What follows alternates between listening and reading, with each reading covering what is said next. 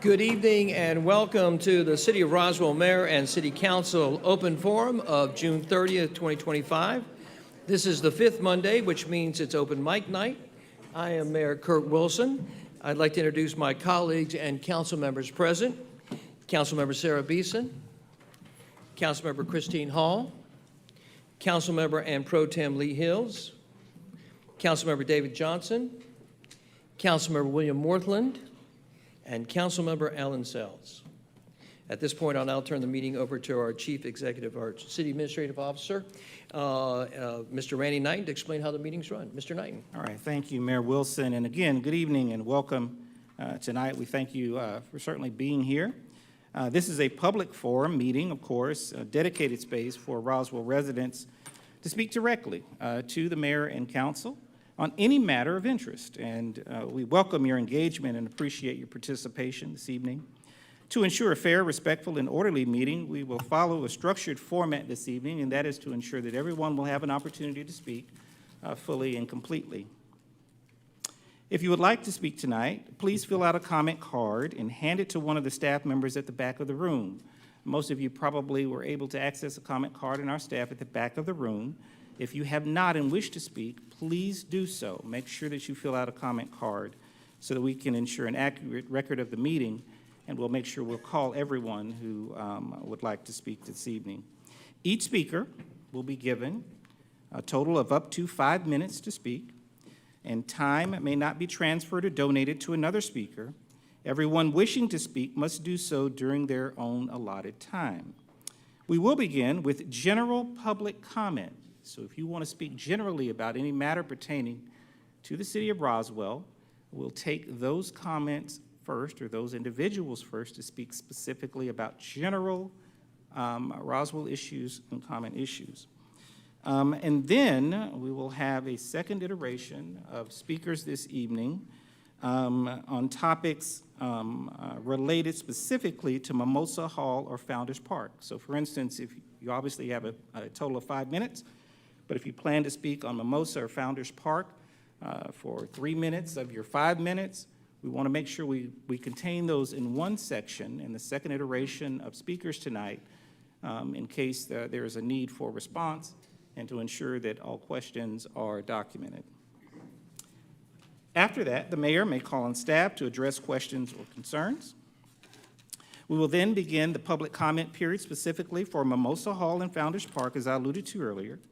If you plan to speak about Mimosa Hall or Founders Park as well as other topics, please make sure all of your comments, make sure that you have all of your comments during this comment period, your total 5 minutes.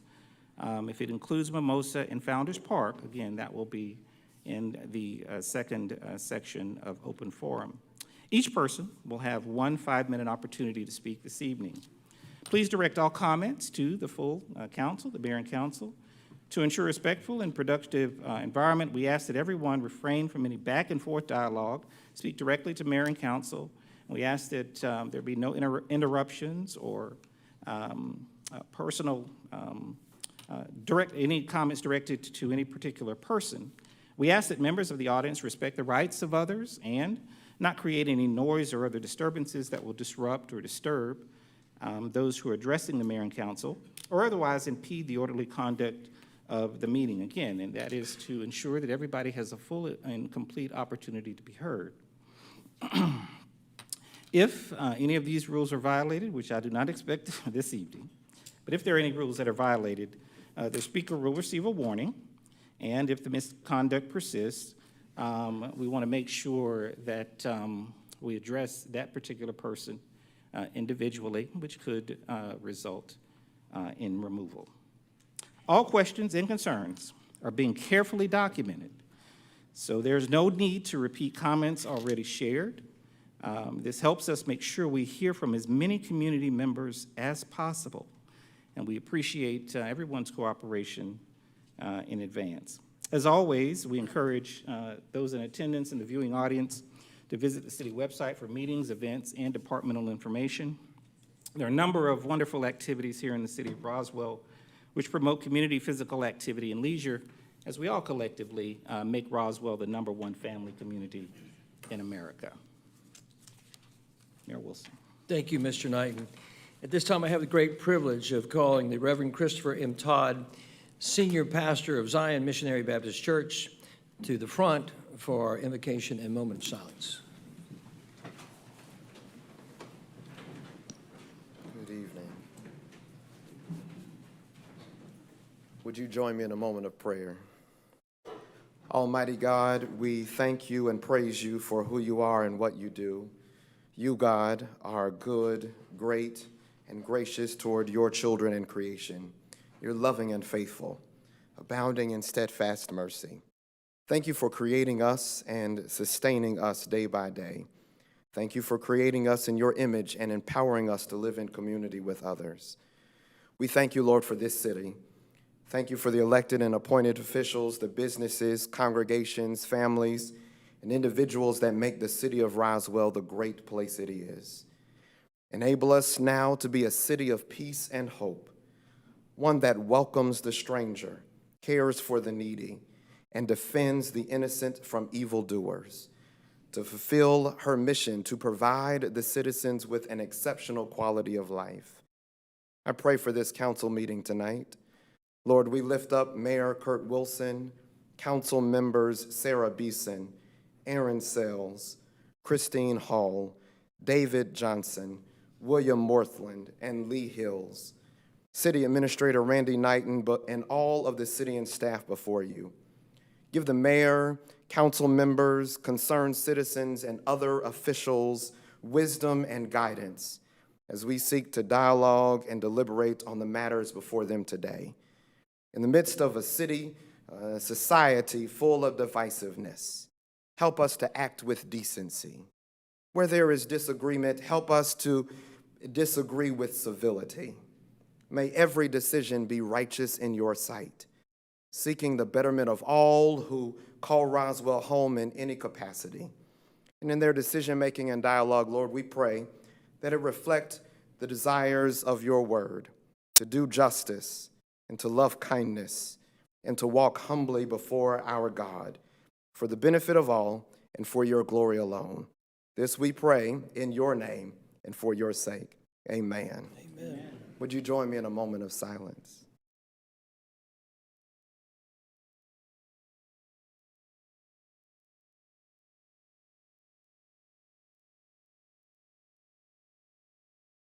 Thank you. Thank you, Senior Pastor Christopher Todd of Zion Missionary Baptist Church, and thank you for bringing your family tonight to be with us as well. Thank you, sir. At this time, I have the great privilege of asking United States Army Medical Corps Captain Leonard Berger to come forward and lead us in the Pledge of Allegiance.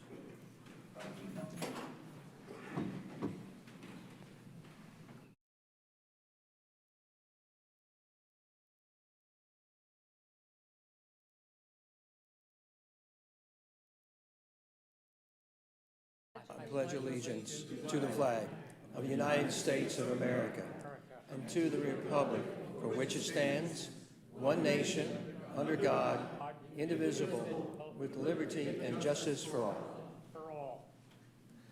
Thank you, Captain Berger. I'm going to ask you, if you would, to please stay up there while I ask the council to come down and join me down for the proclamation for the Esteemed Veteran of Roswell Award.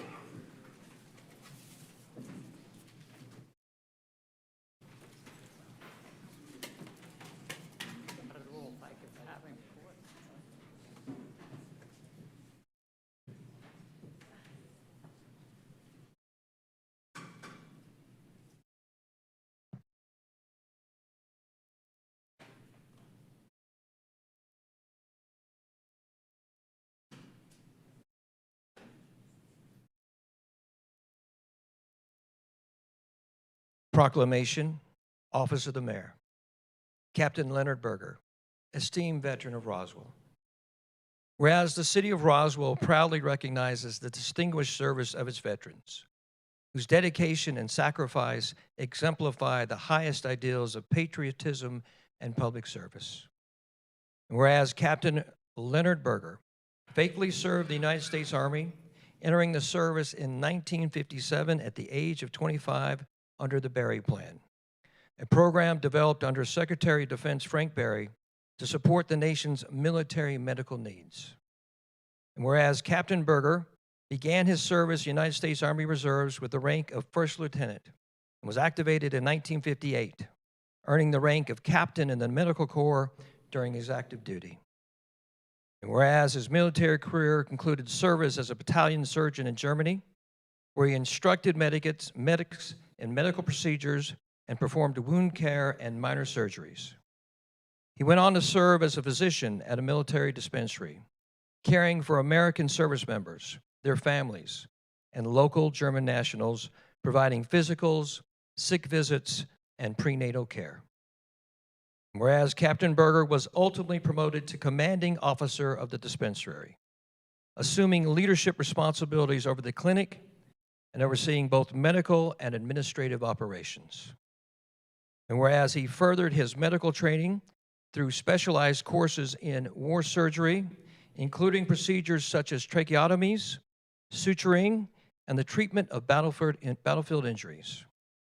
Whereas following his honorable discharge in 1960, Captain Berger continued to serve others through his commitment to pediatric medicine, pursuing a pediatric residency in Brooklyn, New York, and continuing a lifetime of service in the field of healthcare. Whereas Captain Berger's service in Germany and his leadership within the Army Medical Corps reflects his dedication to both country and fellow soldiers, exemplifying the noble spirit of the United States Armed Forces.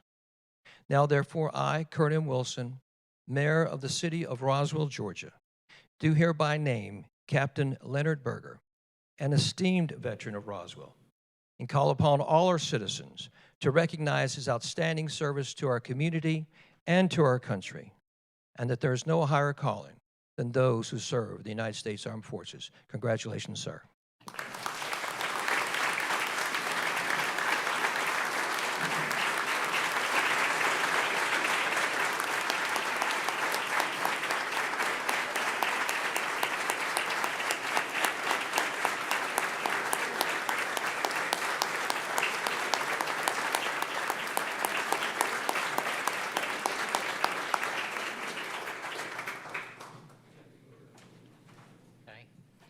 I want to thank you all for being here to honor me. It's my privilege as well. I certainly feel that we need a strong military service in this country to back up a strong democracy. I certainly feel that there is a need for us to realize that citizens have their rights and that they should be allowed to have their freedom and their liberty the way that it's said in the Pledge of Allegiance. I served in Germany for 2 years. It was not wartime. It was after the war. However, I did stay with troops who were activated and waiting to go to the front because Khrushchev at that time was saddle rattling, and we were afraid we were going to war with Russia. We had a lot of military troops in the town of Hanau on Main in Germany where I stayed, and actually we were mechanized with a lot of heavy weapons and tanks and trucks and atomic weapons even. There were a large number of American troops located there. We were maintaining our presence in Germany to show that we will never allow them to do what they did. And as a result, we had our commitment there to do that, and I was very glad that I was part of it. We are entering July 4th this coming week, and it turns out that it is the 250th anniversary of the U.S. Army, where I served. It really is a milestone. We have to really be patriotic and really celebrate the holiday to appreciate what we have here in this country. So thank you all for coming and being here to celebrate for me. It was very, very thoughtful of you to invite me.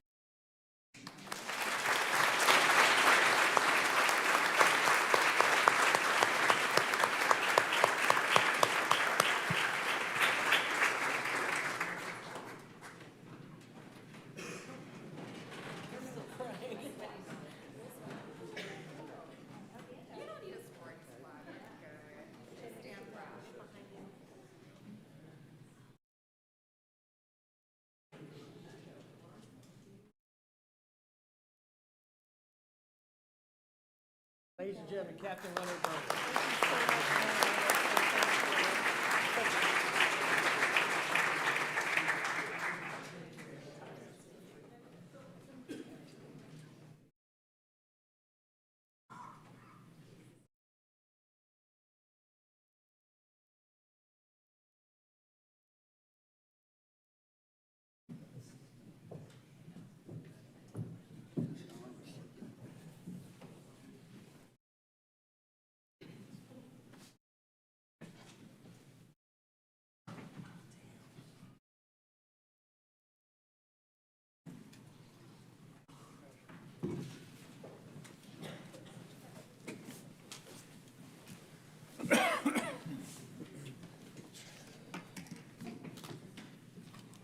Well, good evening, everybody. I'd like to begin by thanking you for being here. Many of you have taken the time away from your work, your family, and other responsibilities to participate in this forum, and that speaks to your commitment to this community. Tonight is about more than just public comment. It's about showing up, listening, and learning from one another. Every person here brings a perspective shaped by life experience, and when we engage respectfully, we help to make Roswell stronger. You may not agree with everything that's said tonight, and that is part of what makes public discourse valuable. What matters is how we listen, how we speak, and how we work together to move our city forward. I thank each of you for being a part of this process and your continued investment in Roswell. Madam Clerk, how many speakers do we have for the general public comment? Mayor, we have 7 speakers. Outstanding. Would you please call the first speaker, Madam Clerk? Madeline Hazelwood.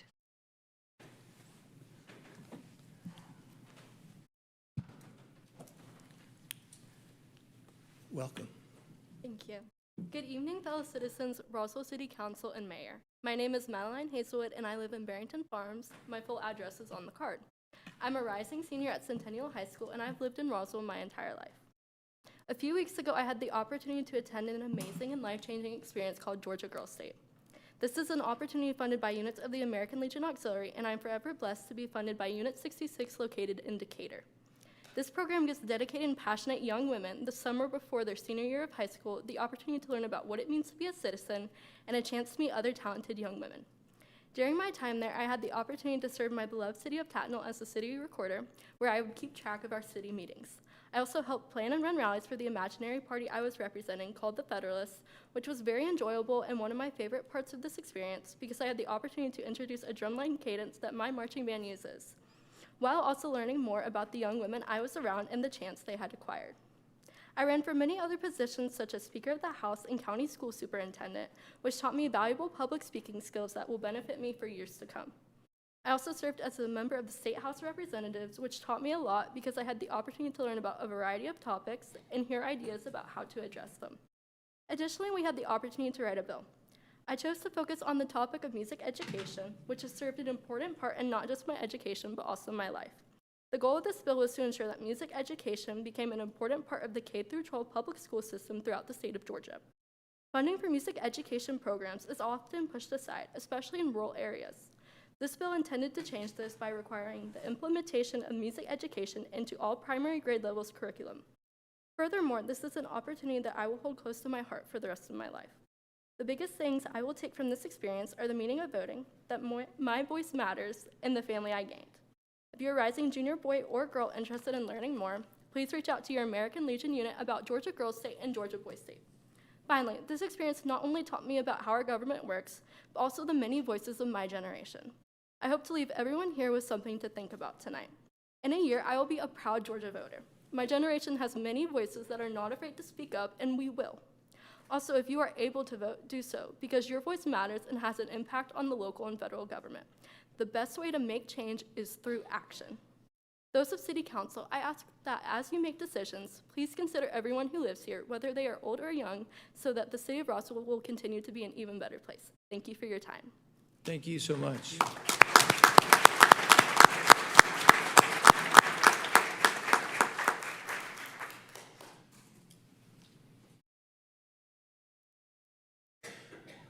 Madam Clerk. Andrew Hazelwood.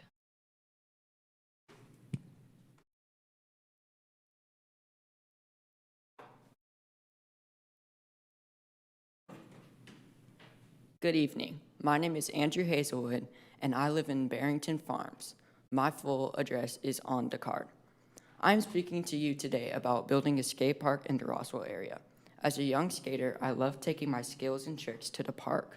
The only problem is skate parks are a long distance away from me. Luckily, I have a wonderful dad to take me to them, but some parents don't feel like driving an hour-round trip just to take their child to the skate park. A skate park would also help the community grow, for I see a lot of adults and children at the park to watch the skaters, and the skaters can meet other people with different bases of skill sets. I have personally learned so much from the older skaters and have felt like I belonged. A skate park closer to me and others would bring the whole Roswell community together. Thank you for taking time out of your day to listen to me, and have a great rest of your night. Thank you so much.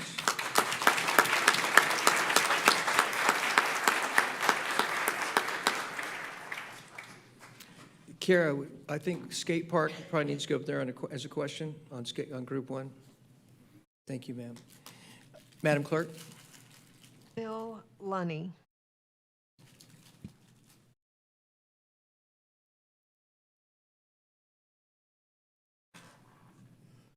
Good evening. Hey, Bill. My name is Phil Lunny. I live in Martin's Landing for the last 38 years. I hope you will indulge me for a poem. Seven Branches Park, a hidden start. It's been 3 years ago that I walked these trails to and fro, for I got a replacement hip to renew my walking zip. These land purchases were completed, but little has happened that is needed. The trail barely exists. It's certainly not without risk. I was surprised that the creek crossings were removed. Why put in passages only to have them to redo? There seems to be no plan for this parkland. So here's my point. You walk by on Eves Road, and it's a drainage ditch as your entry that it seems to be covered up intentionally. And the infrastructure they put in to do water work right by Martin's Landing at Martin Road was then taken away. So I walked all the way through the park from Eves Road, expecting to be able to walk out into Martin's Landing, but instead I had to cross a neighbor's yard. I'm not asking for much, maybe a little sign, maybe a little connectivity to Eves Road, and then somehow to cross one of the branches so that I can walk from Kroger to my house without going down Holcomb Bridge. One other thing, to the mayor, I'll do this directly. Last time I saw you was down at the exercise loop, and I asked you when you were going to have the instructors there. I look forward to that answer. Yes, Thank sir. you. Thank you, Phil. Let me make sure. Kara?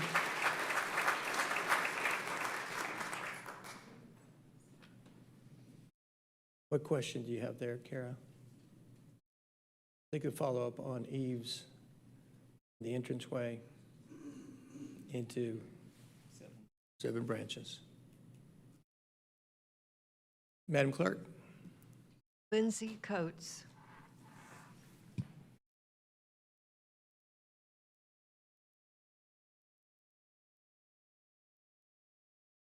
Hey, Lindsay. Lindsay Coates, 715 Old Park Place. Good evening. As you know, but most of our residents may not know, Roswell is in the middle of updating its comprehensive plan, the blueprint for how we grow. And this plan shapes everything from zoning and transportation to housing, and it's legally binding. It isn't just some feel-good vision statement. It's the foundation for what gets built here and where.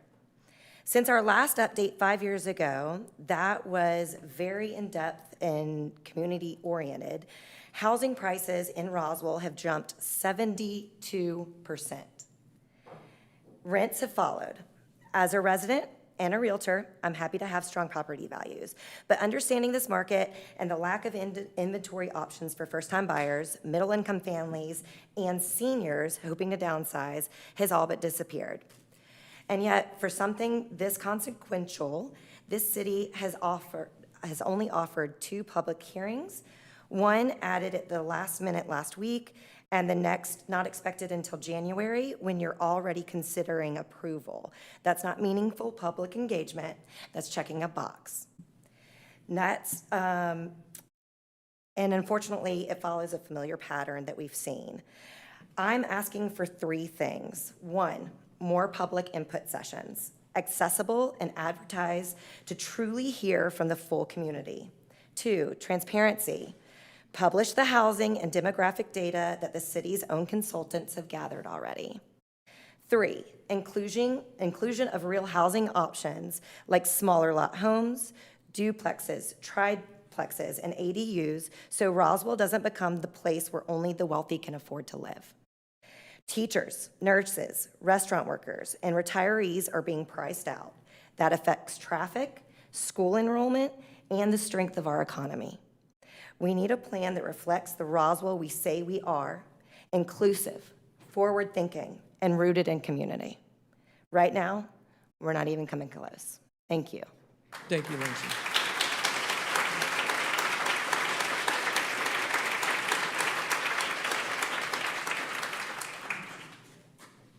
Do you have update on the questions, Karen? Thanks. Madam Clerk. Jereka Lewis.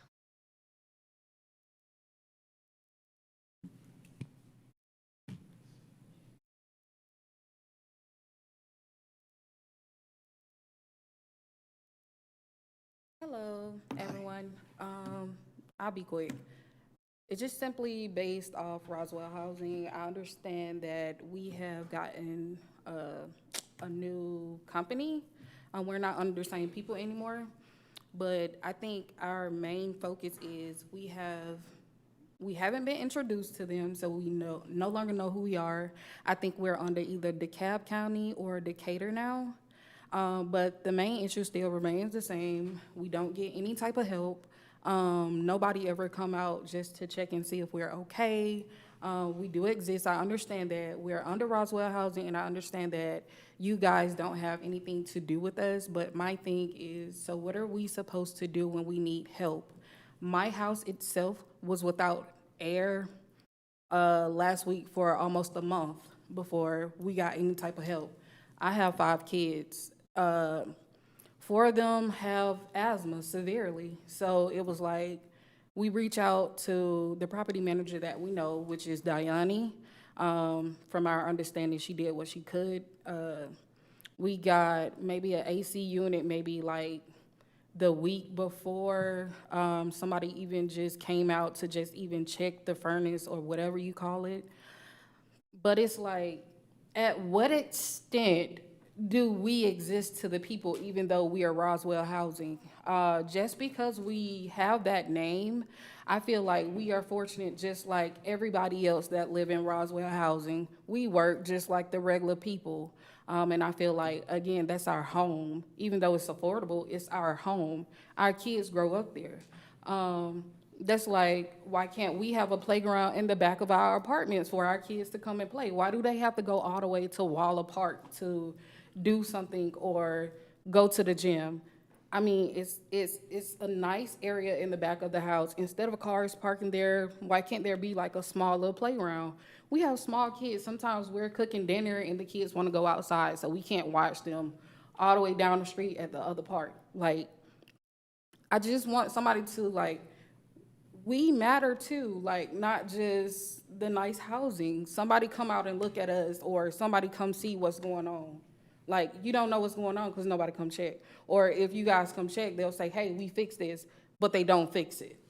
They may rig it up or something, and then it's broken again. So that's my only concern. Thank you. Yes, ma'am.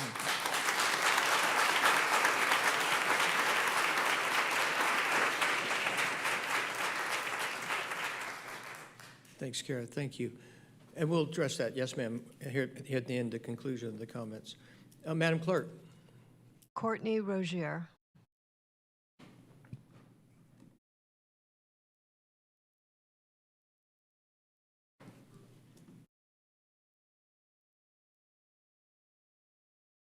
Hey everyone. Hello, Courtney. My name is Courtney Rozier. I live at 540 Hembry Road. Jennifer Donlin, founder of Roswell Empowered and a Roswell citizen, wishes she could be here tonight, but has a conflicting family priority. I'm proud to share her comments with mayor, council, and the community. On Saturday, June 21st, we organized and hosted the first ever Pride Walk in Roswell. The walk was a great success, with over 600 people showing up to peacefully walk with friends, family, and neighbors down Canton Street. The community of Roswell really showed up and rallied behind this event. We had several businesses offer discounts and incentives, open early and host after-walk celebrations. So many Roswellians jumped in to donate their time, talents, candy, buttons, beads, and other Pride goodies. I would like to thank the Roswell Police Department for patrolling the walk and ensuring everyone stayed safe. Towards the end of the walk, as I was bringing up the rear of the crowd, I was next to a patrol car that had its window down. I leaned in and thanked the officer for being there, and his response was, "Of course, that's what we're here for." We had 0 incidents reported and experienced so many people driving by, honking and waving in support. I would also like to thank all of the people I spoke with and coordinated with at City Hall. Every person I spoke to was so helpful and kind each time I called and took time to answer all of my questions that I had. We wanted to ensure we were following all the rules by staying on the sidewalks, not impeding traffic, and following all safety recommendations. The staff even helped with communications to Roswell PD. I look forward to working with all of the incredibly helpful individuals at City Hall in the future and for years to come. We were featured on The Burt Show, a morning radio show which is nationally syndicated and airs in several markets. They are in Atlanta, Dallas, Salt Lake City, Indianapolis, Nashville, Charleston, Kansas City, and New Orleans. On Friday, June 20th, when they had me on, Burt himself announced that he and Rebecca would be attending the Pride Walk. When he arrived, he was stunned at the turnout, as were we. We expected maybe 100 people to show up and got over 615 dogs. Burt said that he had done a lot of first-time events, and he said it was unheard of to see this kind of turnout. The Burt Show then had me back on Monday, June 23rd to talk about how great the walk was and how next year the crowd will likely be doubled and that he hopes I've already started planning. The day was full of pure joy, and so many people reached out to me and tagged me in posts expressing their gratitude and excitement for such a simple but important event here in Roswell. I'd like to share some of these comments. Super proud of my family and grateful that they joined me in making history, the first ever Roswell Pride Walk. Thrilling to be surrounded by families like ours and those who support us. I never knew there was this much sameness and support in our southern suburb. What a day for our family to see so much love from our neighbors. A million thanks to Jennifer and her grassroots Roswell Empowered for putting this together. One mom trying to make the future safer for her son made history today. Shout out as well to the Burt Show for showing up to support, and Gate City Brewing Company for opening up early so we had a place to gather afterwards. Also, thank you to the Roswell Police Department for being present to keep things safe and moving along. Here's to 100 more Roswell Pride Walks. And here's another comment. The inaugural Roswell Empowered Pride Walk, June 21st, 2025. Brava, Jennifer Donlin. You did this. You brought the Roswell community out in numbers and enthusiasm. That was overwhelmingly beautiful. Roswell, you showed up and showed out. The laughter, lightness, love, and legacy was so immensely moving. Today provided witness for any queer child or person that they are surrounded by love and support and community here in Roswell. It was a breathtakingly beautiful day with family, friends, chosen family, local business owners, political leaders, and hundreds of new friends and allies, young and old. I've never been prouder of our city. Roswell Empowered's goal is to obtain 501c3 status and to continue this important work of visibility, love, acceptance, and acceptance.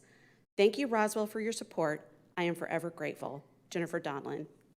Thank you. Thank you, Courtney. Thank you, Jennifer.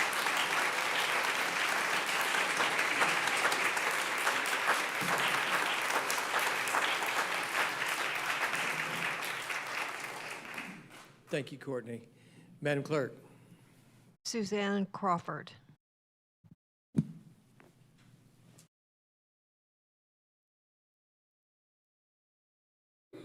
Hi, I'm Suzanne Mills Crawford, an almost 4-year resident of Roswell. I reside at 300 Merritt Drive in East Roswell.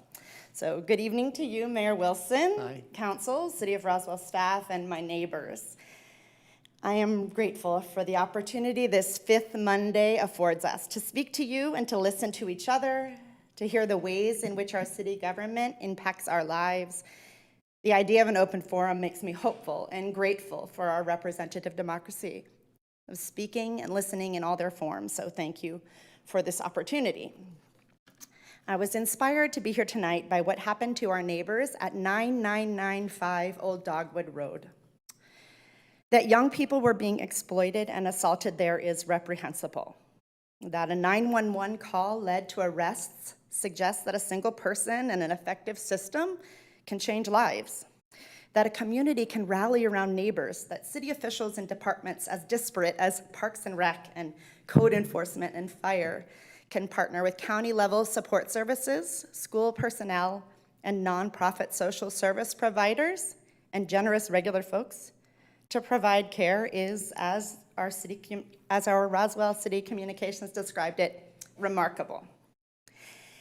And yet, from my vantage point, the statement posted on Roswell Connections that, quote, "Together we turned a potential crisis into a story of hope and humanity," is an unfinished story. From my vantage point, the people whose home was the Economy Hotel were my neighbors.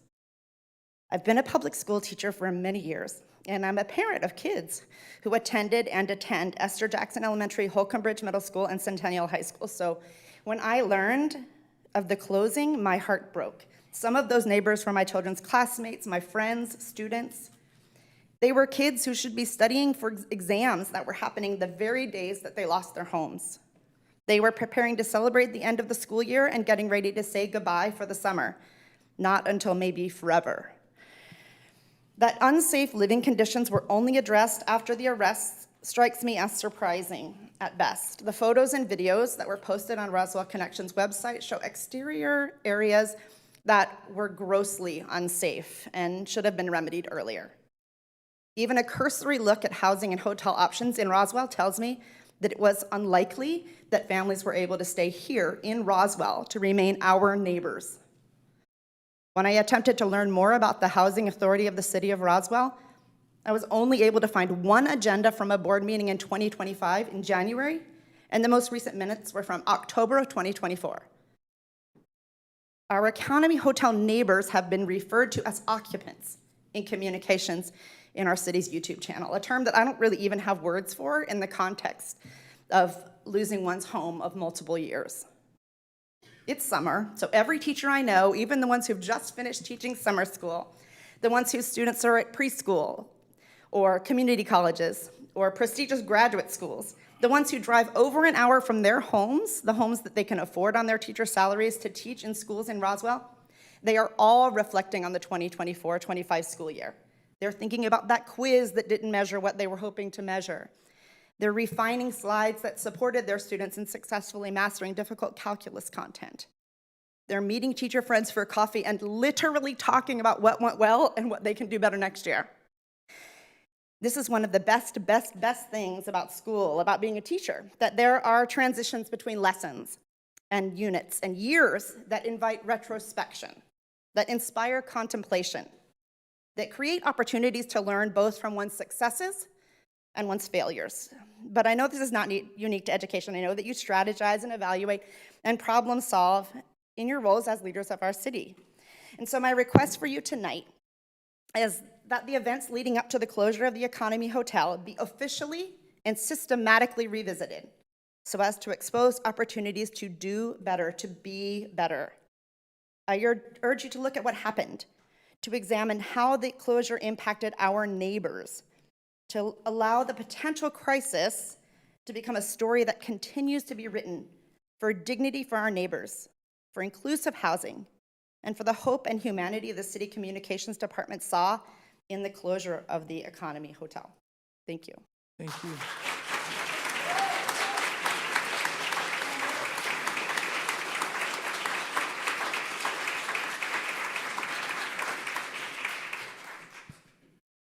Did you get that down, Kara?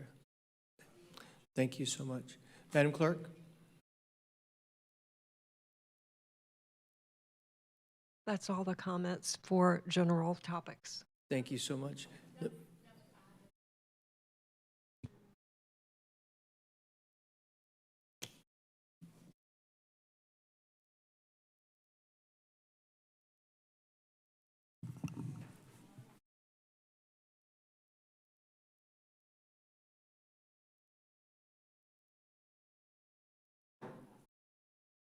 All right, so in the meantime, I'm going to ask some of the questions that are up on the table.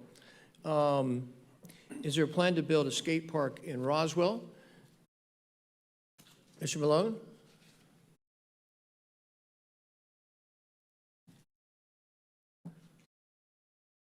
Good evening, sir. It is definitely something that we are looking into and looking at all opportunities as we look ahead at park development. It is something I think that we'll need to discuss and strategize with the elected body, but definitely something that we're looking at. No official plans are in the works yet for an official skate park location yet. Thank you, sir. What's the plan for Seven Branches Park? Can we add connectivity over Eves Road and from Kroger? I And think can we add some if possible, signage? sir, I'd love to talk to this individual offline and see what we can do with our trails team to see if there's possibilities for some in-house projects, especially with the connectivities out there. I think there might be some opportunity. Phil Lunny is a gentleman. Public hearings for Comp Plan 2045. Jeff? Michelle?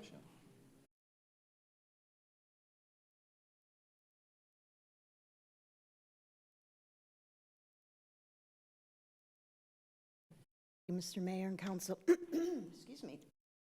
Yeah, we absolutely are having more than just 2 public hearings. We'll have several events I need to finalize. We're just getting started now. We're just pulling together the data. We're just starting to meet. We wanted to make sure we had all the dates so we could plan through the fall, the different times and opportunities for community events, the progress we're making with the plan. So we're looking forward to that and grateful for the attention on the comp plan. And we'll be updating the webpage. I'm looking at it this week. I know that I needed to have that ready. So we're looking to get it updated this week. And will we be publishing the housing and demographic data? Yes, that'll be in the assessment. That's absolutely. There'll be quite a bit of data. And in fact, one thing different about this comprehensive plan is it's a lot more technical and focused on the financial impacts or economic growth, that kind of data, the impacts of economic change.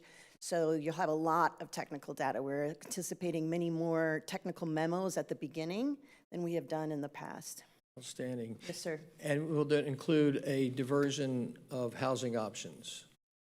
So that will be a policy question. So the consultant team and the staff, we pulled together technical information. We'll work with the community and bring forward observations about housing and options and choices for you to consider as policy. Yes, sir. Michelle, thank you so much. Randy, this next question, who should residents go for help and support for the Roswell Housing Authority? Is there someone else residents should be talking to? And I'll save the last question for last. That was Ms. Lewis who raised that question. Yes, ma'am. I'll be Yes, glad to speak with you directly and connect with you and make sure that you are connected to the appropriate person who currently, or appropriate person and or entity that is currently overseeing the housing location. I think you and I have spoken previously. Is that correct? Yeah, that's right. So I'll make sure that I connect with you directly, and we'll get you in touch with the appropriate person to address any of the questions and concerns that you have. I'll make sure that happens this week. Lee, can you follow up on that as well? Thank you.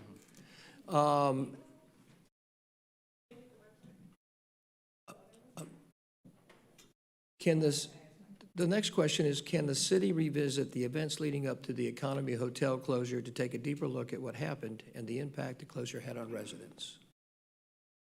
Sure, you want me to answer that?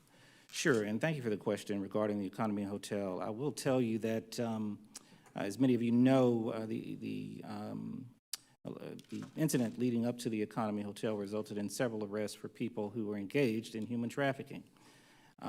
This mayor and council over the past 3+ years has made addressing human trafficking in this city a priority. And as a result, there have been over 50 women rescued from human trafficking in the city of Roswell, and upwards of between 18 and 20 spa massage establishments closed in the city of Roswell, in addition to a number of other steps that we've taken that have been very tangible in addressing what really is a significant human issue.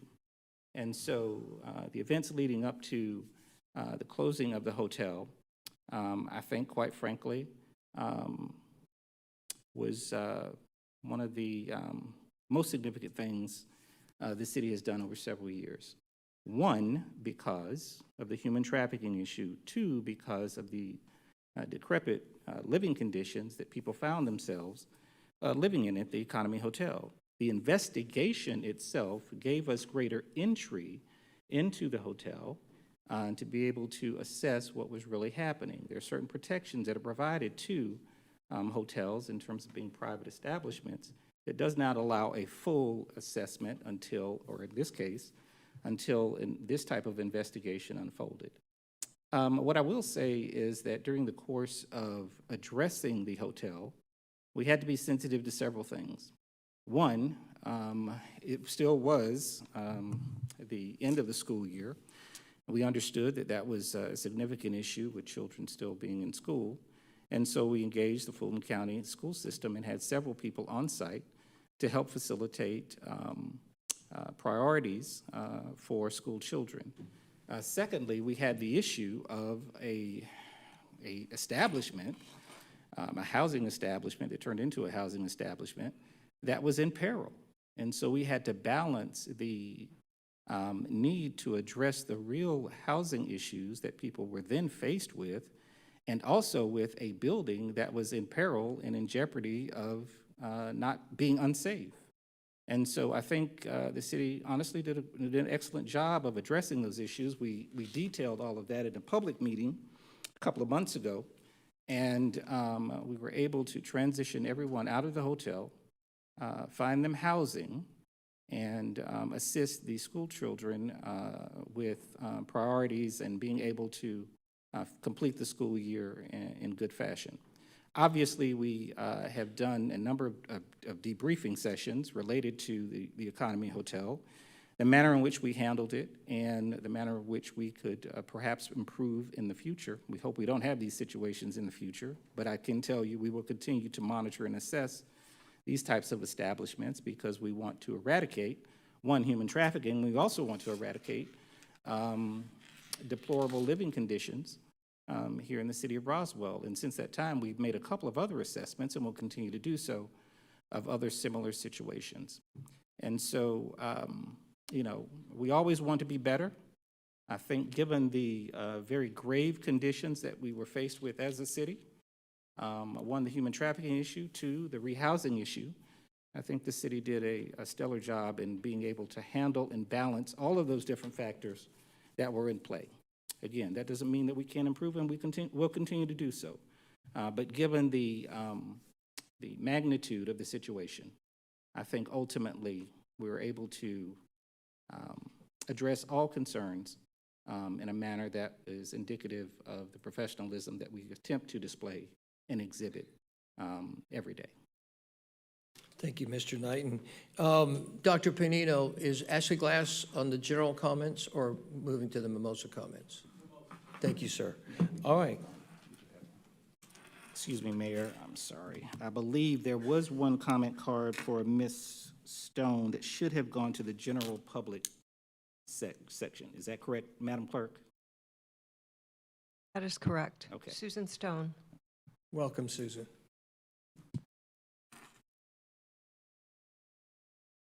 Good evening, everyone. Thank you for the opportunity to speak. I am talking about trees, not mimosa trees. And this is something that I've wanted to address for quite a long time and have not, so it's a little bit of a serendipitous jog to the front here with the mimosa issue. I'd like to address the demise of trees along Canton Street, which we all love and we know is such a precious, valuable thoroughfare in our community. In the last 8 years since I've lived here, and I live right off of Canton Street, and chose to live there because of the character, the historic nature, and the beautiful trees, there have been over a dozen trees that have been removed.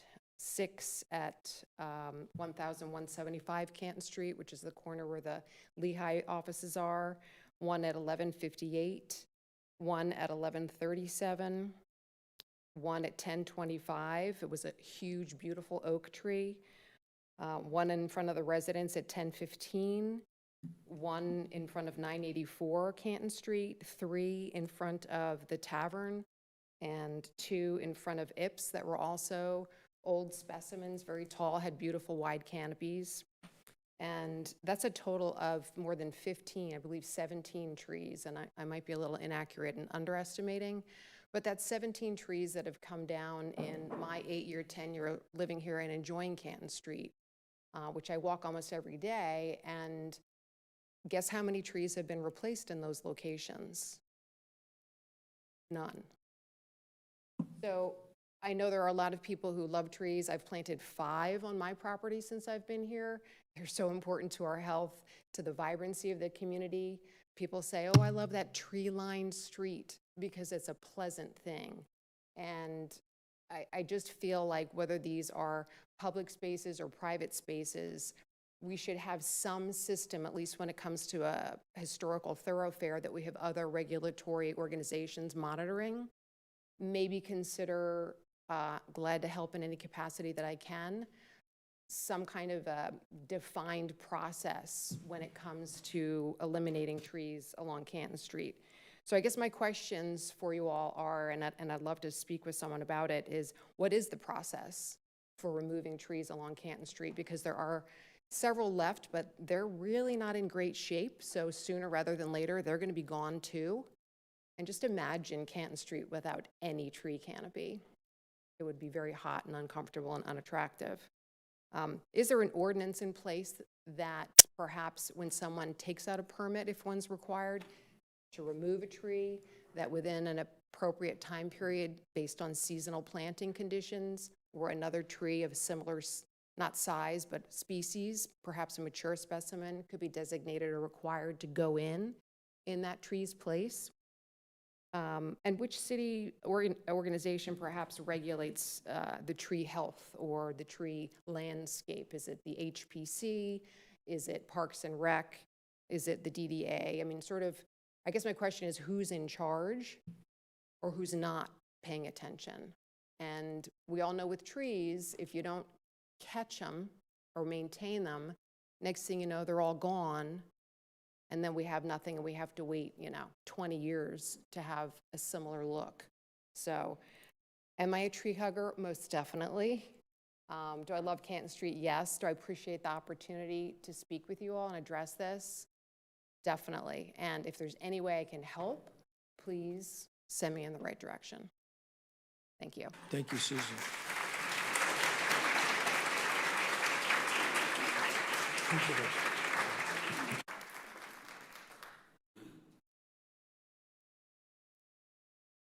Jackie, are you here? You want to address trees, the tree ordinance? I don't see Jeff or Michelle. You guys want to address the trees? The specifics, because what's the process for removing trees on Canton Street? Are there tree ordinances in place, especially when a tree is taken out? Which department of the city regulates the tree removal process? So the Community Development Department is where the tree ordinance is in place. I'd say that again, I'm sorry. I'm sorry, the Community Development Department is, the tree ordinance is within the Unified Development Code, which is run through the Community Development Department. So trees that come out, if they were on Canton Street, if they were businesses and they were going through a project or something, they might have had an expansion, or I don't know. We'd have to take a look at the projects that went through over the last 8 years. Some of them might have been doing expansion, or it could have been a dead tree. They would have been looked at the city arborist. I am not the arborist, in case anyone asks. But they would have been looked through the city arborist, and we would have taken a look at the code as to whether or not the tree needs to be removed, and they might have gone out and taken a look at it. And everything else could have been struck by lightning. I have no idea. I'd have to take a look at all the locations to see why the trees were removed, and take a look at the permits over the last 8 years for those locations to see what would have been indicated and asked for by the applicants when they removed them. And we do have all that information for the tree removal permits over the last 8 years in our system. So we'll answer Susan brought up, I think, several different locations. We can get those locations, Kara. Let's follow up on those, all those specific addresses, and then we'll answer those one by one. That'll work. We can, if you can get that to us, we can take a look at the addresses and review those over the last 8 years for those 15 trees. Thanks. Are there tree ordinances in place, especially when a tree is taken out? We do have tree ordinance in place. We do have items that indicate for replanting. Depends on how much you're taking out and what you plan on doing, and there might be some stuff that you have to replant, and sometimes you do not. And which arm or department of the city regulates the tree removal process? Community Development Department. Okay, thank you. Thank you so much, Jackie. Thank you, Susan. And Susan, we'll follow up specifically on each of those addresses that you mentioned, and we'll follow up on if we miss it, we'll come back and look at the tape, and then we'll follow up with you on that as well. Thank you. I think that concludes the general items, and thank you to everyone who participated in the general public comment.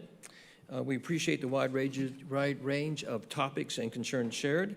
At this time, I'd like to invite our City Administrator, Mr. Randy Knighton, to provide a brief overview of the Mimosa Hall Founders Park public comment process for the rest of the evening. Mr. Knighton. All right. Good evening again, good evening again, and thank you for your patience. We will now begin the second segment of public comment, which is focused specifically on Mimosa Hall and Founders Park project. This topic has generated, of course, significant interest, and we want to ensure that everyone's voices are heard respectfully and clearly this evening. As a reminder, again, please, if you have not, fill out a comment card if you would like to speak, and hand that to one of our members of staff. Ultimately, that makes its way to our city clerk at the back of the room to call names. Each speaker, again, will be provided up to 5 minutes, and time may not be transferred or donated to another speaker. Each individual must speak, of course, for themselves, and please direct your remarks to the mayor and council as a whole. We are recording and documenting all comments and questions, and if a point has already been raised, you may not need to repeat that item since we'll already have it recorded, and we want to make sure that you maximize your time. Of course, again, no interruptions or direction to anyone personally. And, of course, no disruptive behavior will be allowed. Again, I want to make sure that everyone is given a full and fair opportunity to be heard. In following this segment, the mayor may invite members of staff forward to respond to any key questions or themes that have been raised. Again, thank you very much for your patience. We look forward to hearing from you this evening. Mayor Wilson. Thanks, Mr. Knighton. At this time, I'd like to invite Recreation and Parks Director Stephen Malone to come forward and give a brief overview. It'll be about 5 minutes of the Founders Park Mimosa Hall project for those who are watching that may not be familiar with it. And after that, I will ask Madam Clerk for the speakers to come forward on Mimosa and Founders Park. Director Malone, welcome, sir. Good evening, Mayor and Council. I'll try to make my comments brief tonight. I know there's a lot of people here tonight that want to speak on the topic. As an organization, we strive to get the most accurate and up-to-date information into the hands of the public as soon as possible. All the information pertaining to this project can be found online at roswellconnections.com. Real quick, I wanted to take this opportunity to go through some of the key milestones and dates associated with this project. This project kicked off in March 26th and 28th in 2004. we started this concept of what we're calling Founders Park. And the intent and purpose behind it was that we were trying to find an opportunity to create connectivity throughout our historic assets. And when I say historic assets, I'm primarily referencing Barrington Hall, Town Square, Holly Hill, Mimosa Hall, and Bullock Hall. They all have touch points and connectivity within them. So in March 26th and 28th, we conducted 16 hours of what we called a design charrette. And that included staff, our design firm, the president of Friends of Mimosa, the president of Bullock Hall, and additional representatives that were part of those boards. Throughout that exercise, the team was able to identify 25 improvement projects to include in this Founders Park plan. And we also went through an exercise to say, okay, what were those top 5 improvement projects that we wanted to select that we could activate? And that's where we started to drill into that plan a little bit more and kind of get more substance into the priorities. From March to September of 2024, we kind of went internal, and the design firm and the staff started to work and refine on those top 5 priorities that came out of that design charrette. Those concepts were based and identified on those priorities. I think it's important to note that throughout the design process that was taking place March through September, we were coordinating. One of our independent contractors that was working alongside the design team was coordinating with the State Historic Preservation Office to ensure compliance and historic preservation as it related to this project. On September 12th, 2024, the project was presented to the Friends of Mimosa and Friends of Bullock, where we kind of provided a very high-level overview, which kind of shared with the group. The presentation included key elements such as stormwater retention, an event lawn space, a restroom catering building, parking lot options, and vendor access.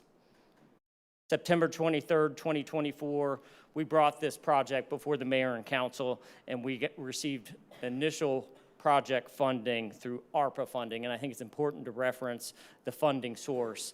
The ARPA funding that was received had to be encumbered before the conclusion of 2024, which meant all of those funding dollars must have been internally procured, or there was the potential and risk of losing access to those funds.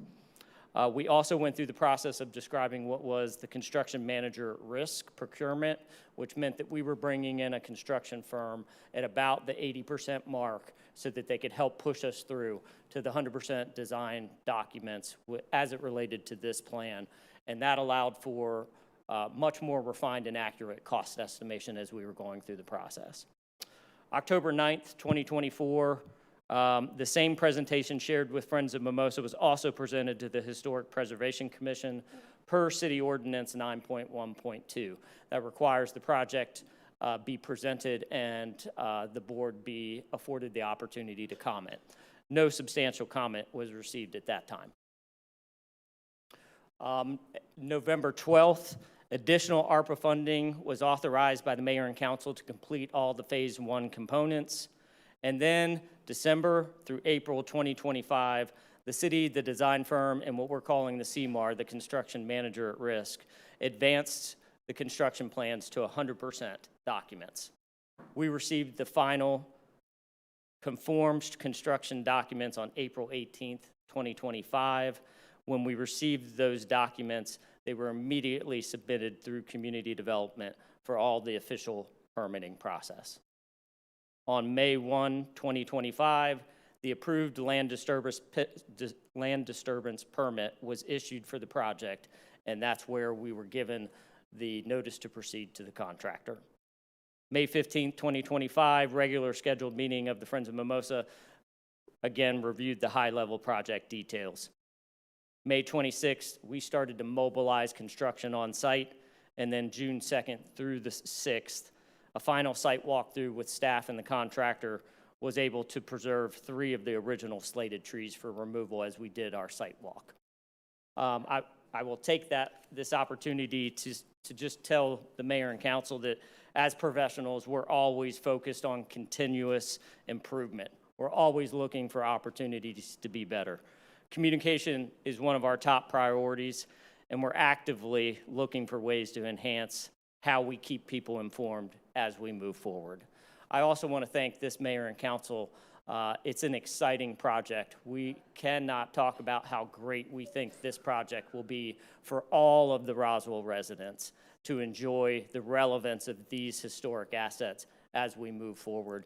And I want to thank the elected body for the over $17 million in city resources that you've provided over the last 3.5 years that have gone towards our historic assets. Thank you, Director Malone. Any other additional comments, sir? No, sir. Thank you very much. I appreciate your time and appreciate that short presentation. Thank you. Madam Clerk, how many speakers do we have for Mimosa Founders Park public comment? Mayor, we have 22 speakers on this topic. Outstanding. Yes, ma'am. Madam Clerk, would you call the first speaker, please?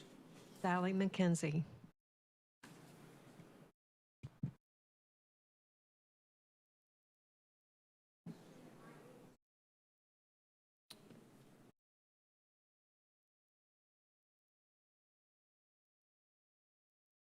Are you able to use? It's really for your public comment questions. I don't think it's for a public presentation. Any comments or questions you have, or it's your time. We've always had the option in the past. I know I've used it in the past at open mic nights. Do we have the ability for her to do However, that? Hold on a second, Sally. Hold on, Sally, one second. Hold on a second.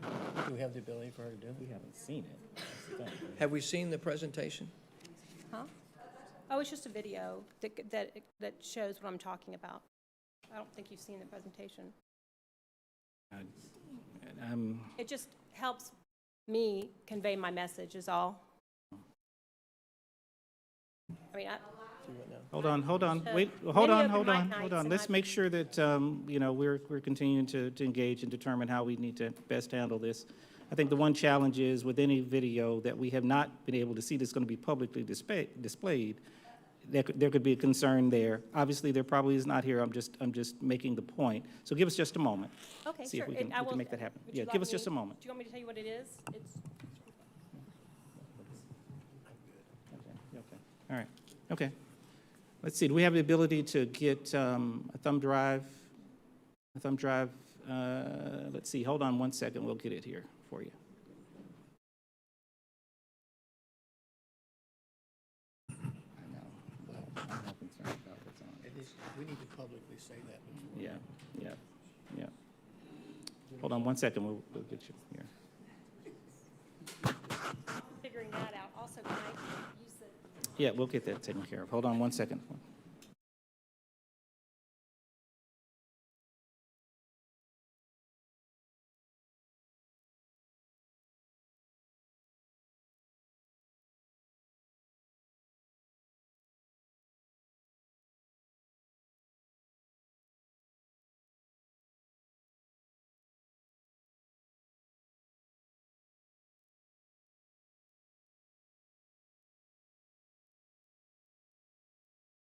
Okay, all right. Ms. McKenzie, let us get you set up here. Just a moment. Thank you.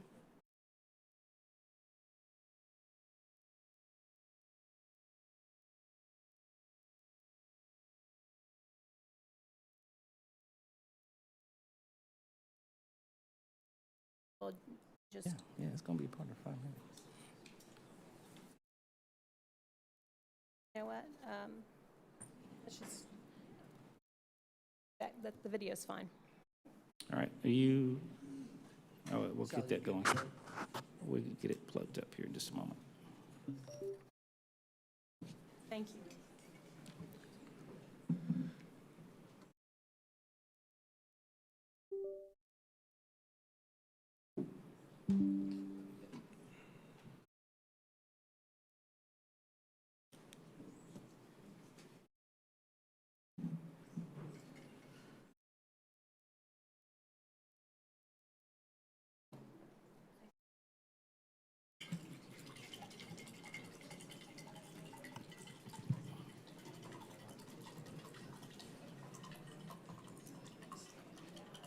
There are errors on it. Yeah, all right, that's fine. I'll just do the overhead. Thank you for trying. Thank you for all of that. I don't know what. All right, okay, we're going to All right. Sally, the video doesn't work? No, there's errors on the thumb drive. Not, they tried. Something's wrong with the thumb drive. I'm sorry. All right. I have my computer, I can send it, but I don't know. Do you want to, Sally, do you want to try to come back later and try to send it? No? No. Thank you.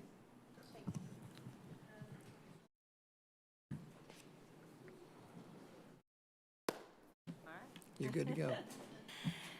My name is Sally. Good evening, Mayor and Council. Thank you for having us for this opportunity to speak about something that clearly so many of us are passionate about.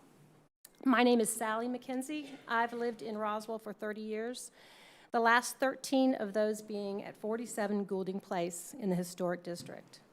I've been active in my community, including serving on the 2035 Roswell Comprehensive Plan Committee and also the Historic District Master Plan Committee. Soon after moving to our current home in 2013, I watched in shock as the majority of the 16-acre property surrounding the historic Goulding House at the end of my street was clear-cut.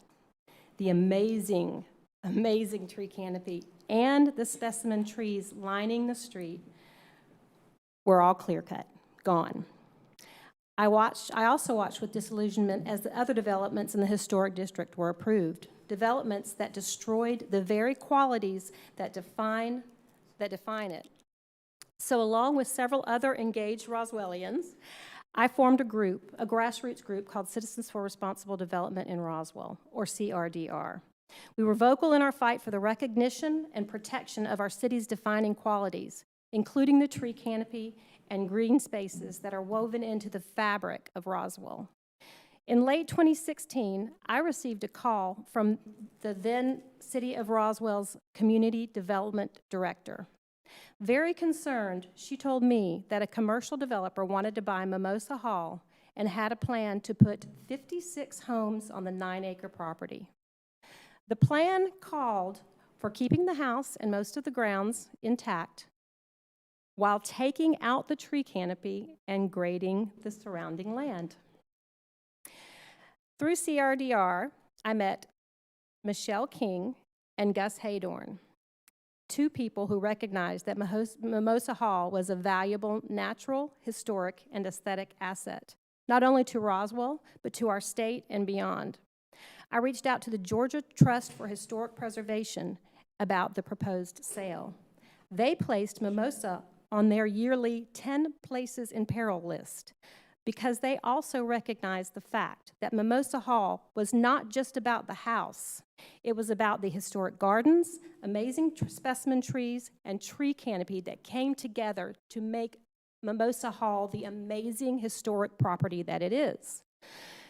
Michelle and Gus took the ball and ran with it.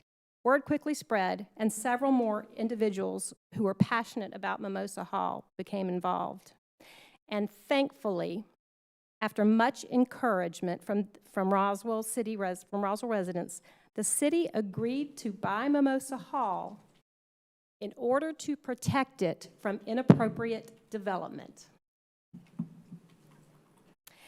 In August of 2017, Michelle King, Gus Haydorn, Kelly Callan, Steve Gibson, and a few others, including myself, elected a board of directors for Friends of Mimosa Hall and Gardens, a group created for the sole purpose of advocating for the sustainable future of this amazing, truly magical place in Roswell. This early board dedicated so much of their time and even money to the mission of ensuring Mimosa would retain its historic integrity, and they also sought to add a vibrant new chapter to its story, one of community engagement, education, and enjoyment for decades to come. They represented an important perspective, one not found under the dome at City Hall. They were the dedicated, passionate voice of Mimosa Hall and Gardens. So that's a little bit of history about the recent history of Mimosa. And I just want to say that I know that maintaining our historic properties is extremely expensive, and I personally understand the city's desire, almost need, to monetize Mimosa, but only if it does not destroy the integrity of the property itself. Mimosa Hall and Gardens was worth so much more than the yearly income from an events venue. For those that insist that this was not clear-cutting, we leave it to our fellow Roswell citizens to decide for themselves.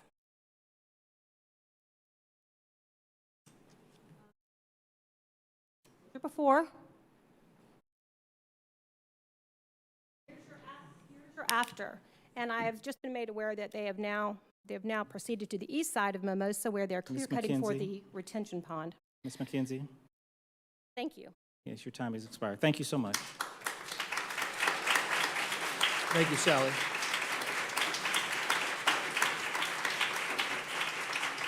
Thank you, Sally. Madam Clerk? Will Colley.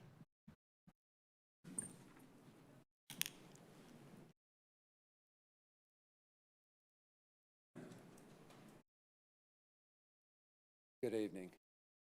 I will. My name is Will Colley. I own several commercial properties in the Roswell Historic District. I've developed real estate all across Atlanta. And Roswell's the best community, and I think for two reasons.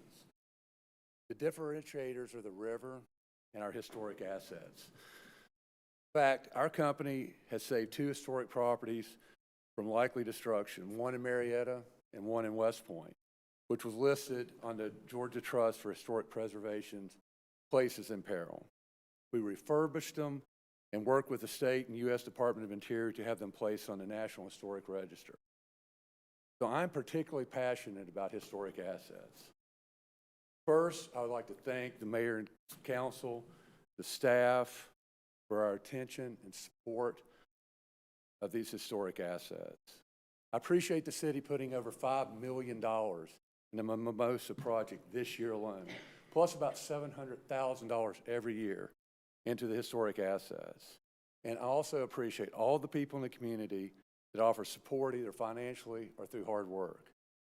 We're celebrating the 125th anniversary of Teddy Roosevelt's historic visit here. We have activated great events such as the Chris Kendall Market at Bullock Hall. Ultimately, I would like to see many events at Mimosa, Barrington, and Bullock, and to make them self-sustaining and even a greater draw to Roswell, where many more people get to come to this community and see these great houses. But I understand that this means parking. This means ADA compliance. This means fire truck access. This means many things that have to be built in order for people to enjoy these over the years. But this is something not only for our generation, but for generations to come. Clearly, people in this room do not agree on the path. Nobody is going to agree on the path taken. But I think we can agree on the goal of preserving these living monuments and creating a one-of-a-kind Roswell experience that's accessible and open to the public. So I would encourage this body to continue their support of the historic assets and ensure their continued viability in the future. Thank you. Thank you, Will.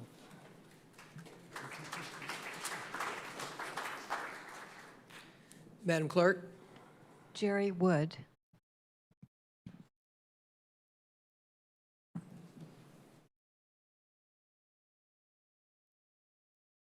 My name is Jerry Wood.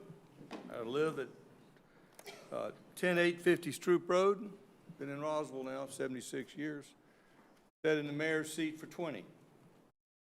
First, I want to thank this council for purchasing the grass field at the corner of Hardscrabble and Chafin Road. I supported the city's purchase of the 25 acres next to that in 2016. I support the city's plans to develop this property for athletic fields. I support the city's plans to build trails to connect the historic district. And I hope the city expands these trails to create a trail from the Chattahoochee River all the way to Canton Street. I do not support the unnecessary removal of 150-year-old oak, cedar, and poplar trees to make way for parking lots and detention ponds. I do not support the destruction of the gardens at Mimosa that were planted in 1850 by John Dunwoody. I do not support the grading at Mimosa Hall, which was done before conducting an archaeological survey as required by this city. I do not support the city exempting himself from the rules that it makes its citizens follow, primarily the tree protection ordinance, which this city completely ignored. I do not support the city breaking the law and then trying to cover up and justify its illegal actions. I have been told that the city will replace the trees that John Dunwoody planted. If there's space to replant trees, why did the 150-year-old trees have to be removed in the first place if you're just going to tear them down and replace them? Does the city really believe it can plant new trees to replace those 150-year-old trees planted by John Dunwoody? I have been told that the city needs to put a parking lot next to Mimosa Hall to attract visitors.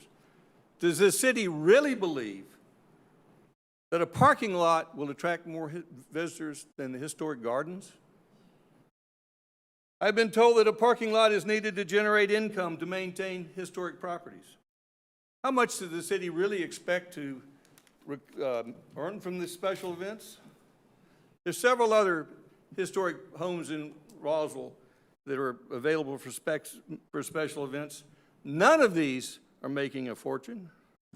Roswell's track record for generating income from special events is no better. As for the city's financial projections, the city budgeted $2 million of revenue from parking this year. That's the value of the city's projections. They're valueless. The city did not acquire Mimosa Hall to make money. The city purchased most of Mimosa Hall to protect it from development. Mimosa Hall used to be my favorite historic property because of the gardens, because of the trees that surrounded the house that were there when Teddy Roosevelt traveled from the White House in Washington, D.C. by train and horse-drawn carriage to visit his mother's home and friends in Roswell. It's no longer my favorite property. I'm ashamed of what's been done on that property. Alpharetta has shopping malls in a new downtown, and Milton has horse farms, but no one in Metro Atlanta has anything to compare to Roswell's historic district. Our historic district attracts more than visitors. It attracts people to live in Roswell and businesses to invest in Roswell. We cannot afford to irreparably damage our historic district for the sake of special events parking.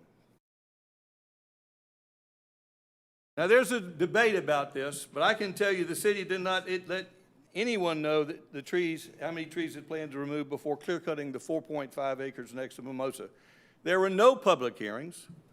The Friends of Mimosa and Friends of Bullock were not told how many trees would be removed. Historic Preservation and the Historic Society was not told. Not even the city council was shown the final plans that showed how many trees were going to be removed. Why wasn't anyone told? Because the city knew that if they told us they planned to clear-cut 4.5 acres of specimen trees, the city citizens would rise up in opposition. Now, I've been told that the city didn't clear-cut the land. I agree. The city didn't just clear-cut the land. They raped the land. Oh, my God. They removed Mayor all Wilson, vegetation. I am Scraped the appalled. ground raw. Left no trace of what was there before the rape. There's no room for that. Now for that the word construction rape has begun, in this the context. city is doing nothing to protect the Mr. Wood, trees hold on one second, that it sir. didn't cut down. Mr. Wood, sir, please, hold on one second. One of our council members wanted to speak and had a comment. There's no room for the use of the word rape in this context, sir. It's respectfully. There's no call No, for that's that. it. You can use your term, I can use my term. I see call who it you rape are. when you All right, yes, violently yes, take sir. something Mr. from Wood, someone. Mr. Wood, your time has expired, sir. No, I'm not. My time has not expired because I was interrupted. Your time Let me expired. just say this. Your time Nothing expired, is sir. over till we say it's over. Mr. Wood. And it ain't over. Mr. The Wood, city has lost the trust of its citizens. your time expired, We can never sir. let this happen. Thank you. Thank you. All right.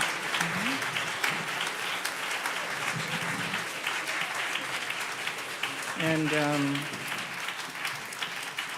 certainly, Mr. Wood, certainly thank everybody's comments, opportunity to speak, and of course, with the notation made by Councilmember Hills.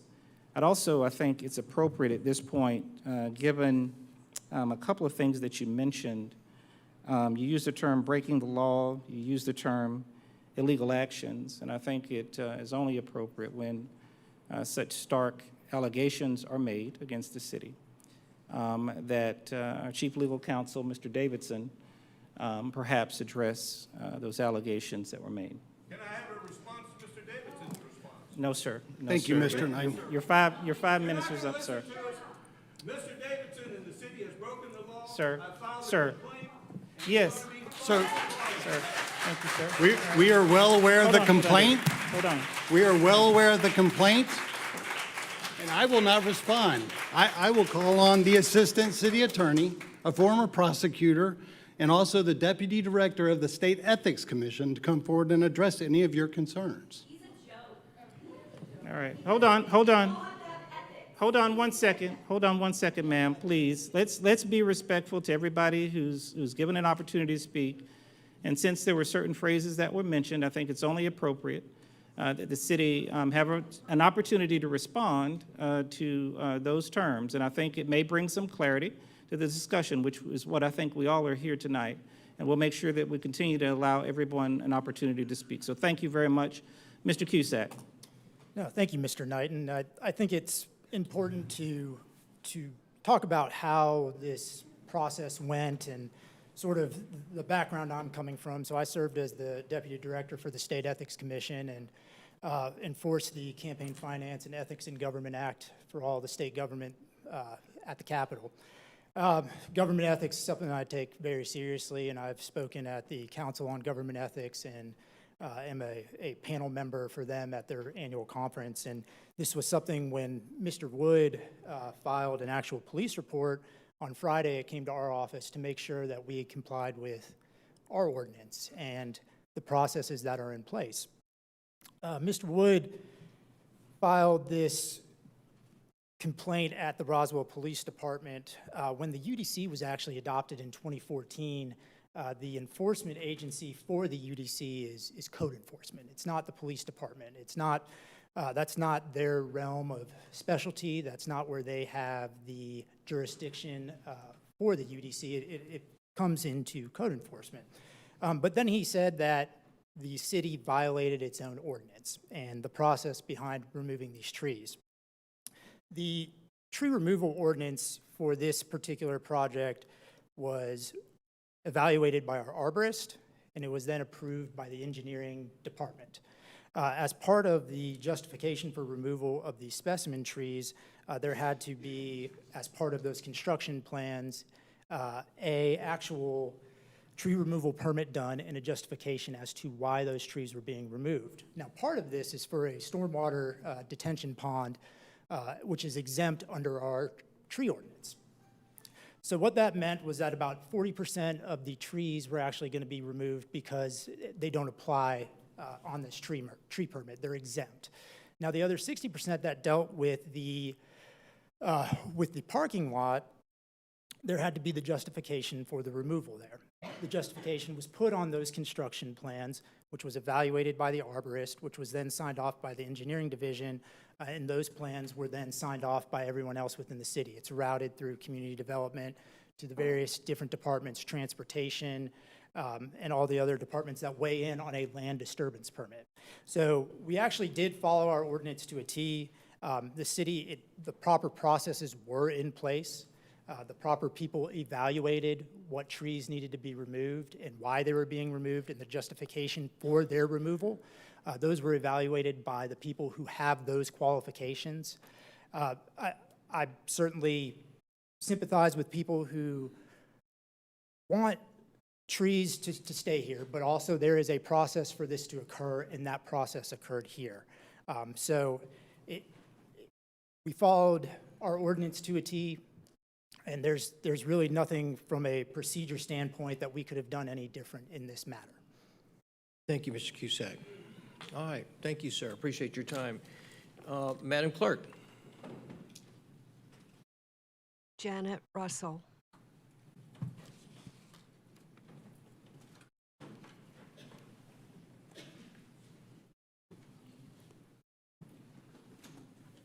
Good evening. My name is Janet Russell, and I've lived in Roswell in the same home since 1973 in the Historic District. I coined the phrase many years ago, Roswell won the geography lottery. Someone else who was running for an elected office said they did, but no, I did. We're the only city in metro Atlanta that sits on rolling hills, covered with forests, through which creeks run down to a full river with no commercial development. Most cities would kill for one of those little winnings. Unfortunately, we're squandering, like some lottery winners, one of the winnings, the trees. Roswell has a nice long history of squandering their inheritance of trees, and I'll give you a few brief ideas. But first, I would like to recognize a man named Zachary Henderson, who passed away last week at the age of 91.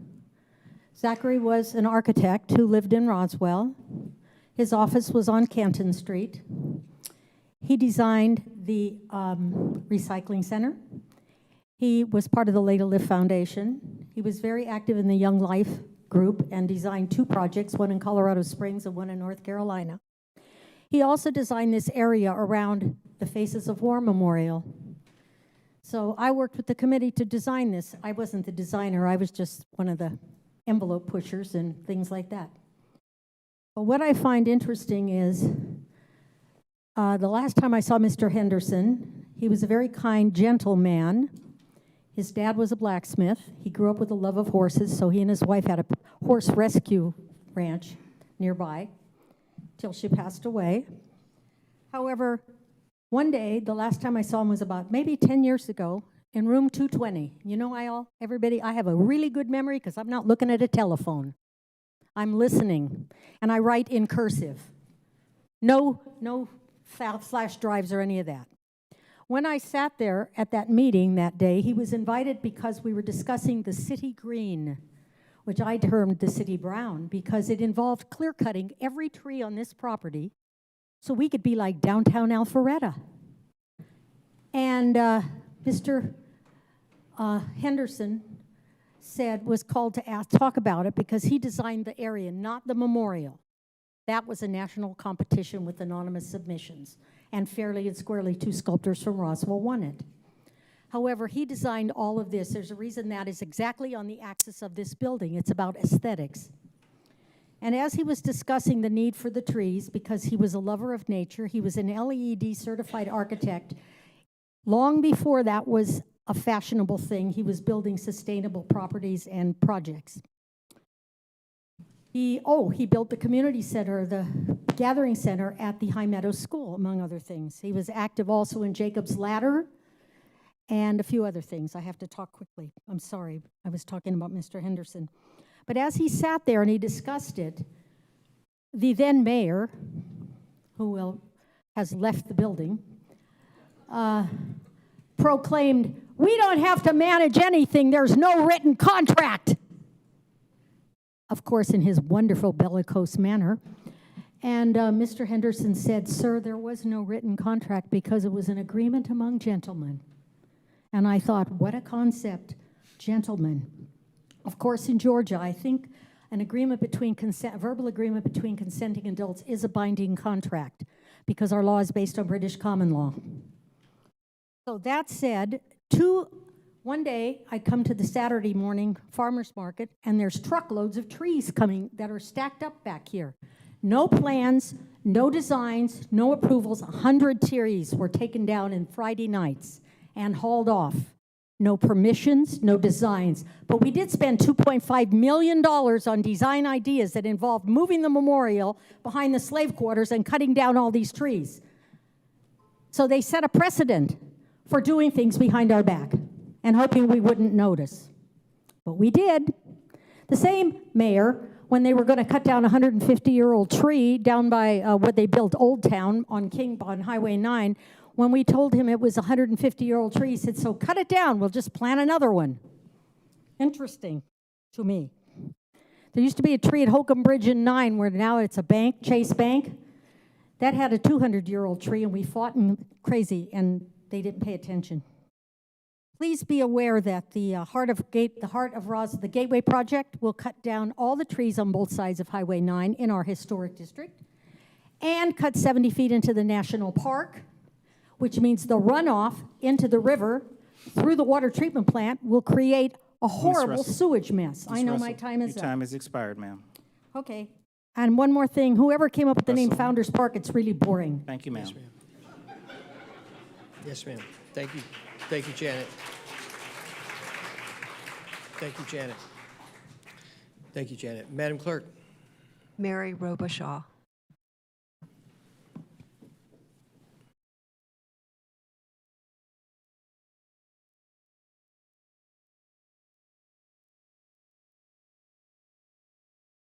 Good evening.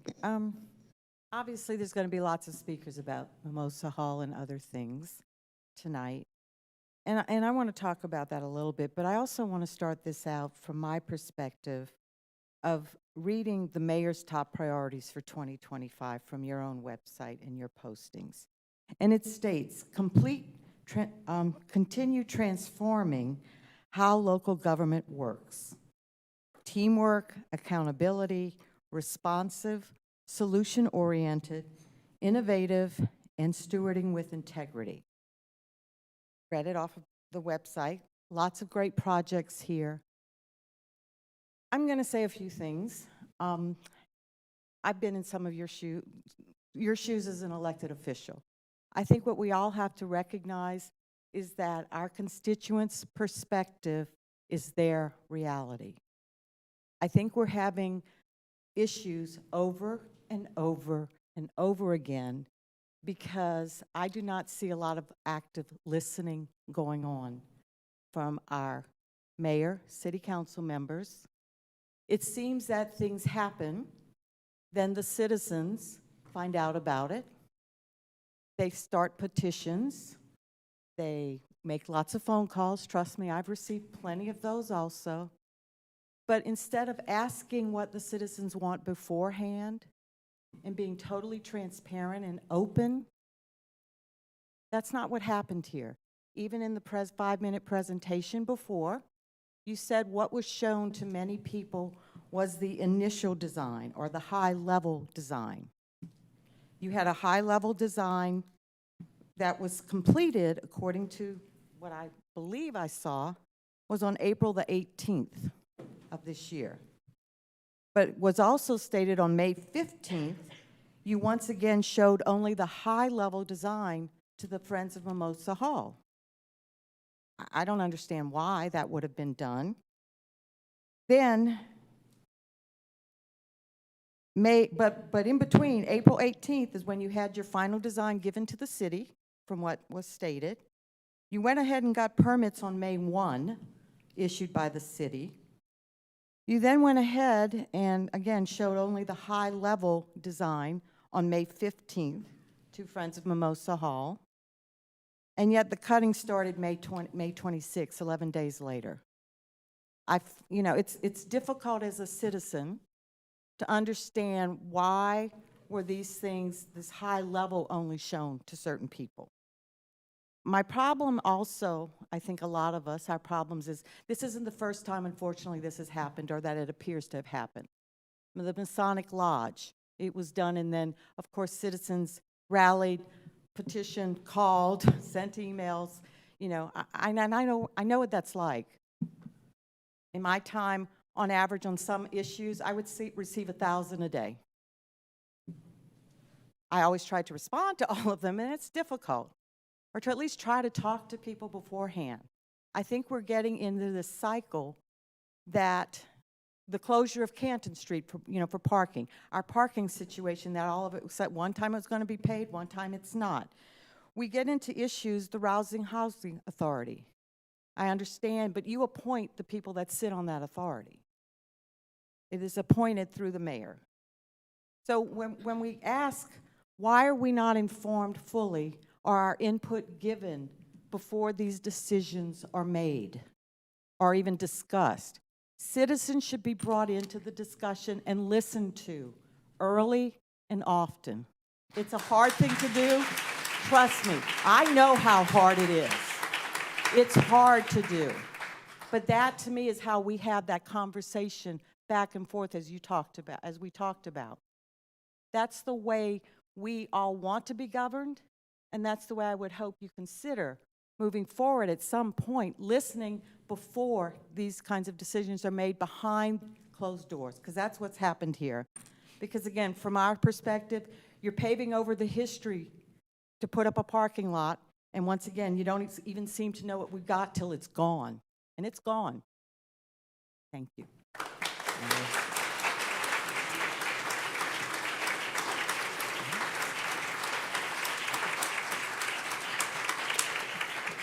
Thank you, Mary. Madam Clerk? Arundera Brumley.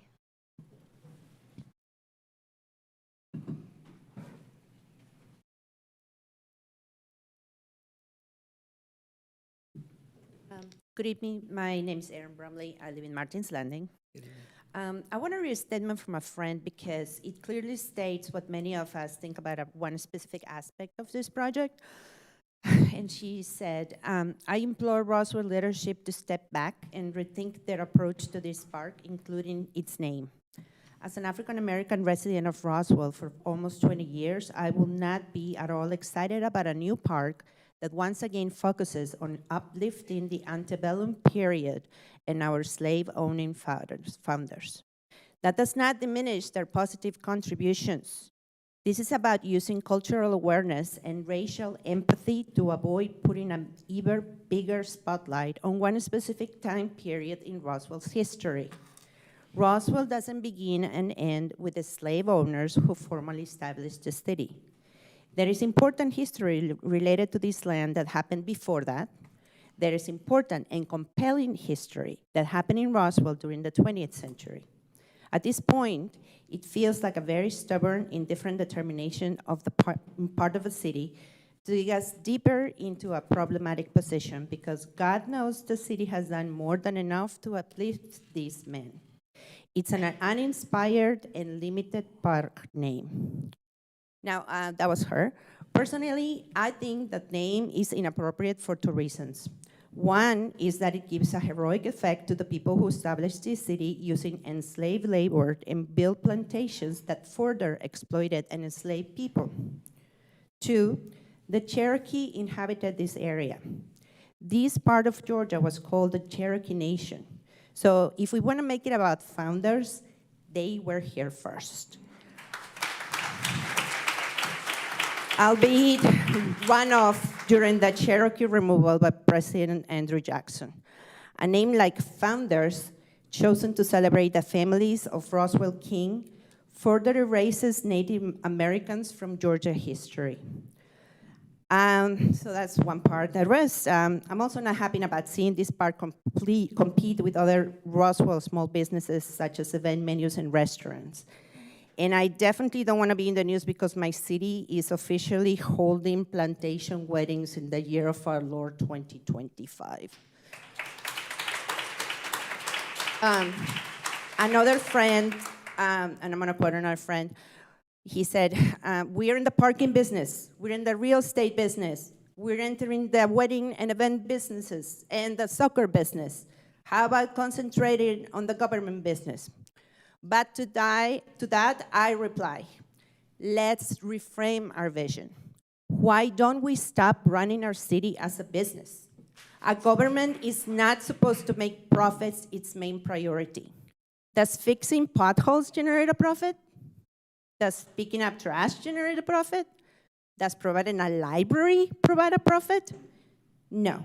Our local government is supposed to make life better and safe for all its residents, regardless of personal preferences in entertainment or age or income. So let's reframe our work. Thank you. Yeah.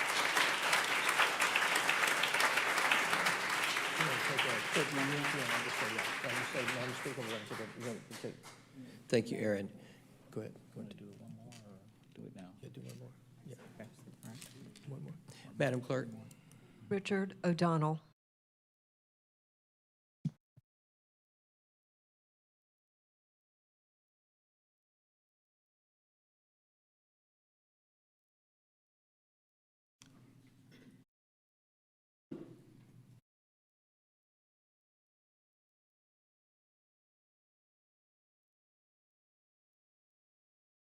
Hello all, Richard O'Donnell, 555 Lakemont Court, Roswell.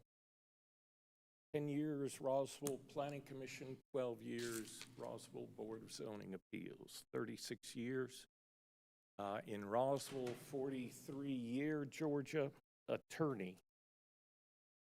I'm here to talk about the tree ordinance. There seems to be a fair amount of dispute about it, and I certainly dispute some of the remarks that Mr. Cusack has made.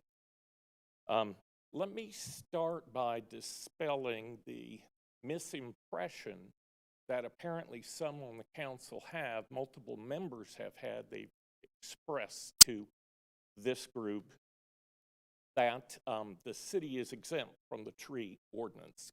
Clearly not.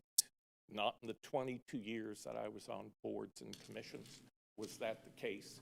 And it was never the case when it was enacted in 1994 that the city was ever to be exempt from the ordinances. Certainly not as a property owner. As a property owner, the city is subject to the same regulations. And it's very clear in the tree ordinance and in the UDC in its entirety, it applies to all property. There are exemptions listed in the tree ordinance. None of them apply to the city as a land. And just to make it crystal clear, I point y'all to page, can we get Yeah, we'll get that. I'll stop your time there. I'll stop your time for a moment. We got it in just a second. thank you, then let me cheat in the meanwhile. You're good. You can Thank place you. it there now. And we'll restart your time, sir, when you begin speaking. This is the Historic Parks Comprehensive Plan, and this is notes on page TP 105. Do that language by taking off my glasses. Note 1, provisions for tree protection of the site shall be as a minimum in conformance with the requirements of the latest edition of the City of Roswell Tree Protection Ordinance, zoning ordinance, and administrative guidelines pertaining to tree protection. So the city admits in this project that it's subject to the tree protection ordinance. So what does that mean? Well, it means that there was a tree survey that was supposed to be done and submitted to the city arborist. We've requested, we never got any tree survey. Then the arborist had 10 days in which to inspect, and then was supposed to make written notations on any suggested change to the tree survey. We never got any of that.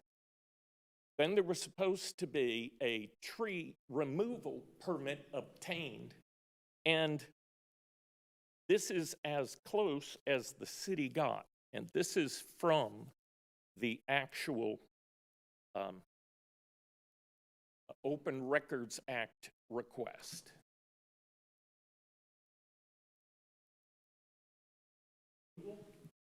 This is the permit. Note the date, 06/04/2024. Note the statement. Permit issued expires 6 months after issuance. This is expired. And then we learn from Mr. Cusack that there were justifications for as is required by the tree ordinance, justification for removal. Provide a written explanation as to why specimen trees cannot be retained. Every tree, the city admits, it took 35 specimen trees. Where is the justification for each one of those? We never got it. The city didn't do it, despite Mr. Cusack saying that it's in the plans. I went through that comprehensive plan. One, the tree protection plan is supposed to be a completely separate document. It's not. They tried to include it in the comprehensive plan. In response to the open records request, the city said that the justifications are in the plan. I went through every note on that thing. It's not there. All there is save. Mr. O'Donnell, or sir, remove. your time has expired. And thank you very much. Thank you.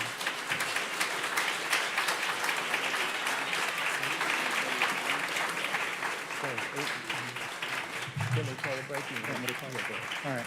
Yes. Thank you. Thank you. Thank you, Mr. O'Donnell, for your comments, and thank you, everybody, for your patience thus far. We're just going to take about a 10-minute break, just 10 minutes, and then we'll resume right at about 9 o'clock. At 9 o'clock, take about a 10-minute break, resume at 9 o'clock, and we will begin again calling out people to bring forth public comments. So again, thank you very much for your patience, and thank you for the manner in which you have handled the meeting tonight. We certainly appreciate it.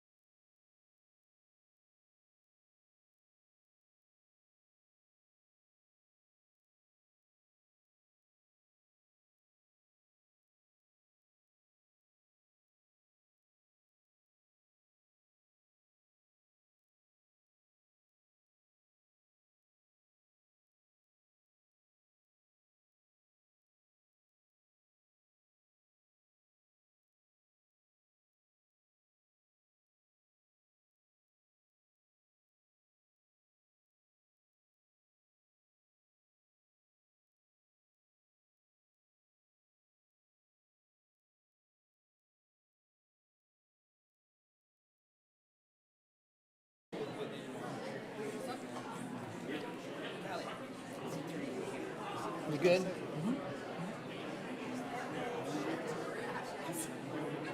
Alan.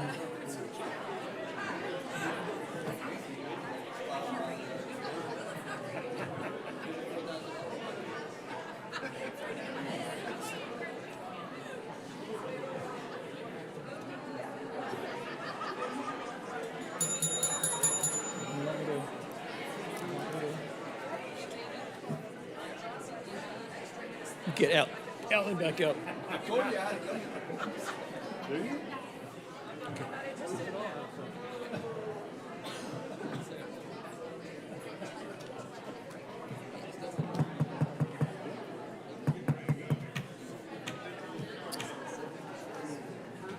Madam Clerk, would you call the next speaker, please?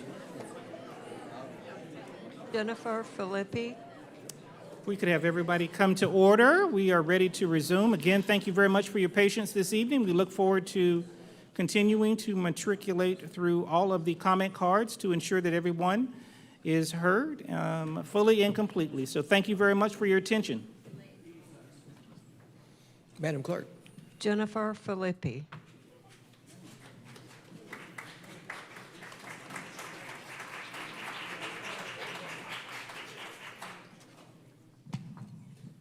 Good evening. I'm Jennifer Philippi, 3025 Manor Creek Court.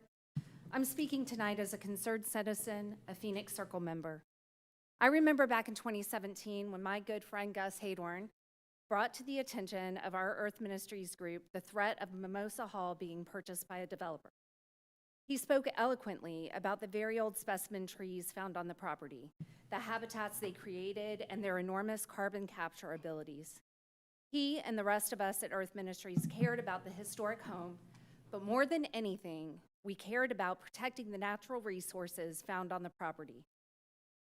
Then came the devastating day when we awoke to the news that this beautiful land had been clear-cut.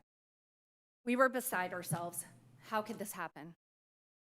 Several of the original members of Friends of Mimosa reconvened with the most immediate concern in mind, saving the black walnut tree that still stood.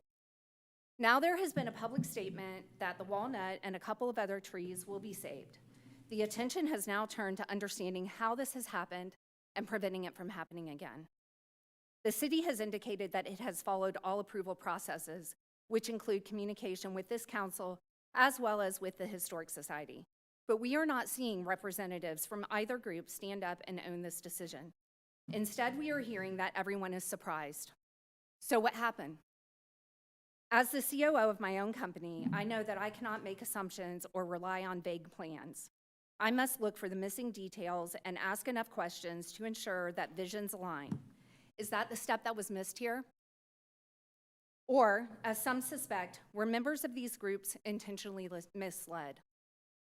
Neither answer is okay, and until we understand exactly how we got here, we are vulnerable to repeating this mistake again and again. So my two final questions for you are, please provide the specifics of the justifications, and how were the residents kept in the dark? Thank you. Thank you, Jennifer.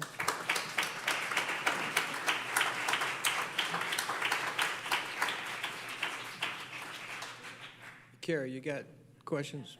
Thank you so much. Madam Clerk. Michelle King.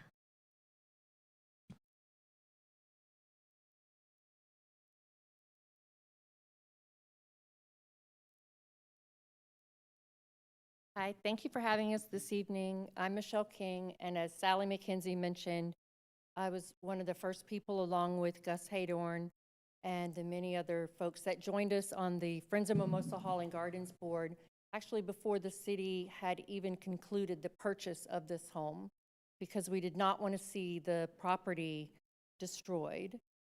I have a really important message I want to share with you. It comes from the 6th generation owner of Mimosa Hall and Gardens, Miss Sally Hansel. Her family owned this home for over 100 years, and she wants you to know that she is profoundly shocked, saddened, and feels betrayed by the current administration and city of Roswell. In selling Mimosa Hall to the previous administration, she trusted the home and gardens would be well taken care of and used for the greater good. As her father used to say to her family, we are just the custodians of this cherished historical monument. Now you have assaulted Mimosa Hall's very soul. Why have you perpetrated such violence on this property that once offered such serenity for the citizens of Roswell? For what? So you can make as much money as possible from as many people as possible that you can fit onto these grounds.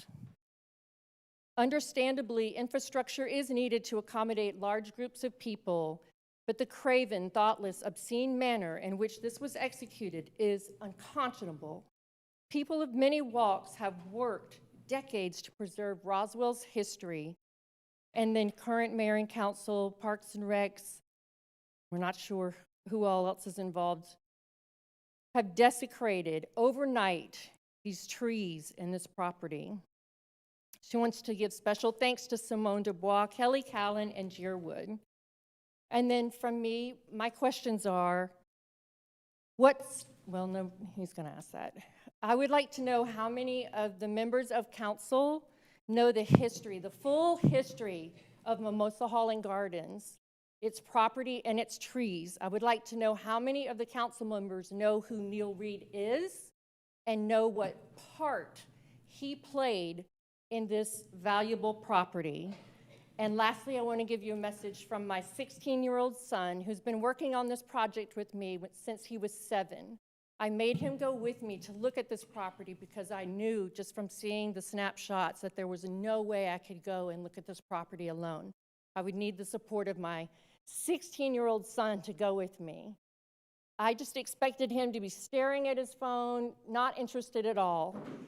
And the things that he said out loud when he saw the trees were completely gone, where he'd had his Christmas picture taken every single year with Santa Claus, where he saw his mother tirelessly work 40+ hours for years to save this property, the words that came out of his mouth are not words I'm allowed to use here this evening. The youth of this community care. The middle class care. The middle-aged people care. What has happened, it cannot be undone. And it's just, my heart is broken. Thank you. Thank you.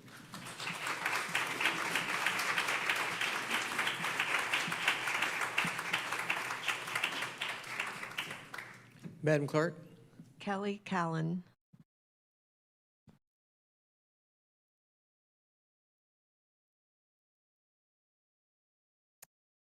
Mayor, Council, my name is Kelly Callan, and I am a 14+ Roswell resident, a founding member, and past board member, serving 8 years on the board of Friends of Mimosa Hall and Gardens, along with Michelle King and Gus Haydorn and Sally McKenzie said in the beginning with us. I am also a retired executive assistant to Atlanta architect and developer John C. Portman Jr., who I was working for at the time that Mimosa was purchased.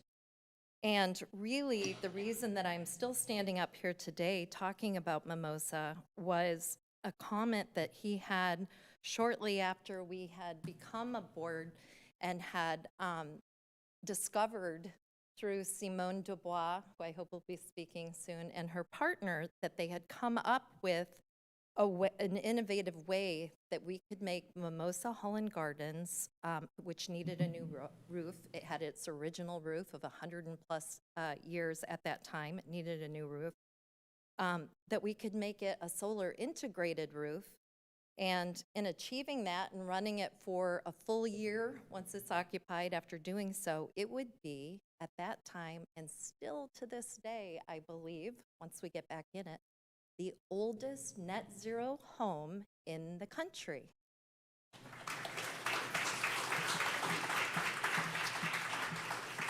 I shared that with Mr. Portman, who at the time, even at his advanced age of, I think he was 90 at the time, he was a man of few words, but he was also somebody who was not astounded easily. And the day I told him that, he stopped, which he normally did not. I was normally chasing after him. And he said, Kelly, if you guys could do that, that would be remarkable. I had never heard him use the word remarkable before, but I thought to myself as he got into the elevator, if John Portman thinks this would be remarkable, then who am I to say it isn't? And so I went back and reported to those of us who are working alongside Simone and her partner to make this happen and said, you know, I think this is worth really exploring.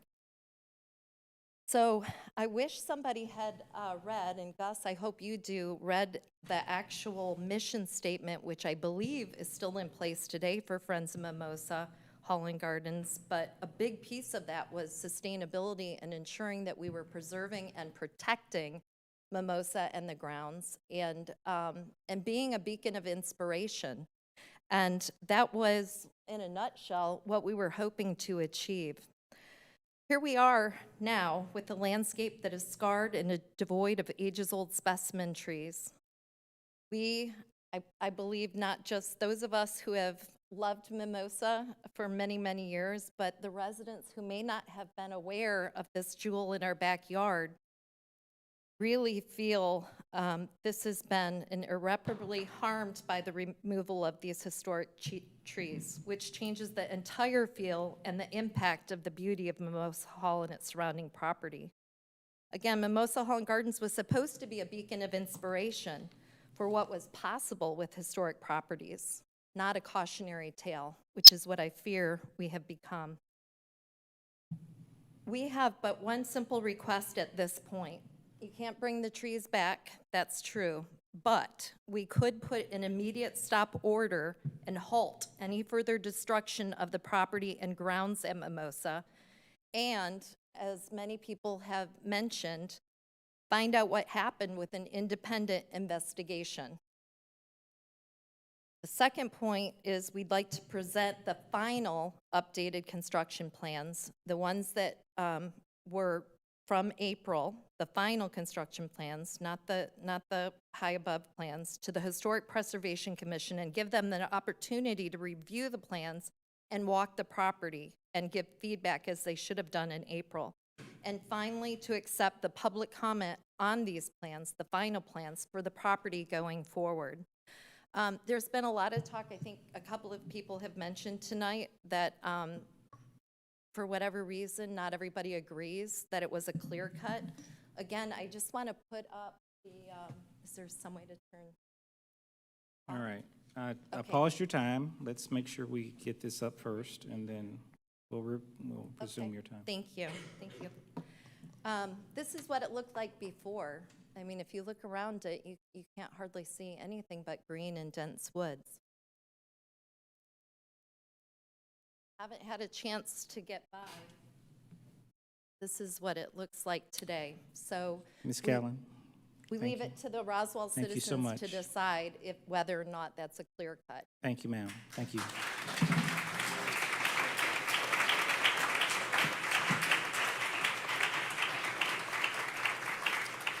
Thank you, Ms. Callen.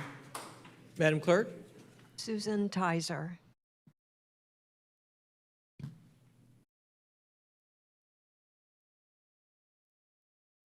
I'm Susan Ticer, and I live in downtown Roswell.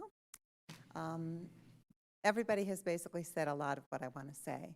So I'm only going to just comment that Mayor and Council, you've been a little tone deaf on this one. And what I mean by that is you are not listening. You are not hearing what your constituents want. You are simply telling them what you're going to do no matter what.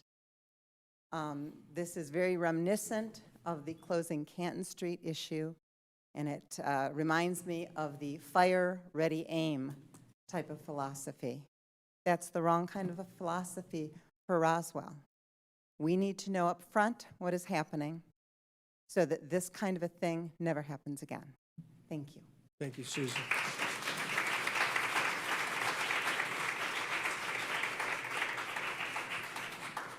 Thank you, Susan. Madam Clerk? Denise Roche.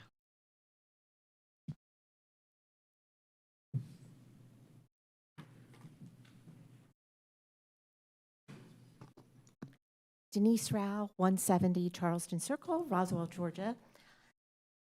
The great late Queen Elizabeth II once said, "Recollections may vary."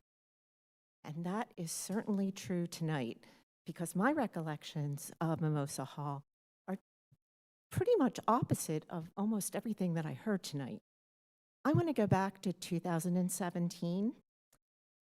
The city did quite an extensive outreach to the residents and asked them different questions about Mimosa Hall. One of them being, how do you want to finance it? And it was very clear, overwhelmingly, that the citizens of Roswell, the taxpayers of Roswell, wanted Mimosa Hall to be self-sustaining. And you know, we're a pretty smart group, so we actually gave the elected officials a path to achieve that.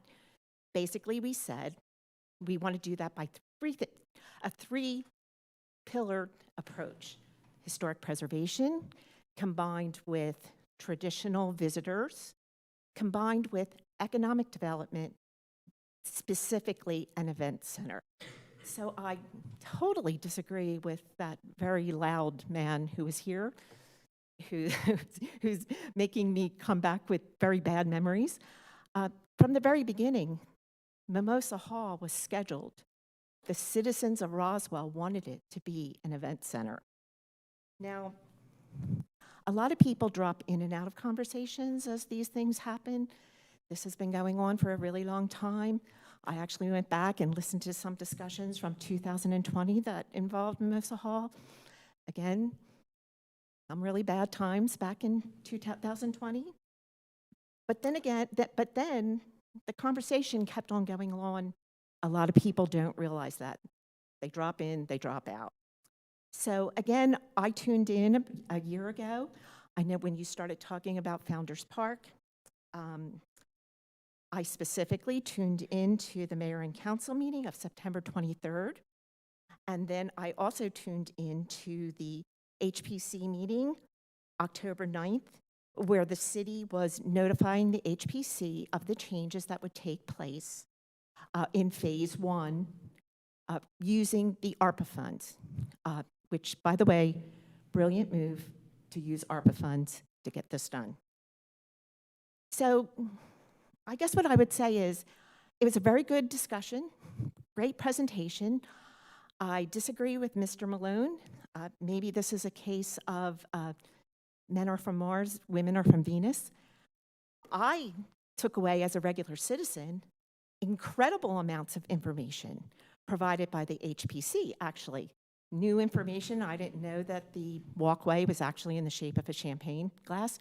But what's more, one of the commissioners made the point of asking where the facilities were going to be.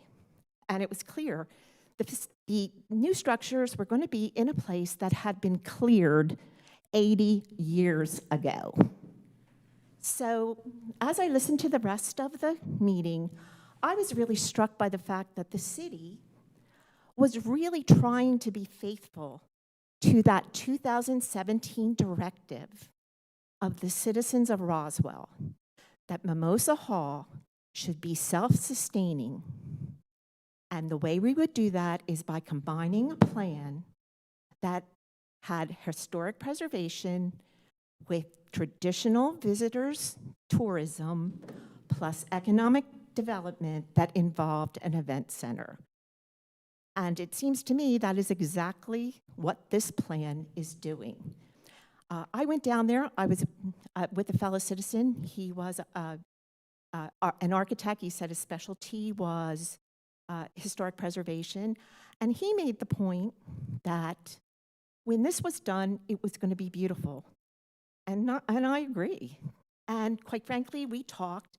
And the thing that we talked about is that these historic gems are living, breathing entities. And that's the way that we should treat them. They should go on living.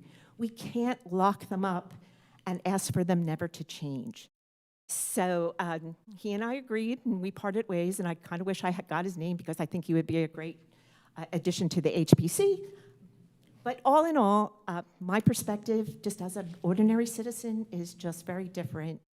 I was able to follow the public conversation very well. Thank you. Thank you, Denise. Thank you very much for your comments. Madam Clerk. Gus Haydorn.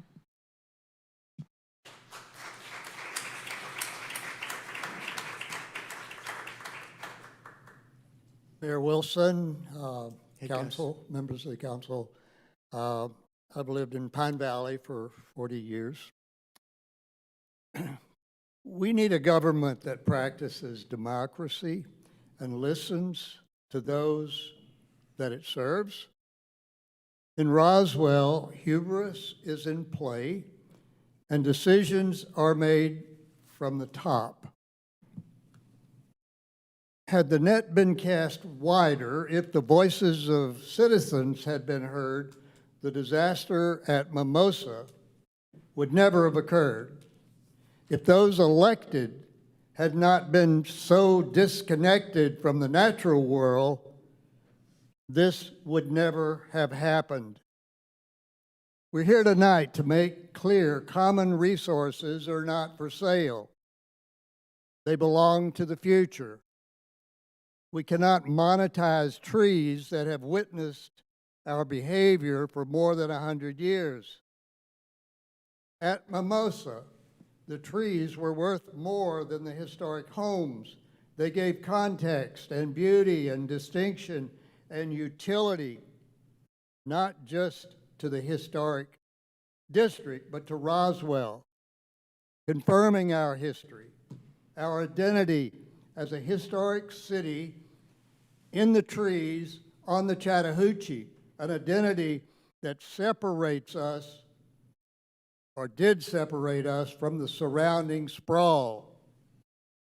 But your best idea was a parking lot in a prominent place in the middle of our most historic site, requiring for access destruction of our finest urban forest. Surrendering place, identity, and opportunity to ensure that brides from rich families can come and go with ease. 8 years ago, when the for sale sign went up at Mimosa, it was a small group of citizens who recognized the value and the opportunity and rallied the mayor and council to secure this opportunity for all of us. A new board of unpaid citizens with a focus on preservation and sustainability moved quickly to build new possibilities. An integrated solar roof designed and financed by the philanthropy of citizens gave expression to a new direction. We worked cooperatively with the city, bring the past into the future for all citizens by building on the foundation of architecture and the surrounding natural beauty. We created a meeting place, and we're working on a model for sustainable living, a place where people could learn together or work together, building community and finding new direction for changing times. A place for repose in the heart of a busy city where people could step away from an exhausting urban reality to unwind, relax, and connect with nature and with each other. Artists began working on the grounds. Concerts and socials were happening in the house.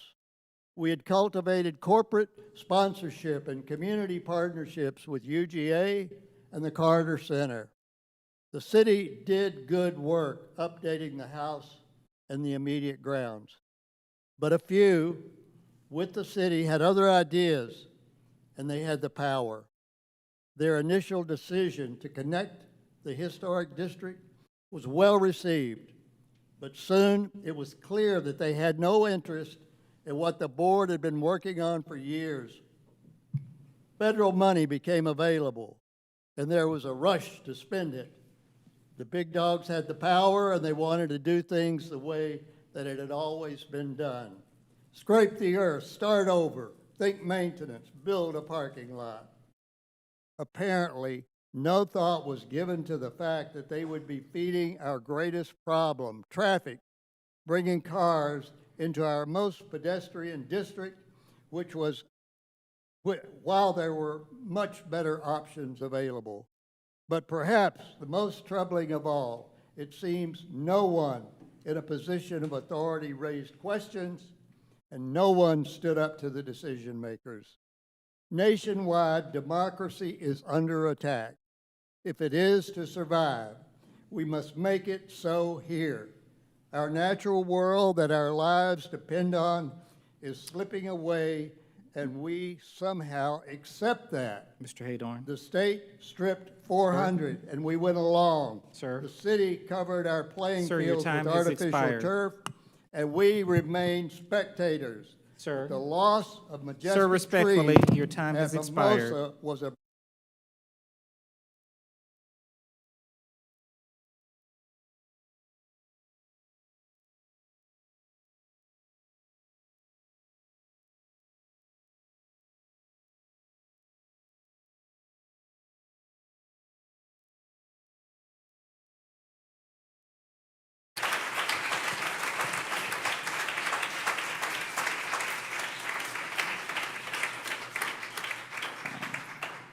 Thank you for your comments, sir. Just as a reminder, we want to make sure that we stay within the bounds of time, simply because it's fair and equitable for everybody to have the same amount of time to speak, and certainly appreciate your comments and everybody's comments tonight. Thank you. Thank you, Gus. Madam Clerk. Liz Jackson.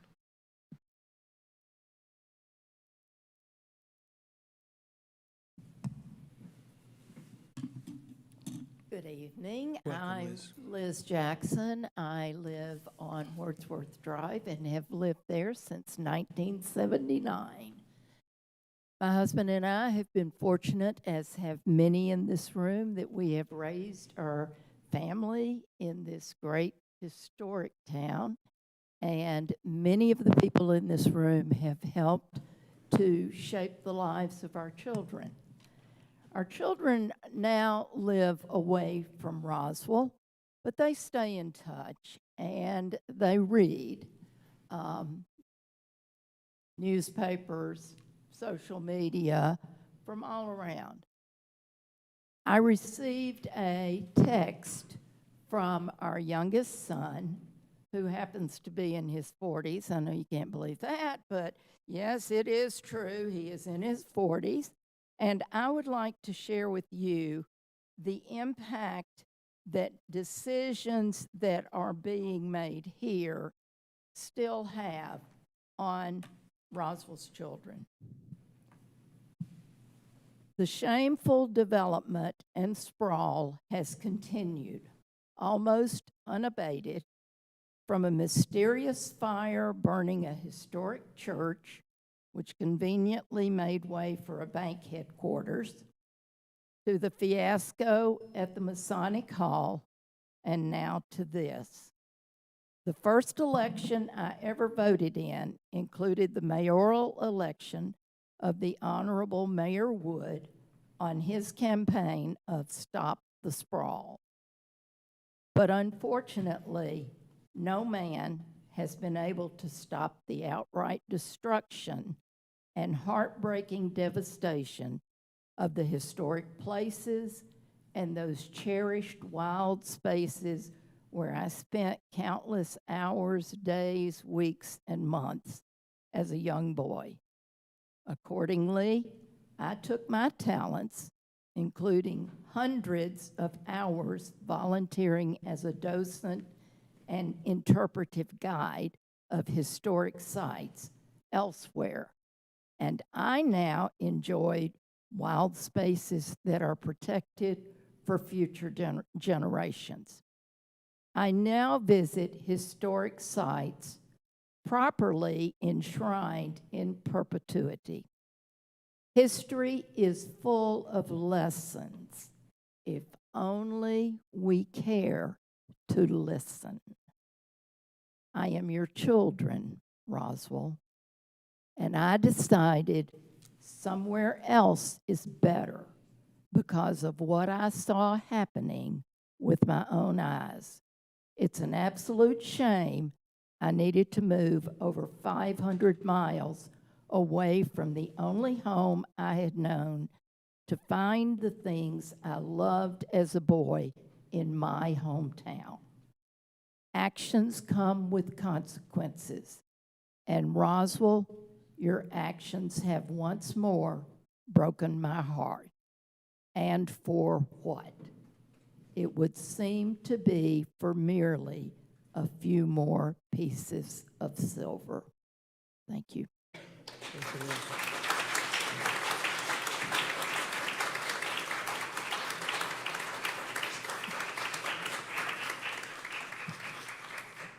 Thank you, Liz. Madam Clerk? Larissa Pereira.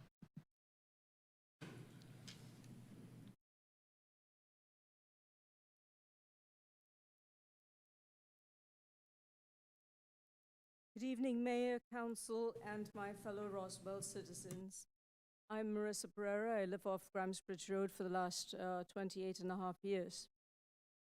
It stands to reason that we in Roswell are in the news yet again, with the citizens protesting. Let me quote the Georgia Bill of Rights, Article 1, Section 2, Paragraph 1.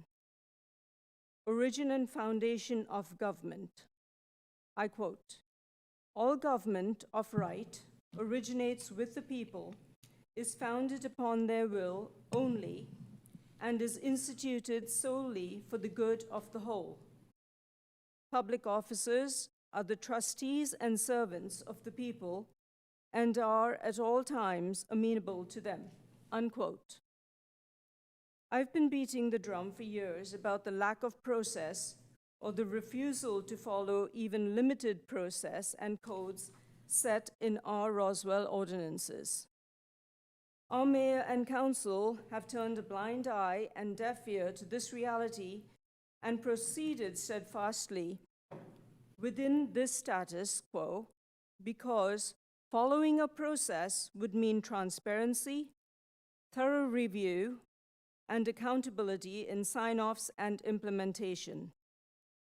Of course, this would be in stark contradiction to the current prevailing goal of bragging rights for getting items checked off the list in record time with zero citizen input.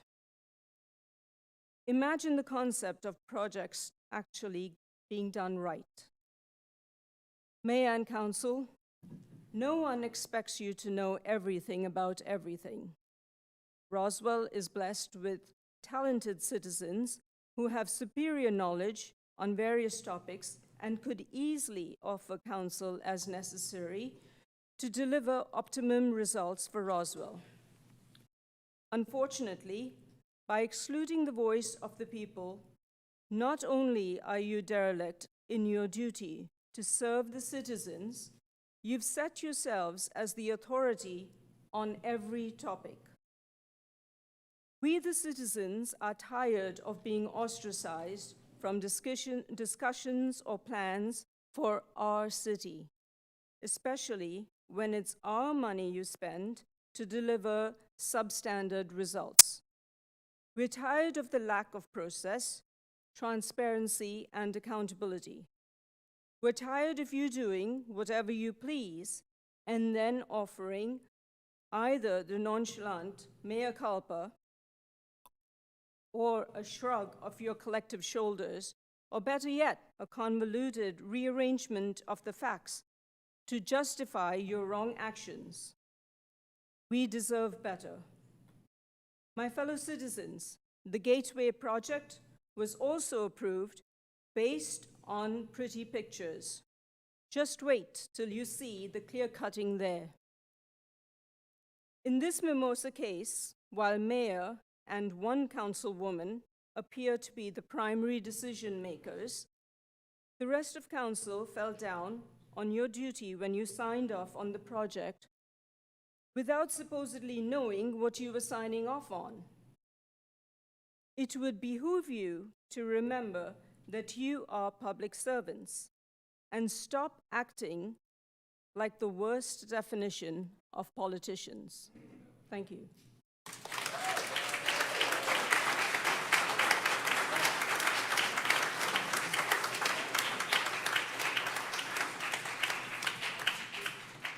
Thank you for your comments, Marissa.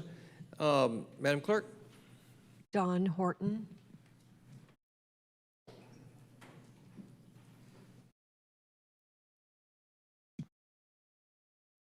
You need the overhead. We'll get that set up for you, sir. Can someone assist Mr. Horton there?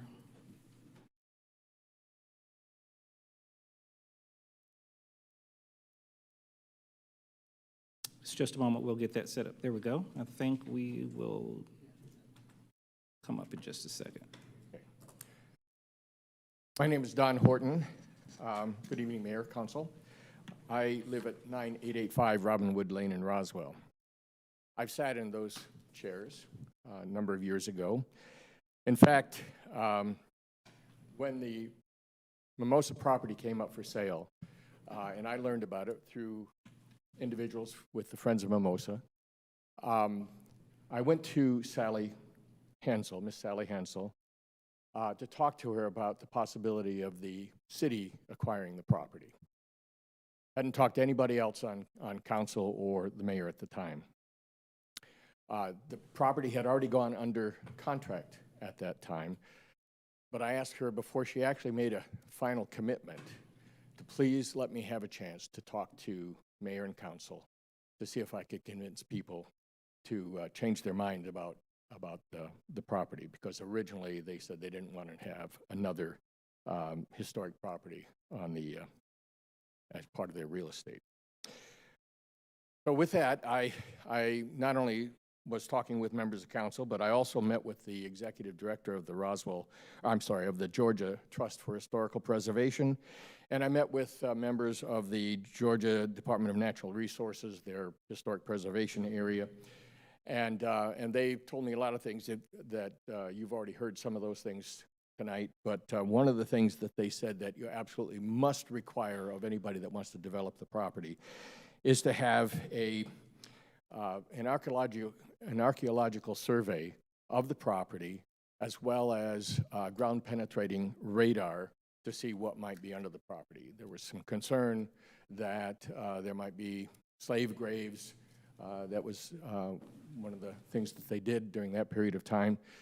And because of the fact that it was originally Native American land, the Cherokee Indians occupied this land for a long time before people from the south of Georgia came here to develop Roswell. So in any case, the recommendations that the two entities that I met with suggested actually did take place. I think Dana Bush, Dana Bush was one of the individuals that's on city payroll, who the archaeological survey was written for her, or her request in any case. This archaeological survey, one of the conclusions was that when one looks at the 19th century finds, a clear concentration of artifacts is evident behind Mimosa Hall around the gravel circle and in the immediate north and west of the circle. If this artifact density is consistent across the portion of the property, then one can surmise that thousands of artifacts still lie subsurface in the area around Mimosa Hall. And that would include, now this was just a subsurface, just a very light surface, superficial analysis. They didn't go down deep enough to find any of the Native American artifacts. So one of the questions I have for council is, before the decision was made to clear-cut the property and go forward with this plan, was anything done to review this archaeological survey that's in your possession? And if not, why not? And then on top of that, why wasn't a more in-depth survey done so you could find not only the Civil War artifacts, but also the artifacts for Native Americans? In any case, I'm not certain where the recommendation for clear-cutting the property was initiated.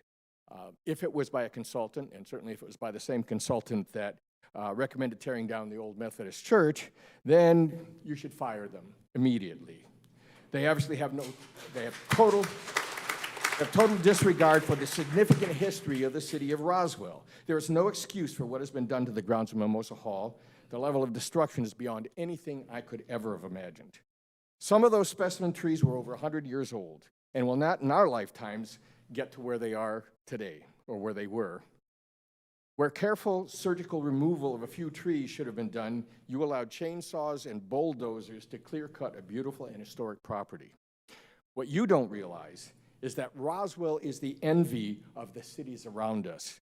Most of the cities around us had to create something out of nothing. Mr. Horton. We had it all here. All of the assets, our rich history was right here. Mr. How Horton. could you know the effect this would have on our Time community? has expired. Thank you, sir. Thank you very much.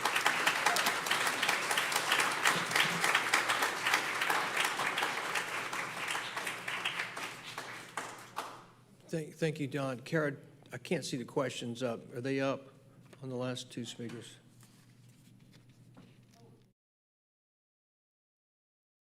We good to go? Thank you, ma'am. Madam Clerk. Simone Dubois.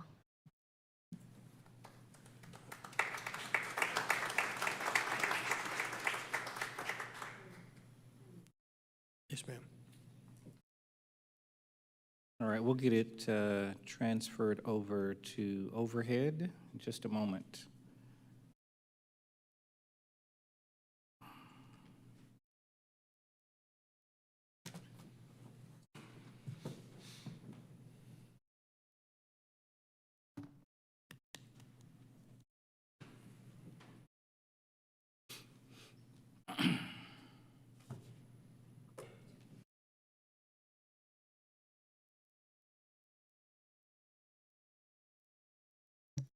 Good evening. My name is Simone Dubois. I'm a licensed architect, LEED certified, and I was the former vice chair for the HPC. I have several questions and concerns about Mimosa Hall. The first is looking at, I'd like to ask Steve Malone, because he talked about the HPC standards. As a licensed professional, I'm quite concerned because, first of all, I'd like to know how you satisfied the Secretary of the Interior's standards for the treatment of historic properties. This is a requirement of the UDC, and it is found page 113 of the UDC. The first one is a property shall be used as it was historically or be given a new use that requires minimal change to its distinctive materials, features, spaces, and spatial relationships. Now, we've heard several people say here that it is the belief of many, and not only many of the citizens, but many professionals, that the grounds were as important as the building, okay? The next question is, how did you satisfy number 3? Each property shall be recognized as a physical record of time, place, and use. How could you have satisfied that when you have removed so much of the essence of Mimosa Hall? Number 4, I'd like to know how you satisfied. Changes to a property that have acquired historic significance in their own right shall be retained and preserved. Not seeing that either. And this is one that many people are very concerned about, as am I. Not only did I get my architectural degree from Georgia Tech, but I also studied archaeology. Now, the reason that I did that is because I felt it was imperative to understand and respect where we have come from to help us make better decisions on where we want to go.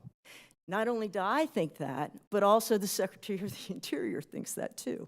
So they state in number 8, and I'd like to know how you did this, and this was mentioned by the previous speaker, Don, archaeological resources shall be protected and preserved in place.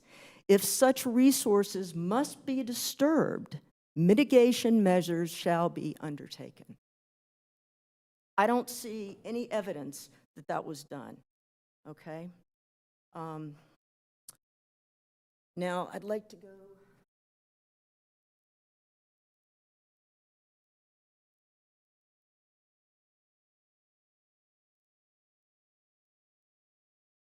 I'd like to also know how you met requirements that are outlined in section 13.7.10, and this is B3. The Historic Preservation Commission will approve with or without conditions the application and issue a certificate of appropriateness if it finds that the proposed material change in appearance would not have a substantial adverse effect on aesthetic, historical, or architectural significance and value of the historic property. Okay? I couldn't find that.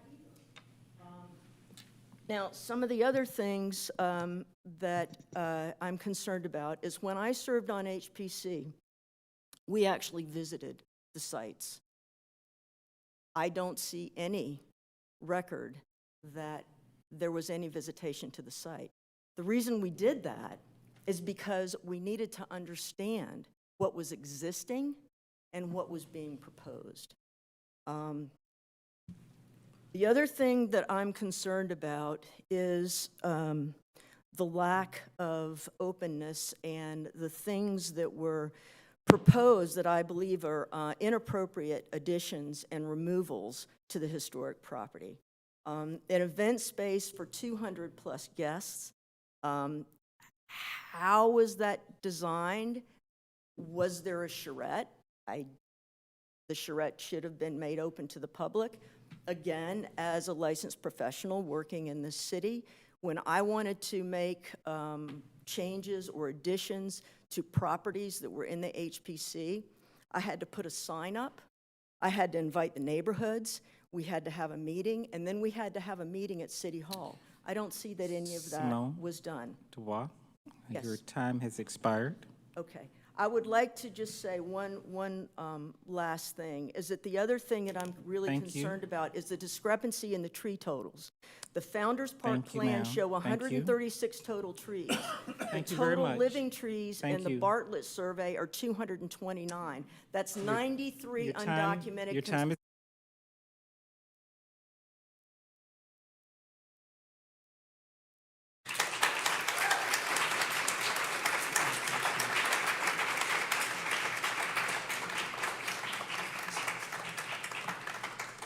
Hey, Kara, 5 questions. You got 5? Okay.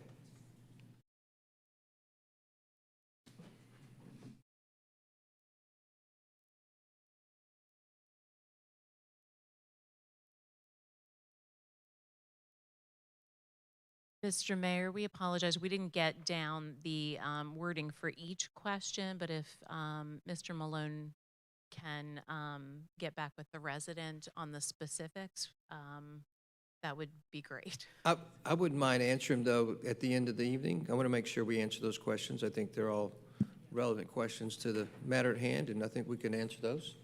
Right, Stephen? So I just want to make sure we get the exact nature of Simone's questions. The information here, and we will add those questions to the list. Thank you. Thanks so much. She gave her sheet. Yeah. Madam Clerk? Allison Froelich.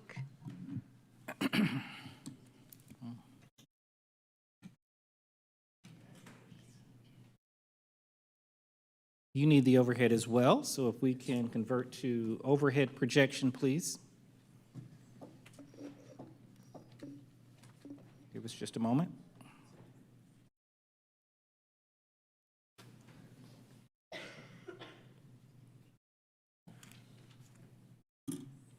Hey, good evening. My name is Allison Froelich.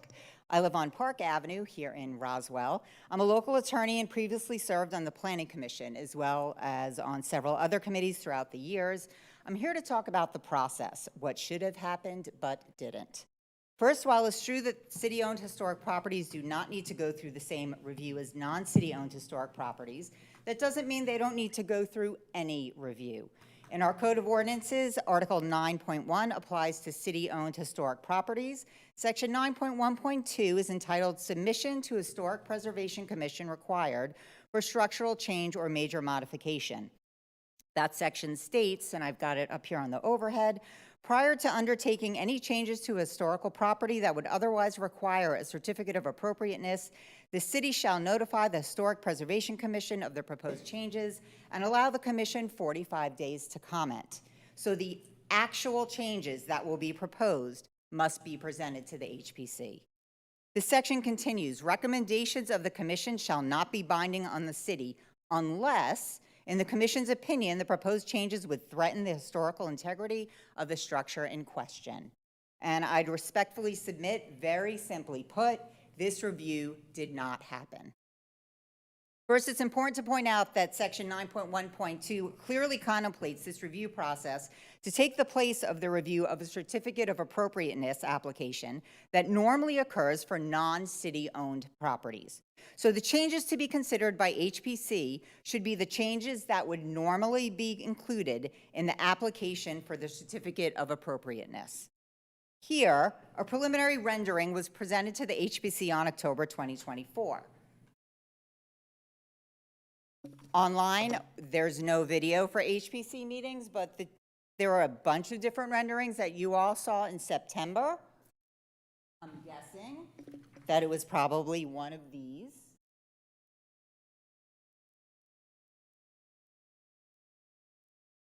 So these are two very different images that I think were shown to you guys. I got these off of the video from your meeting in September. I don't know exactly what was shown to them, but I think we can all agree that an artist's rendering alone would not normally be sufficient to satisfy the requirements of an application for a certificate of appropriateness. Since it wouldn't satisfy the requirements for a non-city-owned property, it doesn't satisfy the 9.1.2 requirement for a city-owned property.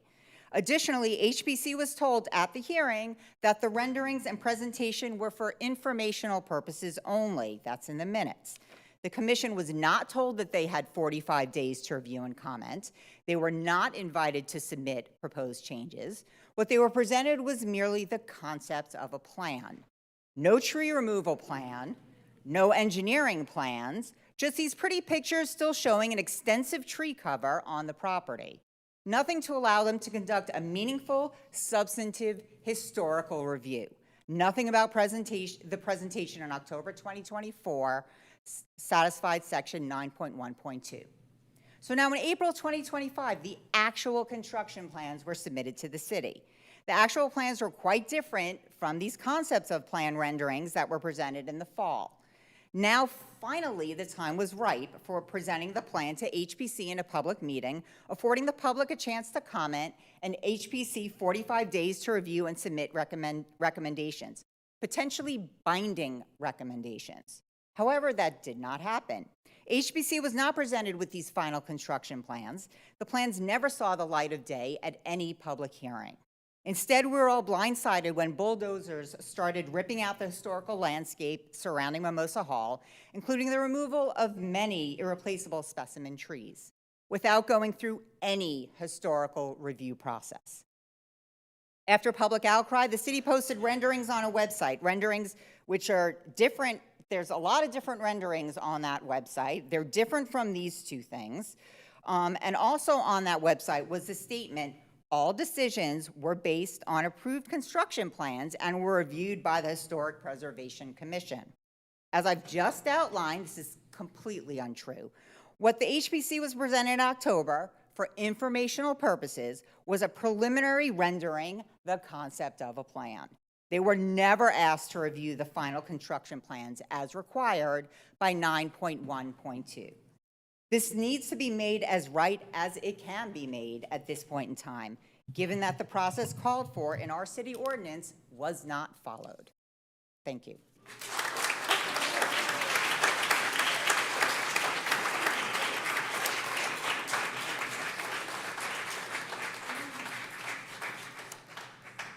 Thank you, Allison.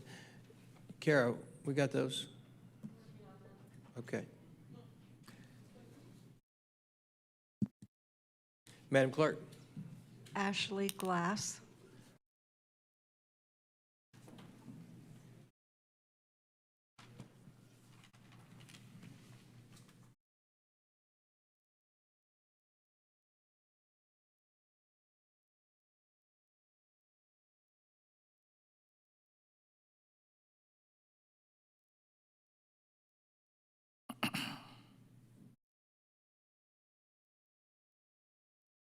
I'm Ashley Glass, and you can start the timer. I'm just going to play what I recorded since I'm blind and one-eyed and didn't want to have to read. Tonight, not just as a resident, but as someone who believed you when you campaigned on transparency, historic preservation, public safety, and support for our downtown businesses.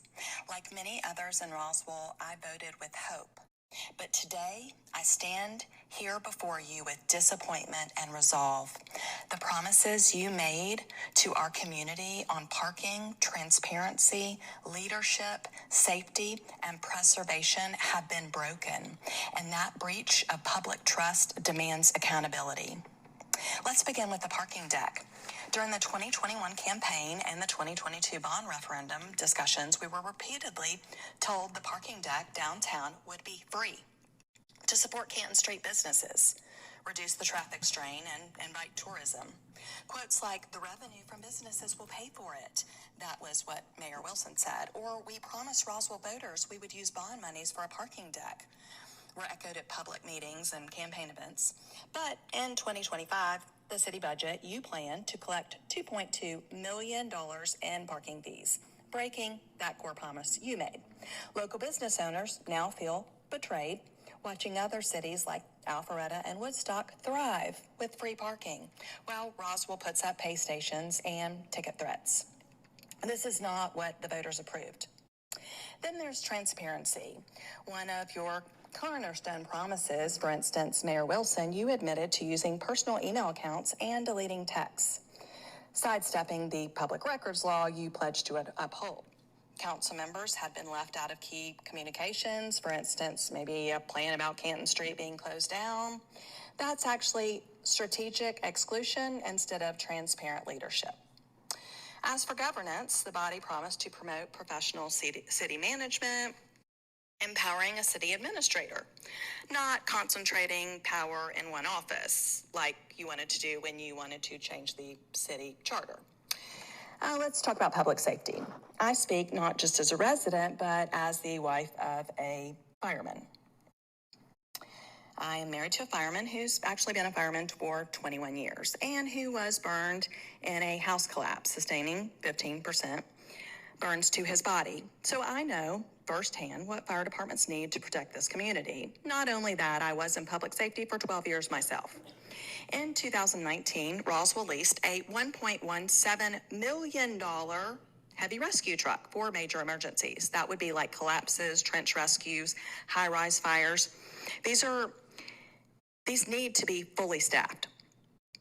Like in Atlanta, for instance, there's 8 people on their squad. In Cobb County, 8 people. DeKalb County, they have a minimum of 6, but mostly 8. In Roswell, how many do we have? We have 2, just 2. So what good is a $1 million rescue apparatus when it arrives with 2 people? I would say that's actually not safe. That is not safe. And not to mention the fact that those 2 people are not trained on trench and many other things. If you want to dig deeper into that, feel free to reach out. And finally, let's talk about Mimosa Hall, one of the most historic venues, properties in Roswell, a place that should be protected at all cost. Yet dozens of historic trees were removed from that site, some hundreds of years old, living parts of our city's legacy. That was not conservation, that was destruction. We are tired of hearing one thing on a campaign postcard and seeing the opposite in action. Tired of trusting leadership that doesn't follow through. You said you would preserve our history, protect our safety, and serve with transparency. From now on, we are watching, we are organizing, we are documenting, and we will remember, not just at the next city council, but at the ballot box. We will hold every one of you accountable for the trust you've broken and the promises you've abandoned. And I'm just going to add one more thing in my 26 seconds. Let me just pull it up real quick. So for those of you who talked about the hotel, well, again, I was in public safety, and 15 to 18 years ago, we had problems with that hotel. Y'all just decided to do something about it because it was in the news.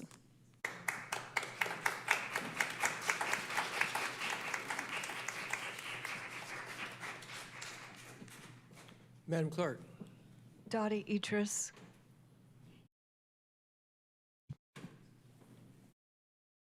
Thank you. I'm Dottie Idris, and it was my pleasure to help create the Roswell CVB and serve as its executive director for over 27 years. Prior to that, I was involved in the community movement to create the Chattahoochee Nature Center. Then I went to work with them for 14 years. So I have a long history with Roswell and value the assets that make it a wonderful city. To market and promote them locally, regionally, nationally, and internationally was a true joy for me. It's not unusual for a city to have a mill ruins, or maybe a mill house or two, or to have some historic homes.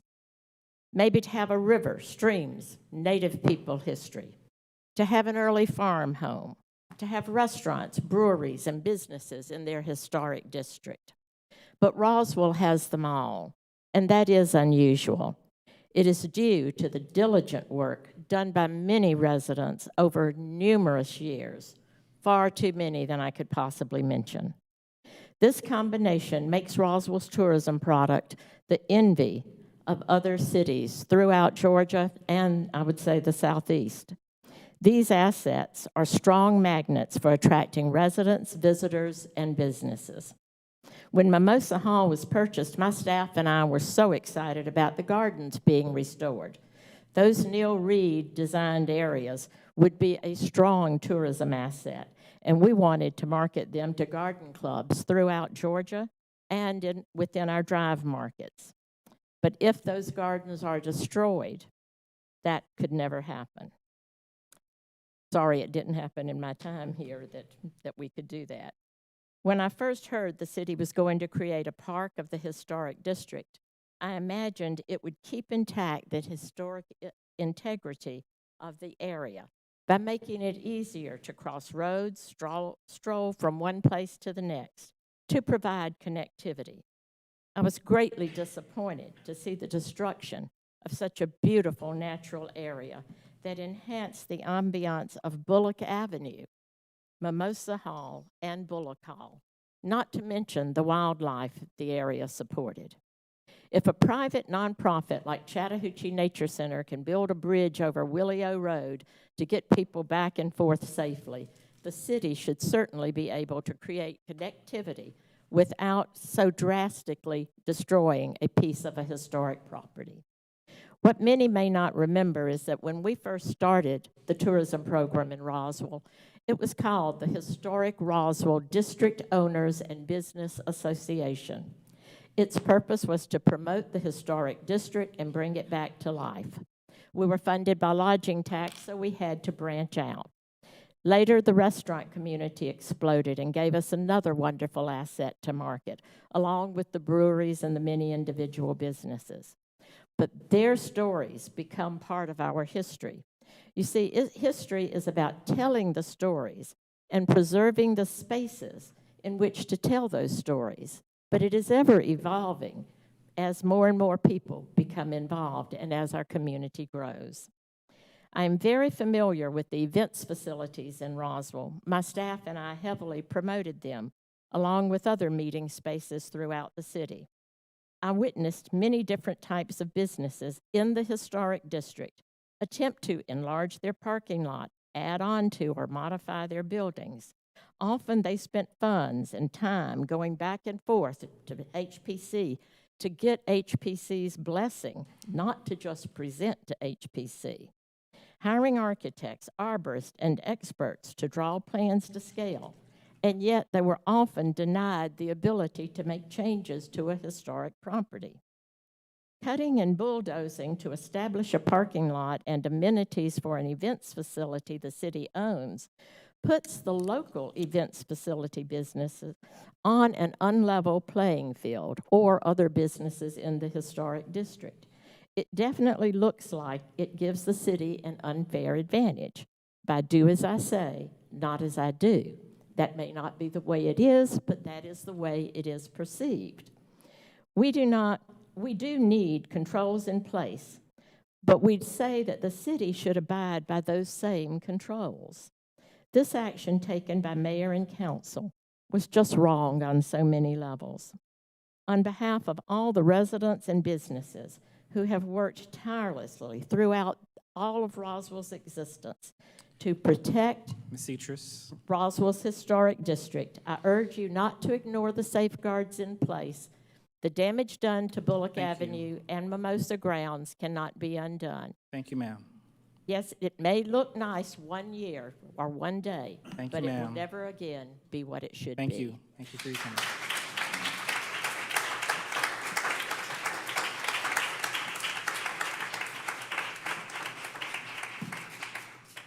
Thank you, Dottie. Madam Clerk? Lynn McIntyre.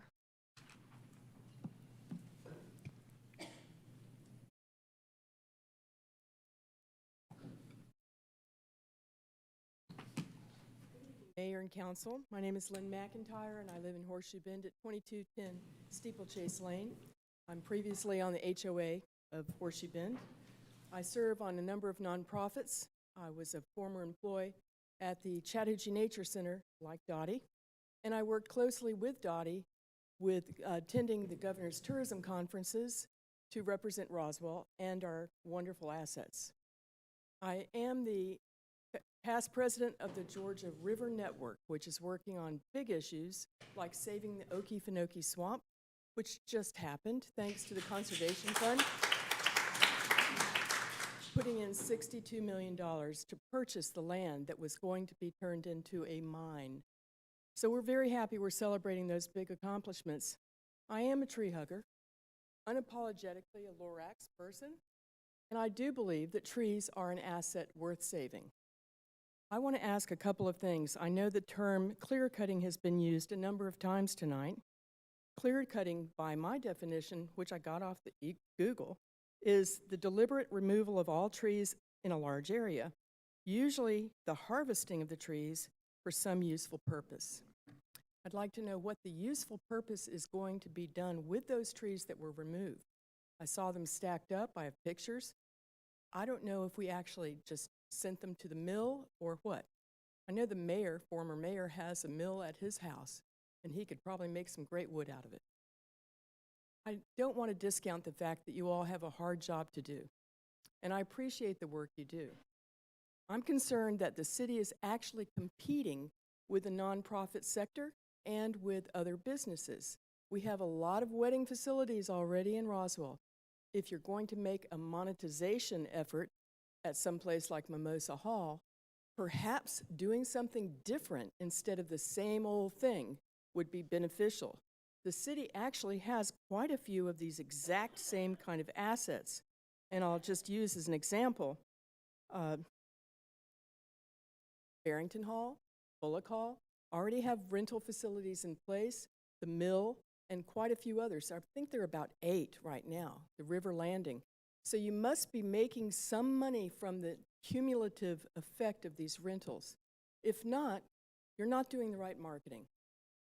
Because frankly, there's a lot of business out there that's untapped. People do want to come to Roswell. I would like to see something like a listening room. At Ground and Pound in East Roswell, which has a capacity of about 50 people, we had Hal Coleman Saturday night do Bob Dylan songs and stories. The place was packed. A listening room is something we don't have anywhere. It's not for the Cultural Arts Center. It needs a small, compact space, maybe 100 people. But but you could fill it up every weekend night and maybe some weeks as well. The idea is not everybody has weddings or expensive events, but you could do something different. I'd like to see some creativity, and maybe that's back to you all at the historic home.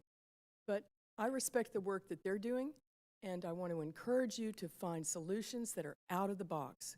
That's how we used to market the Nature Center when I was doing that job. We had to come up with some real clever ideas like staycations in Roswell because people couldn't afford to leave.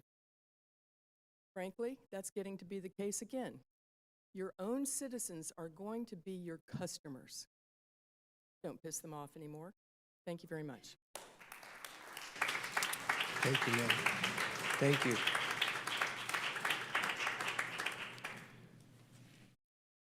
Kara, are we good on the question? Thank you, ma'am. Madam Clerk. Michael Del Chero.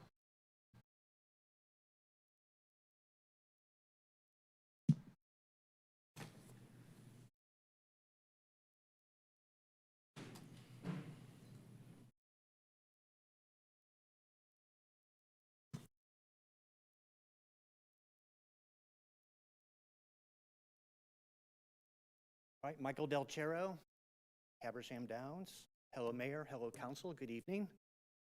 And thank you, members and guests. I'm speaker number 22. And if my notes serve me correctly, everyone has expressed concerns. We've heard multiple times the organizational chart, citizens up top, then mayor and council. The citizens with taxpayer money bought Mimosa Hall in historic gardens. I demand an independent investigation. You haven't earned the trust to referee this evening with a Q&A. It can't just end here. We have 2 CPAs on council, a bank auditor, and this is what we get. We heard this evening over here from a variety of people and experts, 3 architects, or 3 attorneys, an architect, a lot of questions and disputes of information. For example, clear cutting, my goodness. A case has been made this evening in a search for truth for the root cause of this disaster. Communication, sketches showing high-level concepts from an artist. A process with a clear breakdown. No site visits by HPC. The lack of flow of complete information through City Hall. Missed reviews. Accountability. Who in the city knew the number of trees to be actually 60? We need to know this. Transparency. What are the guardrails to protect projects in the future? The city has certainly bought a lot of real estate lately. A sweet descendant had ashes buried at Mimosa. Lots of questions. And we can't just leave here this evening saying done. It's just not going to work. This is not an isolated situation.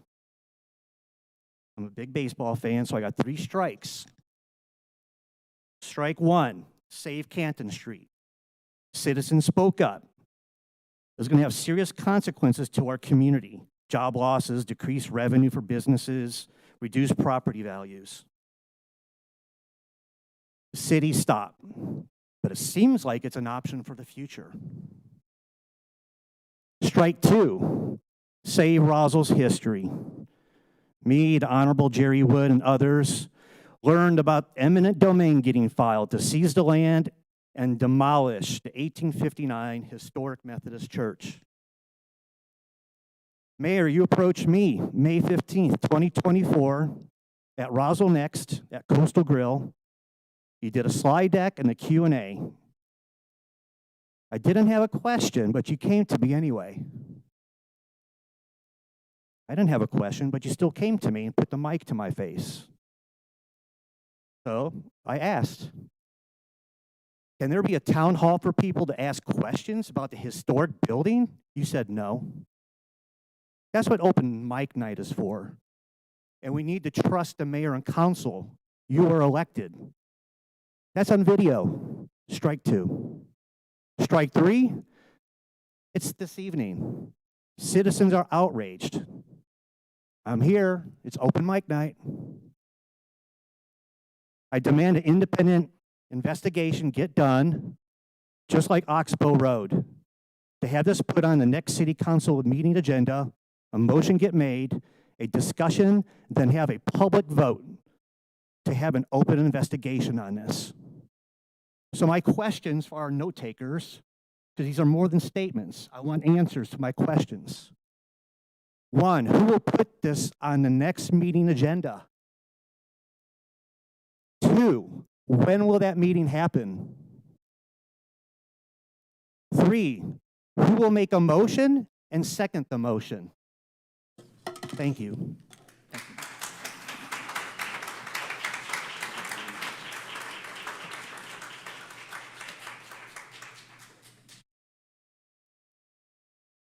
Betty Price.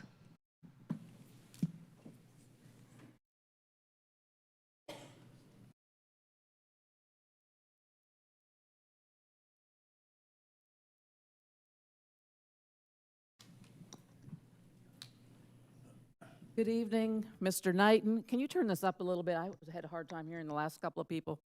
If you could turn up the microphone, please. Can we start my time over? Thank you. Good evening, Mr. Knighton, Mayor and Council, Mr. Davidson. And I said it in that order because I believe Mr. Knighton is the presiding officer this evening, although I don't know why. My name is Betty Price. I've lived here for 41 years in Roswell, 295 Broadmeadow Cove.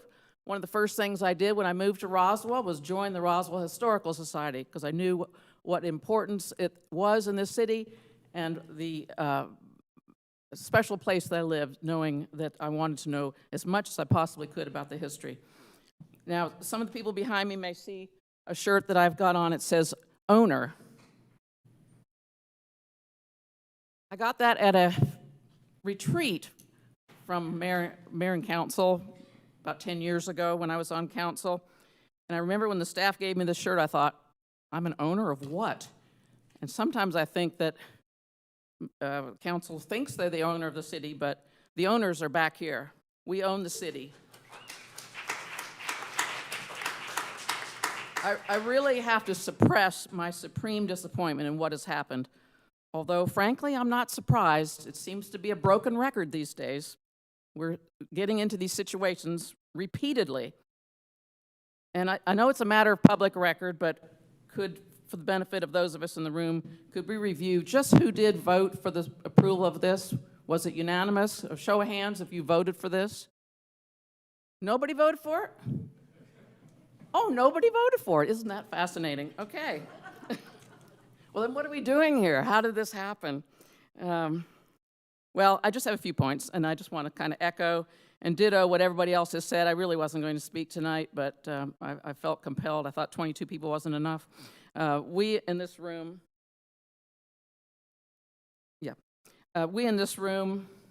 agree that the Mimosa destruction is profoundly heartbreaking. And really, it seems to be for no valid reason. What is the driving force? Is it staff? Is it mayor and council? Apparently nobody voted for it. Should we just follow the money? Is that what we're supposed to do? I asked one council person, they told me the reason given was that the historic homes are not paying for themselves. And then we heard earlier this evening that $16 million has been allocated. Are we planning to recoup that? I doubt it. There have been so many violations. Transparency, violation of procedures, violation of HPC requirements, violations of the tree ordinance, invalid procedure with a tree removal, permitting. stakeholders not solicited in a meaningful way. And then we have just the basic core function of government. It is not to run it as a business, but to provide essential services. It's not a glamorous job. It's really not a glamorous job. I know, I sat up there. It's not glamorous. But competing against private business violates the core function of government. And we're told that Roswell is a Tree City, USA community for 30 years. Are we supposed to gasp or cry? The tree ordinance was violated. One time I cut down a tree without a permit. I was fined $300. Is it too late for me to ask for my money back? If you calculate out, what is it, 90 trees times? Anyway, it's a big sum of money. I'm wondering who's going to get the fine. Anyway, we just need to stop this project immediately.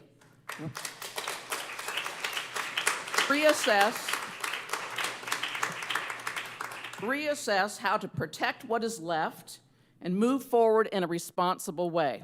We can't turn back the clock. What's done is done. It's sickening.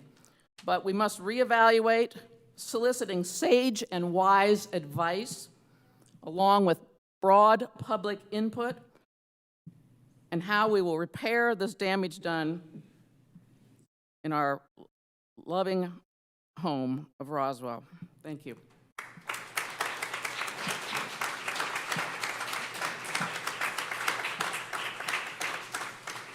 As a reminder, of course, as we've done throughout the course of the evening, questions that are posed are being recorded and documented. So thank you very much. Madam Clerk. Mayor, there are no further speakers on this subject. Thank you very much. Stephen and team, let's start addressing some of the questions that have been raised this evening. Mr. Leatherman, Dr. Panino, Michelle, Mr. Cusack. Apologies in advance, Mayor. I have my computer up here. I've been trying to take notes, so. Let's start with I think we'll start with the first question. What's the proper process for tree removal? Did the city follow that process? Did we answer that earlier? Yep, I'm going to hand that over to our Community Development Director, Michelle Alexander.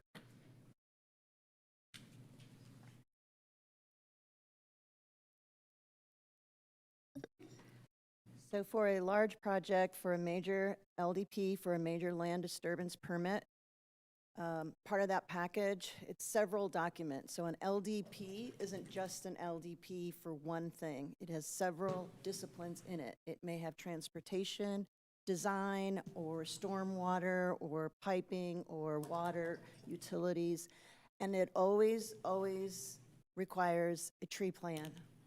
So the tree permit is subsumed within the land disturbance permit. We absolutely followed the same process that we follow with any other major land disturbance permit. It came in as a plan, which is a set of documents, of several different documents. Just wanted to start with that piece of it, of the procedure. The tree ordinance is a set of calculations. Not each tree is as valuable as the next. If I have a little skinny shrub or a little pine tree, that is very different than when you have, obviously, as you all know and love, and I hear the love and dedication from the community about what you've seen and the experience of this kind of change. They're not the same. So the way tree ordinances work is they assign a value depending on the size of the tree. So when you go through and it isn't enough to say I chopped 5 trees down, well, I don't know what that means. It doesn't mean anything for this code or for most tree ordinances. So I'm going to speak a little bit about the numbers and walk through what your certified arborist, and by the way, the person who is our certified arborist is also a registered landscape architect. So he was a very highly qualified, or is a highly qualified certified arborist. The calculations, though, are just that. They're calculations. They come from the numbers and the size of the tree. So we absolutely had a survey. There is a tree survey. We had the calculations for what was proposed of being removed. So there was absolutely discussion on the design team, that was the barge team, with the planning and site design that was presented of where the alignment should be so that you could serve and open up this site so it could have access and be more utilized and then you could draw more visitors. So the design had, walked through the construction design, determined the different limits of the development. So this is a 22-acre site, and this is around 4 acres of it that were going to be the limits of disturbance. So within that, what are we counting? So with these 4 acres out of 22 of this gorgeous forest, right? You're looking at the 4 acres, and excuse me, okay, I apologize if I'm getting my data. I'm not the arborist, and I'm reading from what our staff has worked together. But I also reviewed it ourselves, and I also listened to every word of the HPC from when this was heard in October to understand what did HPC hear and what did staff respond to when we shared the, excuse me, I'm so sorry. Yes, please address us. Thank you. Etiquette, I apologize. So the calculations, I don't know if you want me to walk through the calculations. I can tell you that we filed the same as any other applicant that would come in. We calculate for that area based on the tree survey, what is the density of what it exists today using these calculations. And when you use the calculation to say today, this is how much the value, these numbers are of the tree density units, the TDUs. So this is a series of calculations, and we look at what is there today, what are we discussing about removing, and then there's a whole nother set of calculations that we have to follow. We're required to follow it to say, okay, if you're taking down a certain size tree, you're supposed to, there's a recompense. You have to compensate. So a specimen tree is worth much more than any of the other regular trees. So there's a set of calculations, and so that's the process, and we have all of that we walked through, the total amounts of the tree density units that were taken out, as well as what is anticipated to be put back. And I think it's just difficult to imagine all of the types of density coming back and over time. When you plant initially trees at 6 feet, as well as trees that at planting will be 14 feet, and if they grow every 2 feet every 2 years along the whole side, and then we have renderings of and site plans of proposals that were shared with the different respective organizations. Don't know how much more detail you want me to go into that of the units and how much we're actually planting, 4 times more than the required minimum that would be required by the code for any other applicant. We are planting around 4 times more according to our calculations. Did you want me to answer about HPC? Did the city follow the process, i.e. the tree ordinance? Yes. Why did existing trees need to be removed and new trees will be planted? Mayor, I'll jump into this, and I think there's some context that we can bring to the table. I'd like to just quickly run through the presentation very quickly that was presented at the Friends of Mimosa and the Friends of Bullock Hall, September 12th, Historic Preservation Commission. I just want to make sure that we're showing the exact information that went out to the public. So here's where we start to go through some of the details, and I'll go through this quickly. It's not the public. This was the presentation that was presented at both Friends of Mimosa Hall and the Friends of Bullock Hall, as well as the Historic Preservation Commission, which was a public meeting. Please allow him to proceed. Here are the priorities that came out of our design charrette. Starts to identify the priorities that we were focused on. We start to lay that out on a site review, as well as itemize phase 1 priority improvements. As we start to go through, you very quickly start to see this plan start to zero in specifically on the area of Mimosa Hall and the 5 elements that we are activating as the primary elements of this project. As you start to see, we did a slide and a presentation on specifically the Bullock Pond and the Founders Pond as it relates to this project. These are the retention ponds that were required as part of our stormwater retention pieces. You'll also start to notice that we're on the event terrace lawn. We start to provide a little bit of those details. I'll kind of go through this a little more quickly. This just starts to show the floor plan of the supporting structure, some of the just aesthetics of that. Then you'll notice we get into the event parking slide. This was our initial primary design of the event parking lot. We very quickly, throughout this process, started to have a conversation about how that parking lot, specifically in its design, started to impede a little bit further into the property, which was a concern. We actually went through an analysis and started looking at it internally on the design team and actually created an option 2 that actually puts that parking lot a little more in between Bullock Hall and Mimosa Hall. It is, has a lot of dense population in there, or dense vegetation in there, including a lot of invasives, bamboo, understory, and trees as well. And So who is this presented to? This was presented to the Friends of Mimosa, Friends of Bullock, and this is the presentation that went to the Historic Preservation Commission. So here's the additional. If you would, please allow Mr. Malone to proceed, and perhaps some things will be illuminated, and any other necessary responses potentially would be made. Please, Mr. Malone. This is the exact presentation that was presented to the Historic Preservation Commission. Here is the vendor parking. This actually is an element that we've had to remove out of the project based on cost. That's something that we've had to kind of scale back based on the budget for the project. This gets into a little more of the reflecting pond, some of the material, site furnishings. But here at the end, we get into a very specific plant palette that we start to showcase some of the plantings. Michelle Alexander talked about reforesting and replanting. This gets into some of that palette that we start to look at, from trees that will be going back, as well as shrubs that will be there presented in the ground. So this just gives you a little context. It's not specific in numbers, but this just started to dig into those more of the details of the project. That was the full presentation that was done to all 3 of those entities. Thanks, Stephen. All right, can you show me the questions again? Sorry.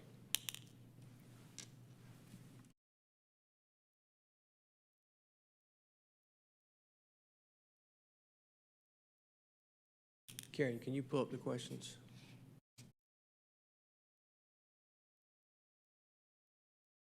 Thank you, Stephen.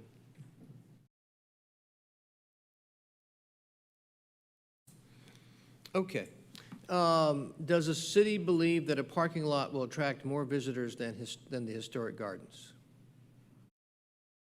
My interpretation, sir, is that it's not the parking lot, but the special event venue itself will attract more guests and visitors. How much does the city expect to earn from special events at Mimosa Hall?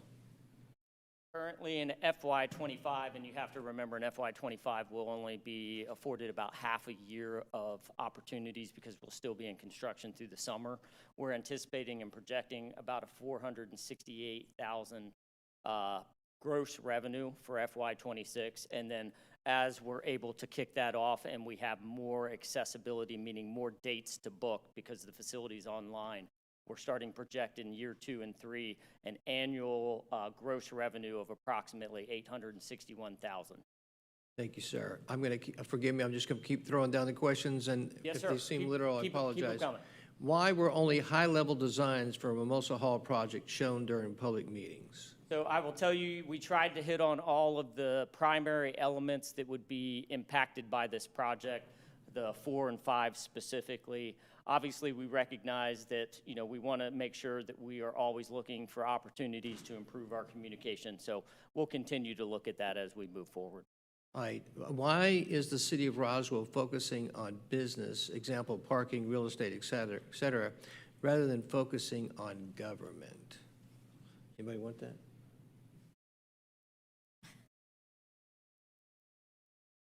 I can try to jump in, sir. Sure.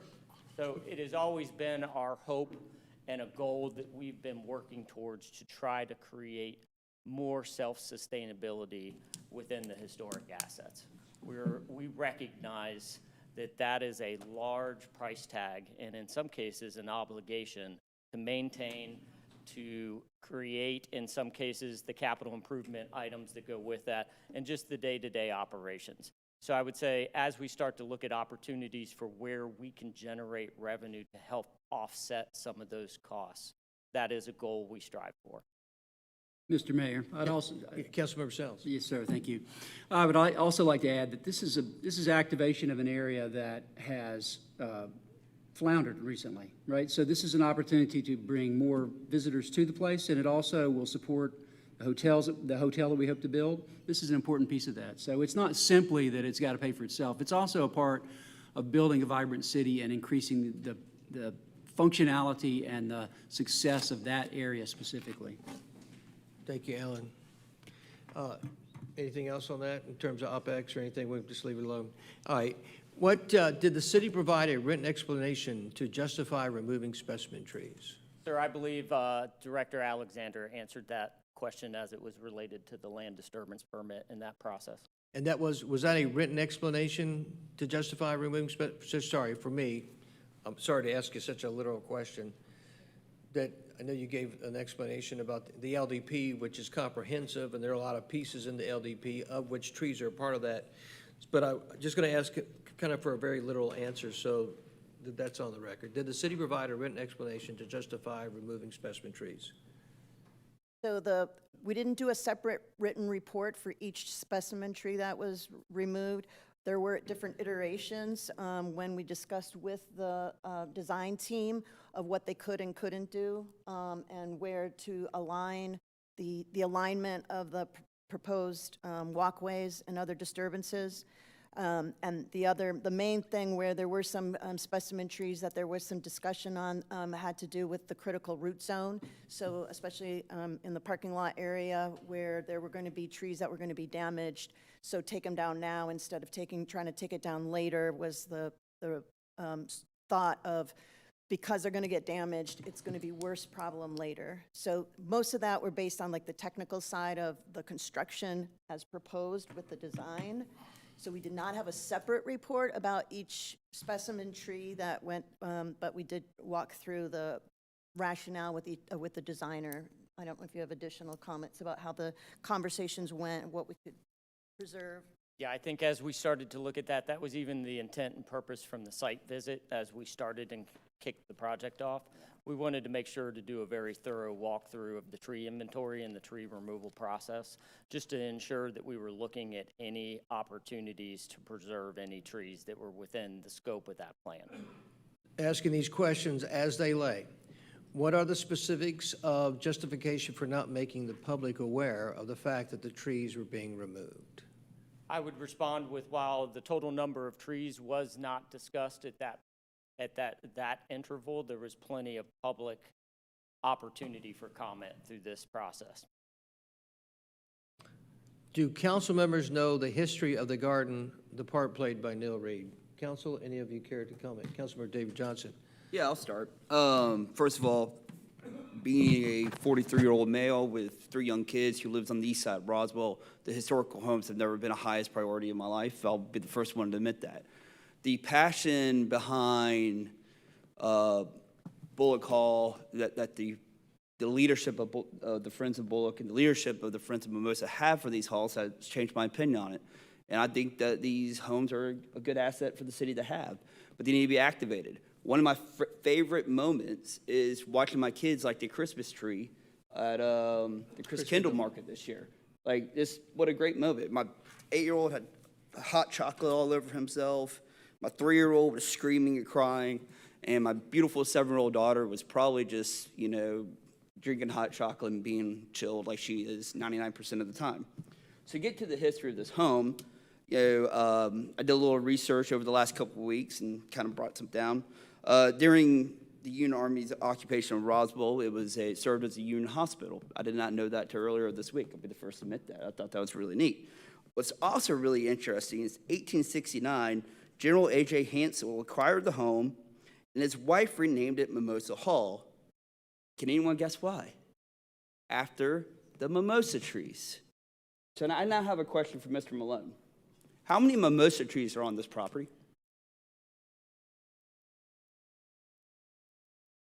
Do we know? Unknown off the top of my head, sir. I mean, do you think it's 50?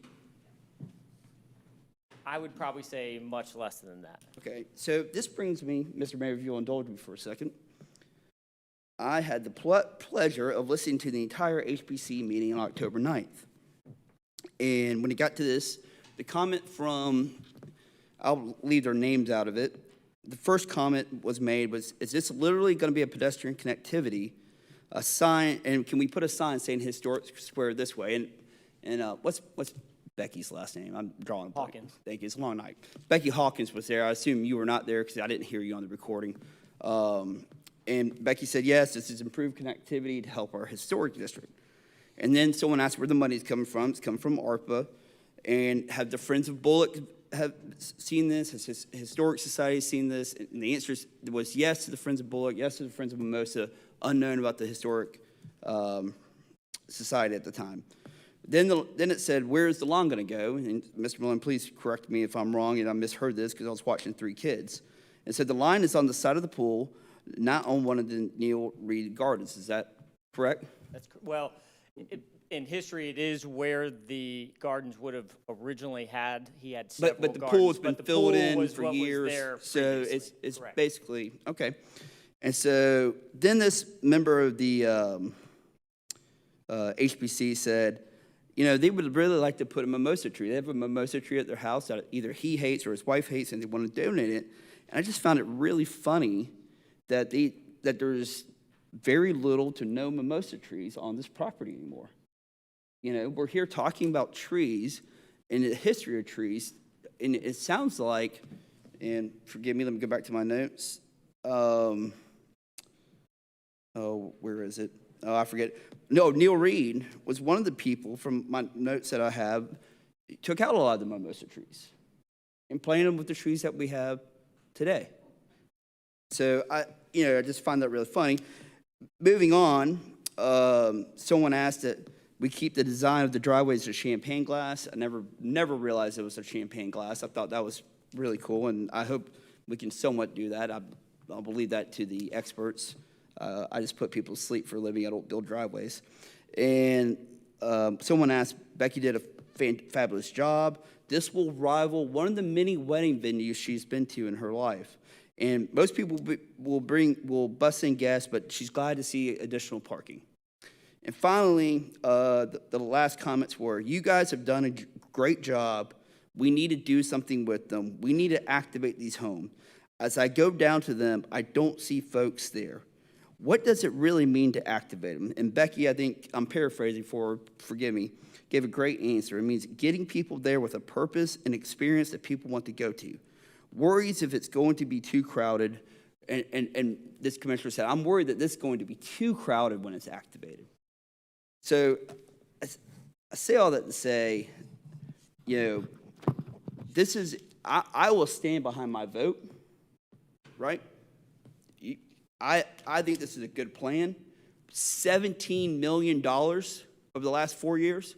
$17 million. To the 2 women that got hit in my neighborhood where we don't have sidewalks, that money could have gone to the sidewalks and could have helped change their life, right? It could go to resurfacing our roads. It could go to a lot of things.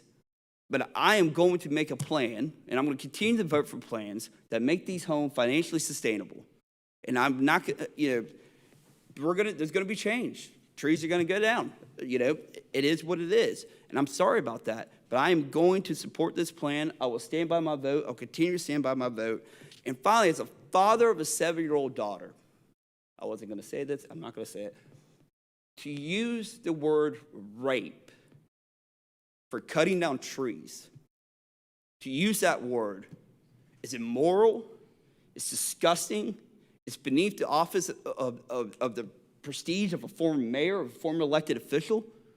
You can say a lot of things to us. I'll take all the vitriol, I'll take all the hate. I really don't care. But to use that word, it's disgusting. It's disgusting that happened tonight. And I really hope, I will say this.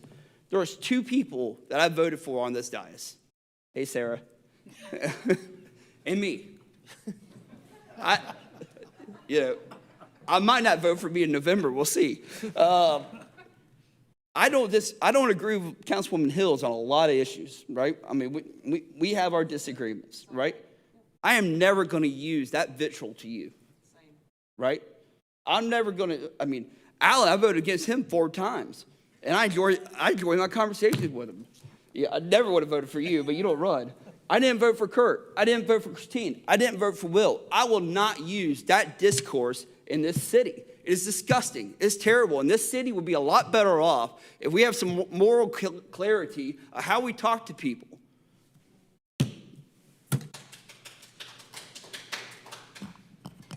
Thank you, David. Appreciate that. Sad that a lot of people who make comments don't understand. Feel free to. Oh, sorry. No, go ahead. I think it's interesting. Part of discussion is having two sides talk, and yeah, and one listening to side walks out. So who's weak? Who's weak right now? Who can't hear the other side of the story? You know, I told y'all, I don't get mad. When I get mad, I get mad. I'm mad. I know you know, forgive me. This is Hockey David coming out. My phone number is 678-571-5112. You can text me anytime you want. I'll tell you right now. We had two city council meetings, a design charrette that was 2 days of 8 hours each, HPC meeting. When we voted to buy this property, how many council meetings were there? One. It showed up on the agenda on Friday at 5 p.m., and the public got to comment on it on Monday night at 7 p.m. It was a unanimous vote. So I'm really tired of you're not transparent or anything like that. You had 2 council meetings to come up and talk to us about this. It is not my job to spoon-feed you information. It's my job to make votes and make decisions, and that's what I'm going to continue to do. And I want to make our neighborhoods safer. I want to make our police well-paid. I want to make our fire department full-time. I want to grow the economy of this city, and I'm going to do it so we don't overburden the taxpayers of this city, because you know why we want to run it as a business, and that's sarcastic for the online transcript, because this city has not invested in itself for 20, 30 years. The economic growth of this city was buying out East Roswell and not doing crap to it. The economic growth was building single-family neighborhoods and not doing crap with it, all right? And letting 40-year-old shopping centers just desecrate and degenerate, and we can't sustain a Moe's in East Roswell, and you guys want to talk to me about 30 trees. Thank you, David. It is interesting, just worth noting, it's a follow-up comment, that the reason there's been $17 million spent by this mayor and council and senior leadership team in the last 3.5 years is because we did listen to the people. The people of Roswell said that our historic properties mattered to us. Problem was, there wasn't an OpEx plan. OpEx means operational expenses. What does it cost to run those every year? They ran well in excess of $700,000, which was being funded by the general fund, i.e. you and me as taxpayers. Wasn't a plan. The other problem is that some of these historic homes were beginning to have less than 400 people showing up a year. Think about that. One person a day showing up at historic property. Yet we're asking us, our fellow taxpayers, our fellow residents, to fund those in perpetuity without a plan.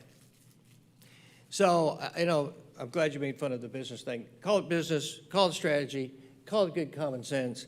I don't know what you want to call it. It's calling bringing operational knowledge and execution and being able to find ways to pay for things that we believe that the residents want. It means also having a high level of competence, which has been demonstrated again and again in this budget, and being able to maneuver money, the taxpayers' money, and to make more and more things work. I realize that most of the people who came tonight unfortunately aren't interested in a discussion or engagement. That's okay. That's part of the process. And it is interesting that as soon as some of the questions getting answered, the vast majority of people walked out. And I'm sorry for that, but that's okay. The vast majority of residents do care, and they do care, and I think they are evocative of David Johnson's perspective. They don't want us to fight. They do want us to disagree. They do want us to believe what we believe and fight for what we believe and be able to work it out together. We are all in this together. This is a small community of 100,000 people. It's a great community. But it's not so great when you're unwilling to listen to somebody else. It's not so great when you're willing to denigrate, make false accusations, and not back them up. That's not so great. That doesn't make us better. And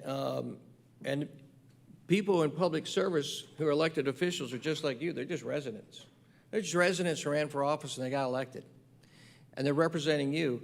And it is a representative government. And from an operational perspective, there's a tremendous trust level between the elected officials and the senior leadership, down to the middle leadership, down to the lower leadership. One of the faults that I would say to you as a resident that the city got into was that too much of elected leadership was meddling in operational activity and creating one-off situations where they were being heavy-handed and directing outcomes of what operational activity was doing, often against its own policy.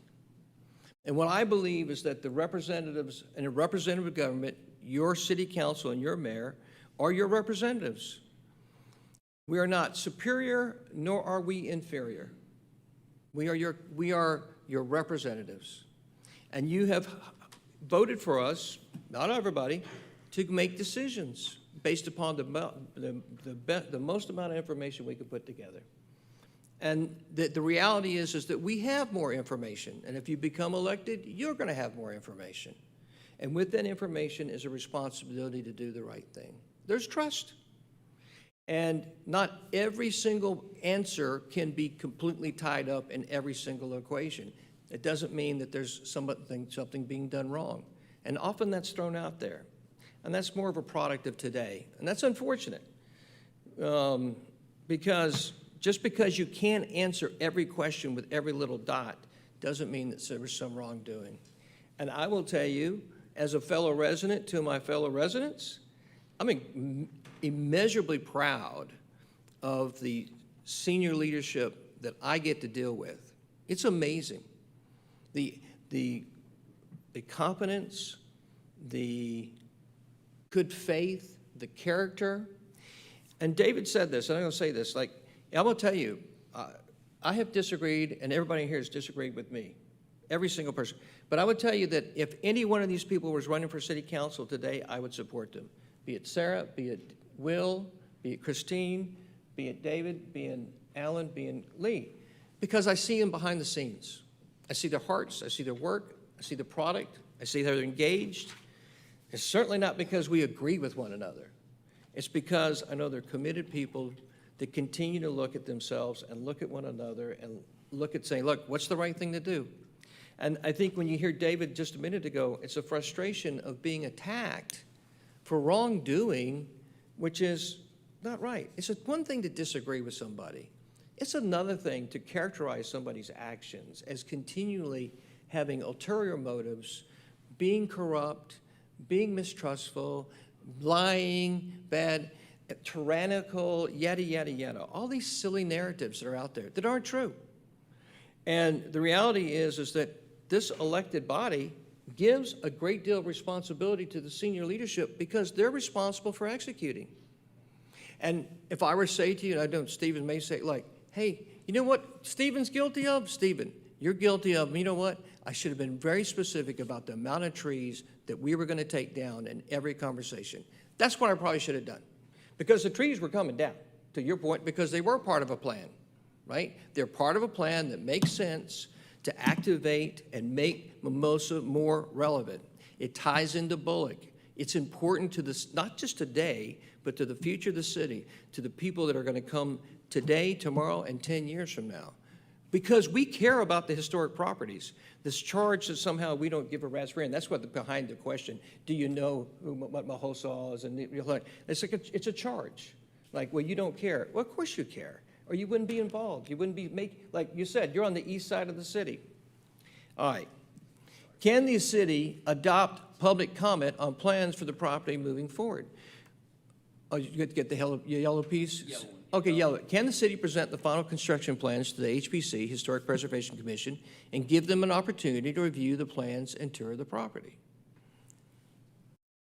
Now, I will say, I do like this ideal. I don't know if that's true today, but touring properties is always a good idea.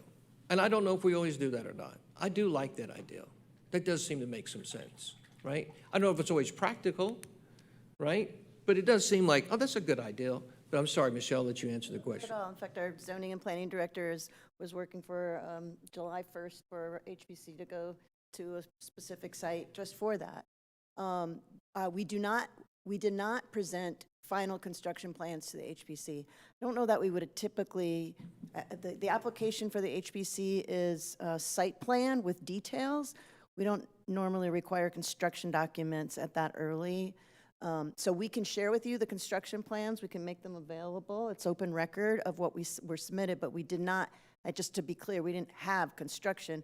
We just have, we do It's have our the job- detailed site plans. Yeah, and it's our job to make sure that the respective boards and commissions have clarity and understand what's being presented, right? And so that they can make comments, right, and say, I like this, I don't like this, can you change this? That's part of the review process, and it's our responsibility to make sure that's very clear to them. There's not any, we're not trying to pull the wool over somebody's eye. You're exactly correct, sir. The whole point in engaging HPC at that stage is to get that comment so that we have an opportunity to make adjustments into a final construction document. And if there's anybody that feels like they're on the HPC that feels like that doesn't happen, I obviously, you want to know, I want to know that, right? That hey, when you're not shooting straight with me, because they're an important part of this process, obviously. They have a massive responsibility. Can the city accept public comments on plans for the property moving forward?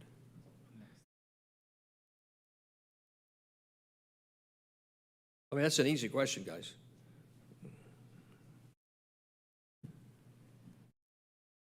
Yeah. Can the city accept?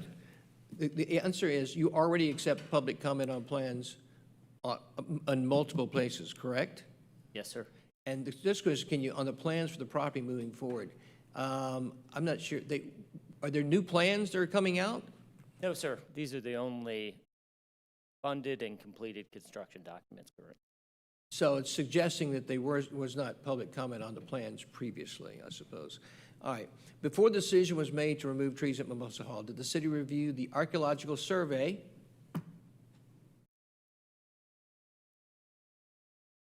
So I love this question.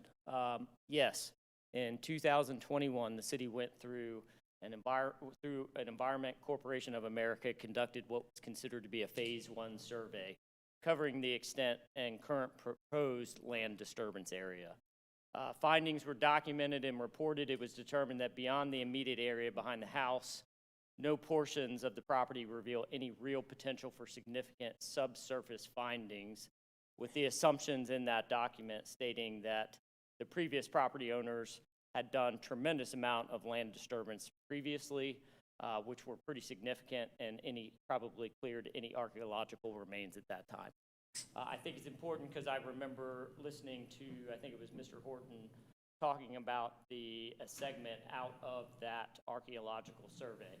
And I think for context, it's important to read the sentence right after what he quoted, which is, due to numerous generations of avid gardeners and landscapers, the grounds at Mimosa Hall have undergone several developments that have entirely altered what came before. Neil Reed and Gus Olson substantially altered the grounds to the north and the northwest of Mimosa Hall. That is straight from the archaeological survey that's one paragraph below where Mr. Horton was commenting. So that's how you would obviously answer the second question as well, correct? Yes, sir. Yep. How did the city satisfy the following of the Secretary of Interior standards for treatment of historical properties? And there's several questions there.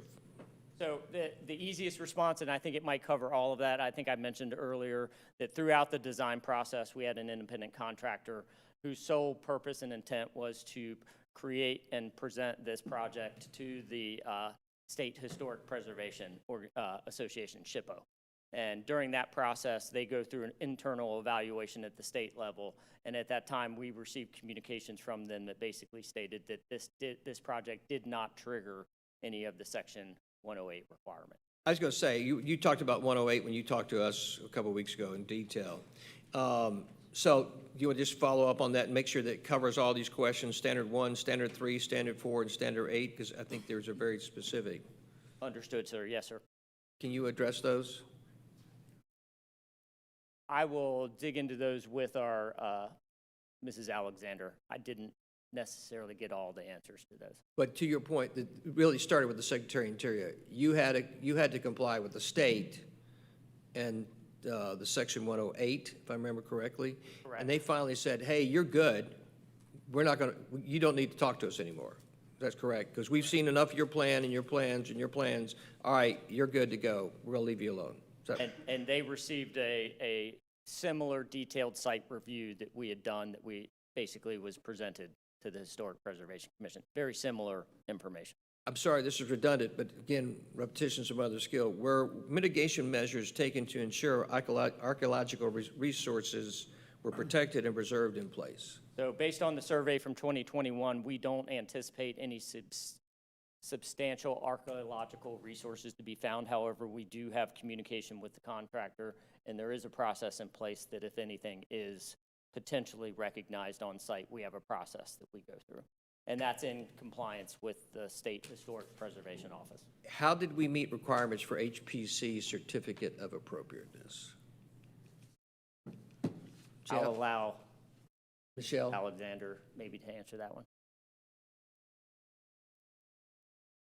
Mentioned we treated this project as we typically treat any of the projects coming through us, and for all of the city projects, we do not issue certificates of appropriateness for any city project. Went through the HPC process, brought to them, but it was not through having a stamped certificate.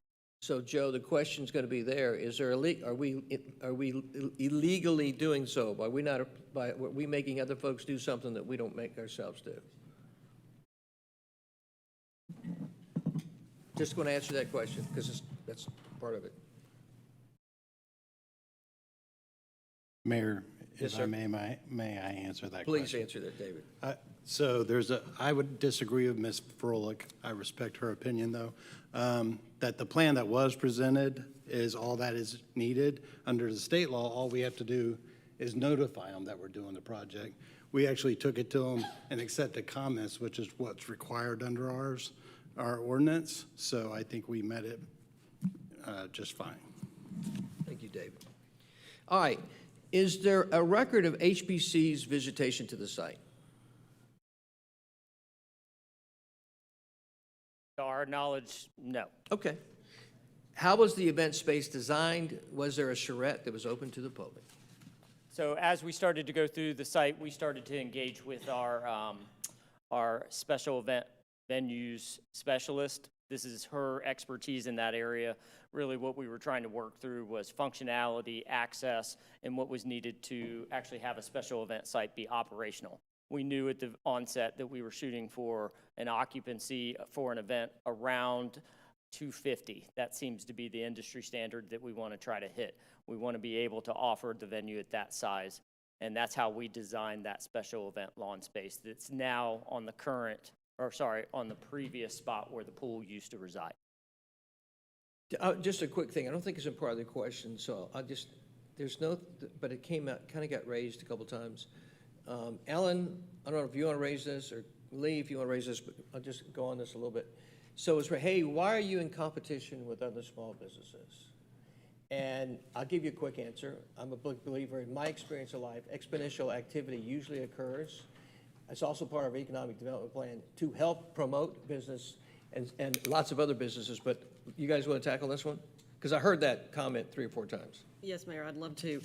Having an over 20-year career in special event planning, catering, selling of events, hosting events, doing site review events.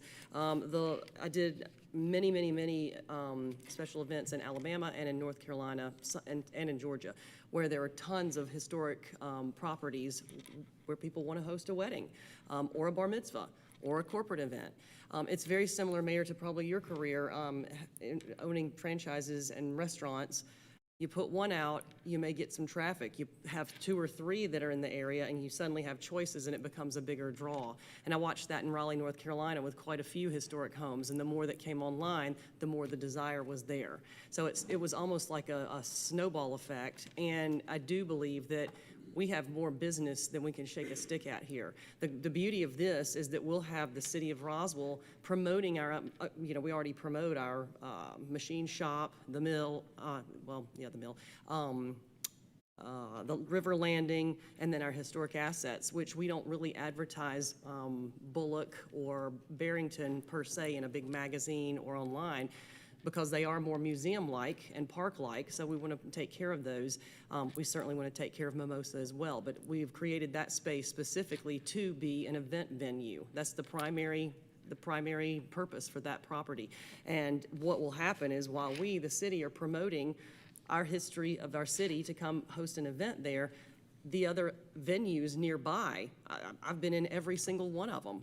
I mean, I was competing with them as an off-premise caterer and referring them, Naylor Hall and Primrose and Kimball Hall. And I mean, I've known them all for 25, 27 years. So it will continue to bring more people their awareness. If they're looking for a wedding venue or an event venue, they'll be more aware of the ones that are here. So, and they're all advertised together. So we'll be advertising the same places they are, and they'll be advertising the same places we are. Once you get a bee in your bonnet to looking for a certain or a specific look or feel for a venue, you'll start to see that we have a whole variety here in the city of Roswell, one of which will be owned by the city, and it'll in turn bring revenue in. So I'm a huge believer in that, and I think every single venue in the city will benefit from that. Even if it's a restaurant, they will still benefit from that. You've got rehearsal dinners, you've got smaller events, larger. One other thing I will add, last year a city council member from one of our sister cities contacted me and said, hey, my kid's getting married in 26, and I'm looking for something for about 200, 250 people. And he was looking for a historic asset, and we couldn't fill the bill. Thank goodness he stayed in Roswell, and we'll be having that at the Computer Museum. But that was, and no discount, delighted to have them, but they were looking for something much more historic and unique in the beginning. So we will have that pretty soon, and I think we'll fill it up. Most of our historic homes here cannot handle that size, not in the fashion that we're going to do. Thank you. Thanks, Lee. And just to add, ma'am, we are in constant contact with all the other special event venues and networking, and I would share that sentiment that I think everyone is excited to be able to help each other. One follow-up, we are cross-pollinating. Our event team has been hard at work preparing. You may know the interior upstairs is all outfitted and done beautifully to host anybody that's going to host an event there. If you need a wedding suite, if you need business meeting space, and then do some entertaining on the ground floor or out in the tented ballroom area that's to come. All of those things were done in preparation. People accused me of that being premature, but if you can't see it when you're looking for it, you're probably not going to be interested in it. So that was done with money that was available at the time, and we took advantage of that, and that's been filmed, videoed, and is able to be used in a meaningful way to advertise. And for anyone listening, you can get a discount right now if you pre-book before the site is ready. So we're actively receiving deposits. So jump in there while you can. How was the event space designed, and was there a charrette that was open to the public? Did we? Sorry. What are the future plans for the historic gardens? Thanks, guys. I think if that question is in reference to the historic gardens that sit to the north, the back of the property, those remain. Yes, sir. Outside of the pool garden, was any gardens have any been touched during this process, or any been destroyed, or? No, sir. So what, I think there was 15 historical gardens?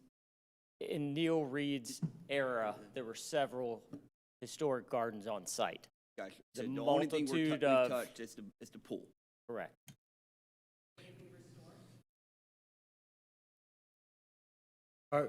I'm sorry, I did heard a question on the floor. I'll go ahead and put it out there. Something about, are they going to be restored? So we're talking about gardens to be restored. We have gardens there now, correct? Yes, sir. And I think the point of this question, right, was, hey, you took out some historic gardens, right? Technically, no. Okay, so let's get clear on that, because that's really kind of what's behind the question.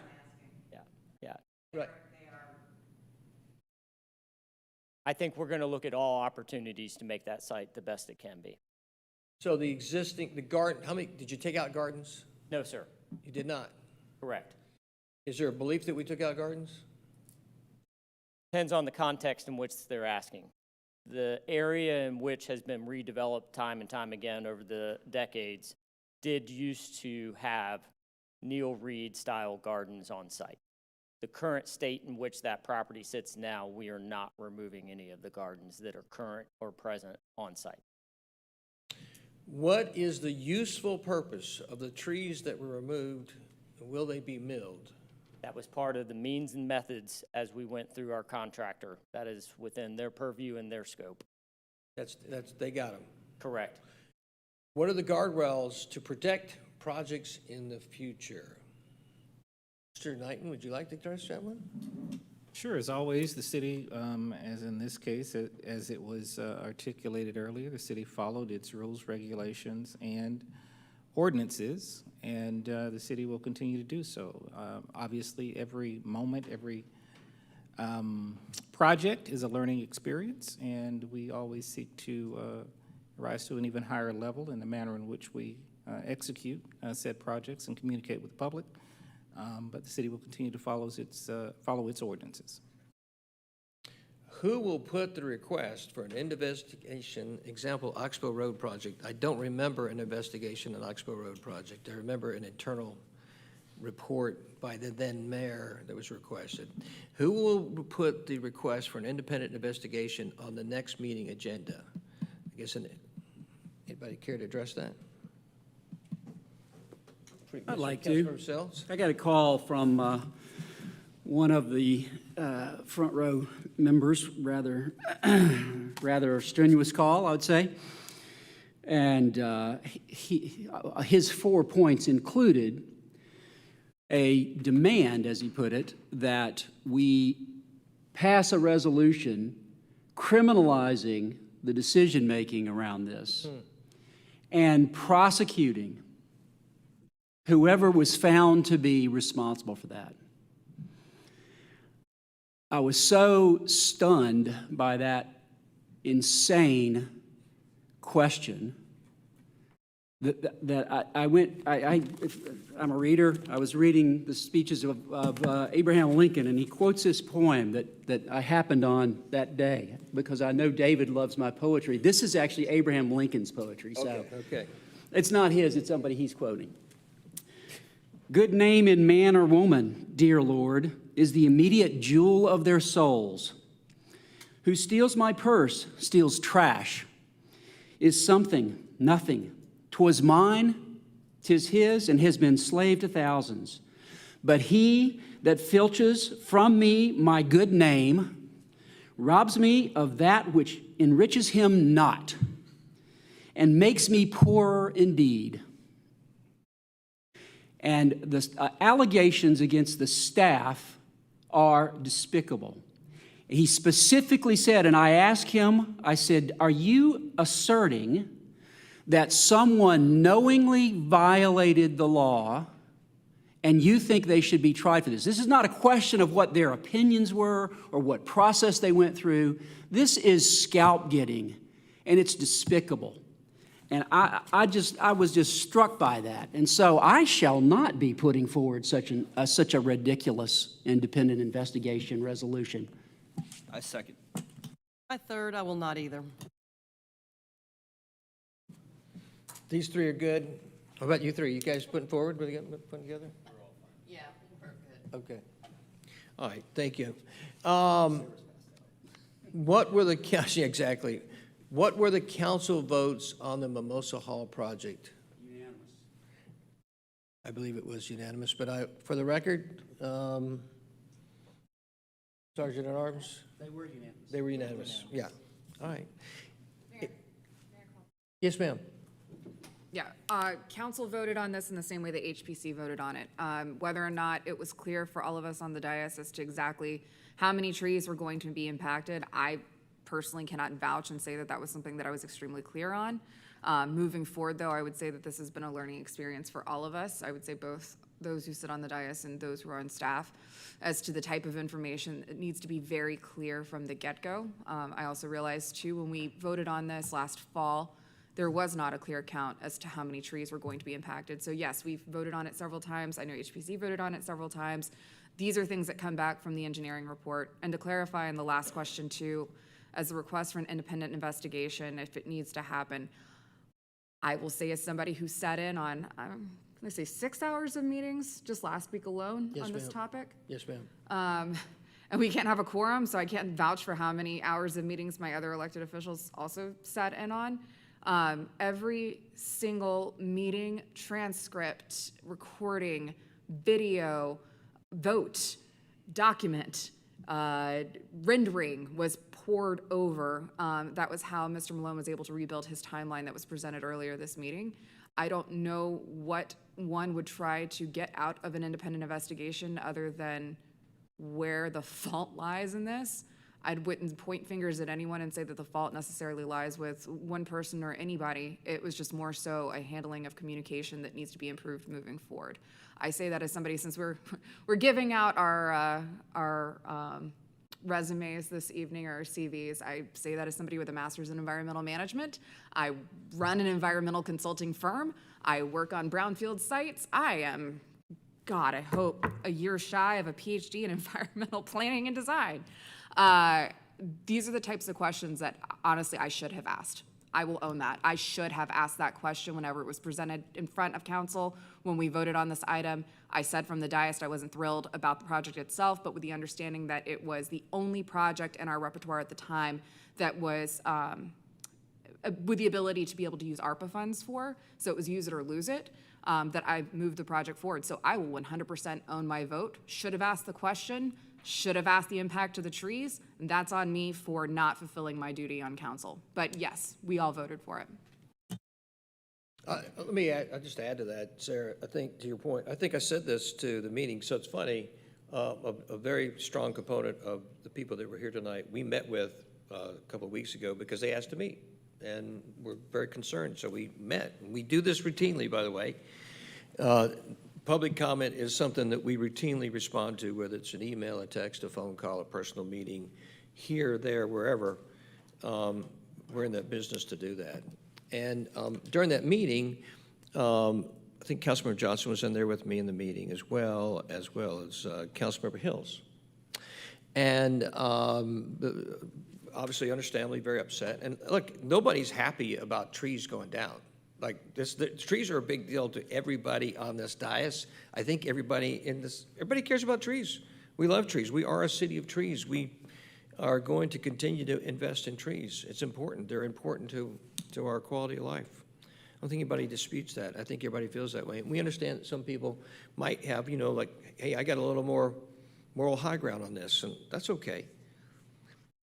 But the truth of the matter was, I think kind of like Sarah's point, whether or not you should ask more questions or not, that's always a fair question. I'm more of a policy guy. Let's get the big pieces in line, and then I'm kind of trusting, the senior leadership team to execute. And yes, in a perfect world, I do wish that it had been very clear that would have said to the council and to the senior leadership team, hey, we'll let you know, there's going to be 31 specimens going down and 20 junk trees, right?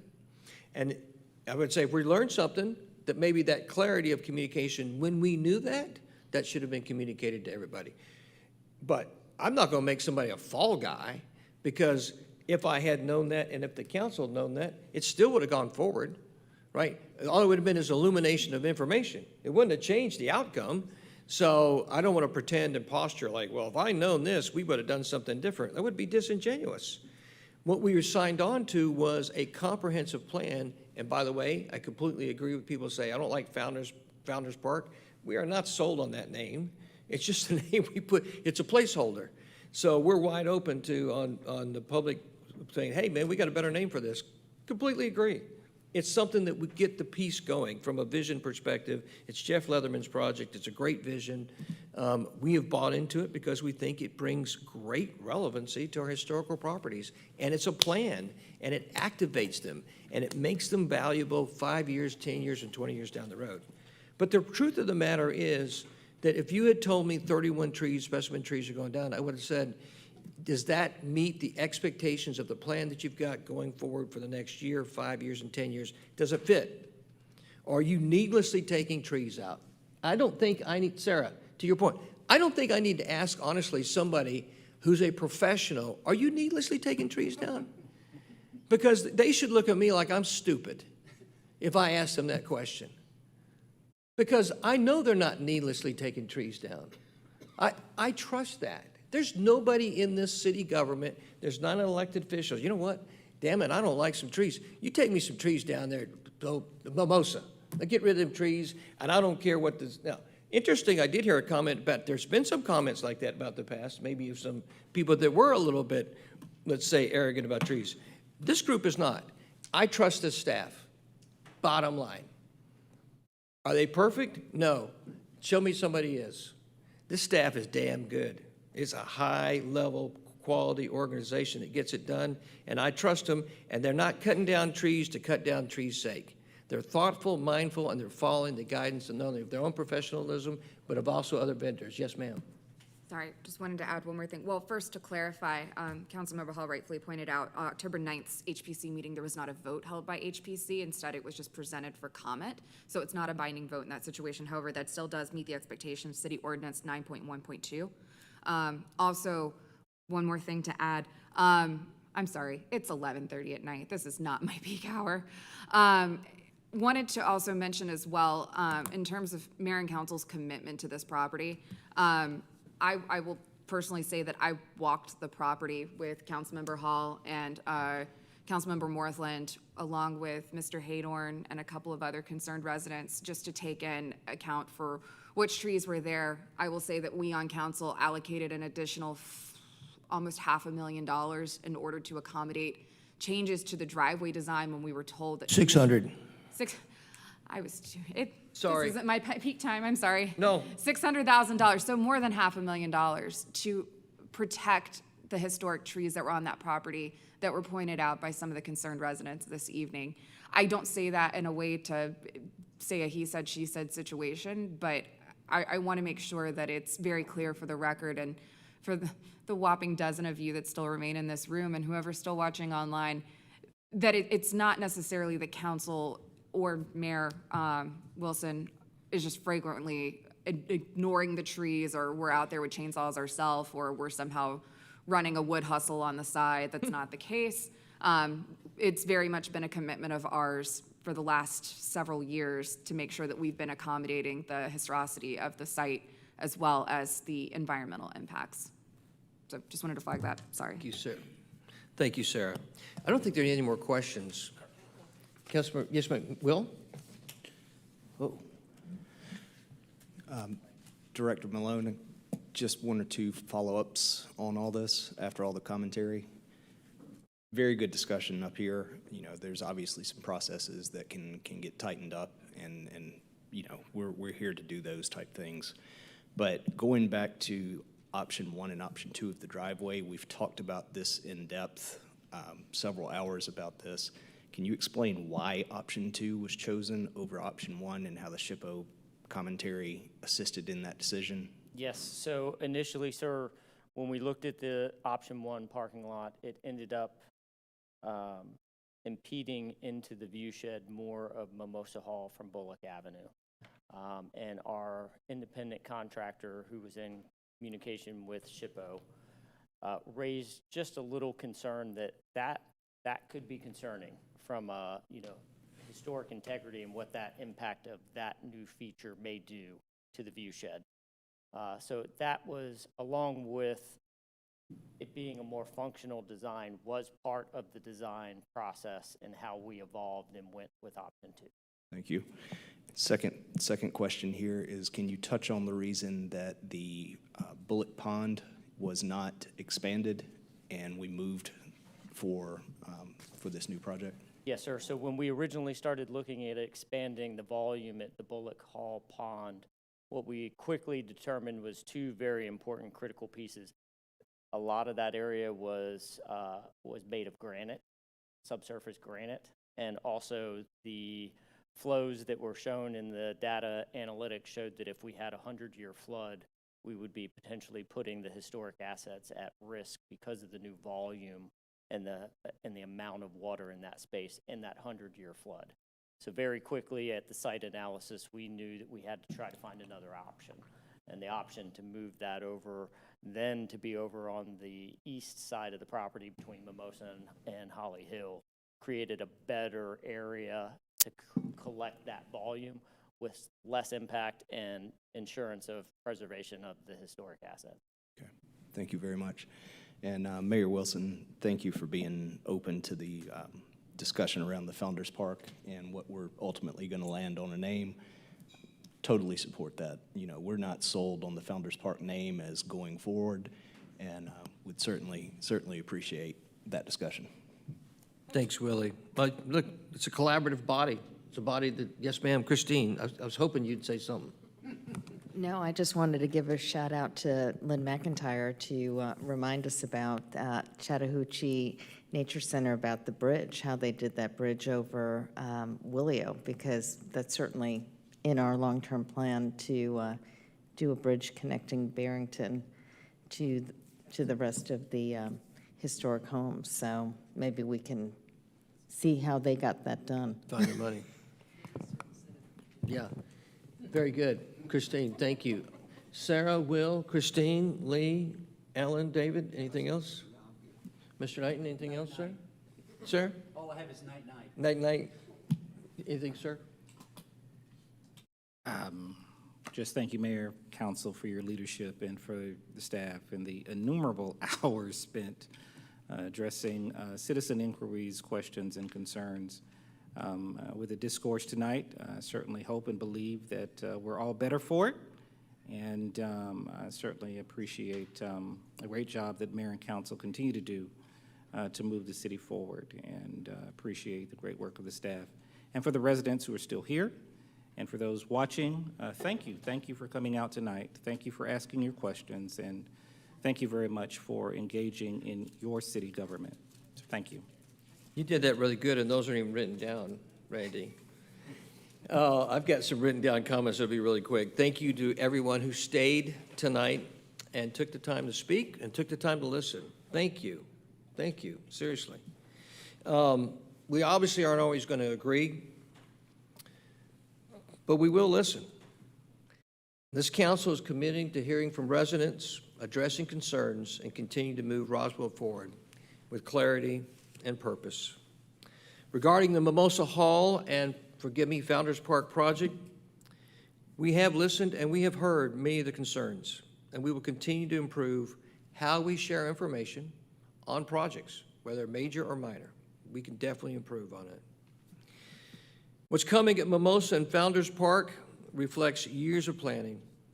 It will be a beautiful, connected, and historically respected space that serves residents today and for generations to come. I do truly believe that.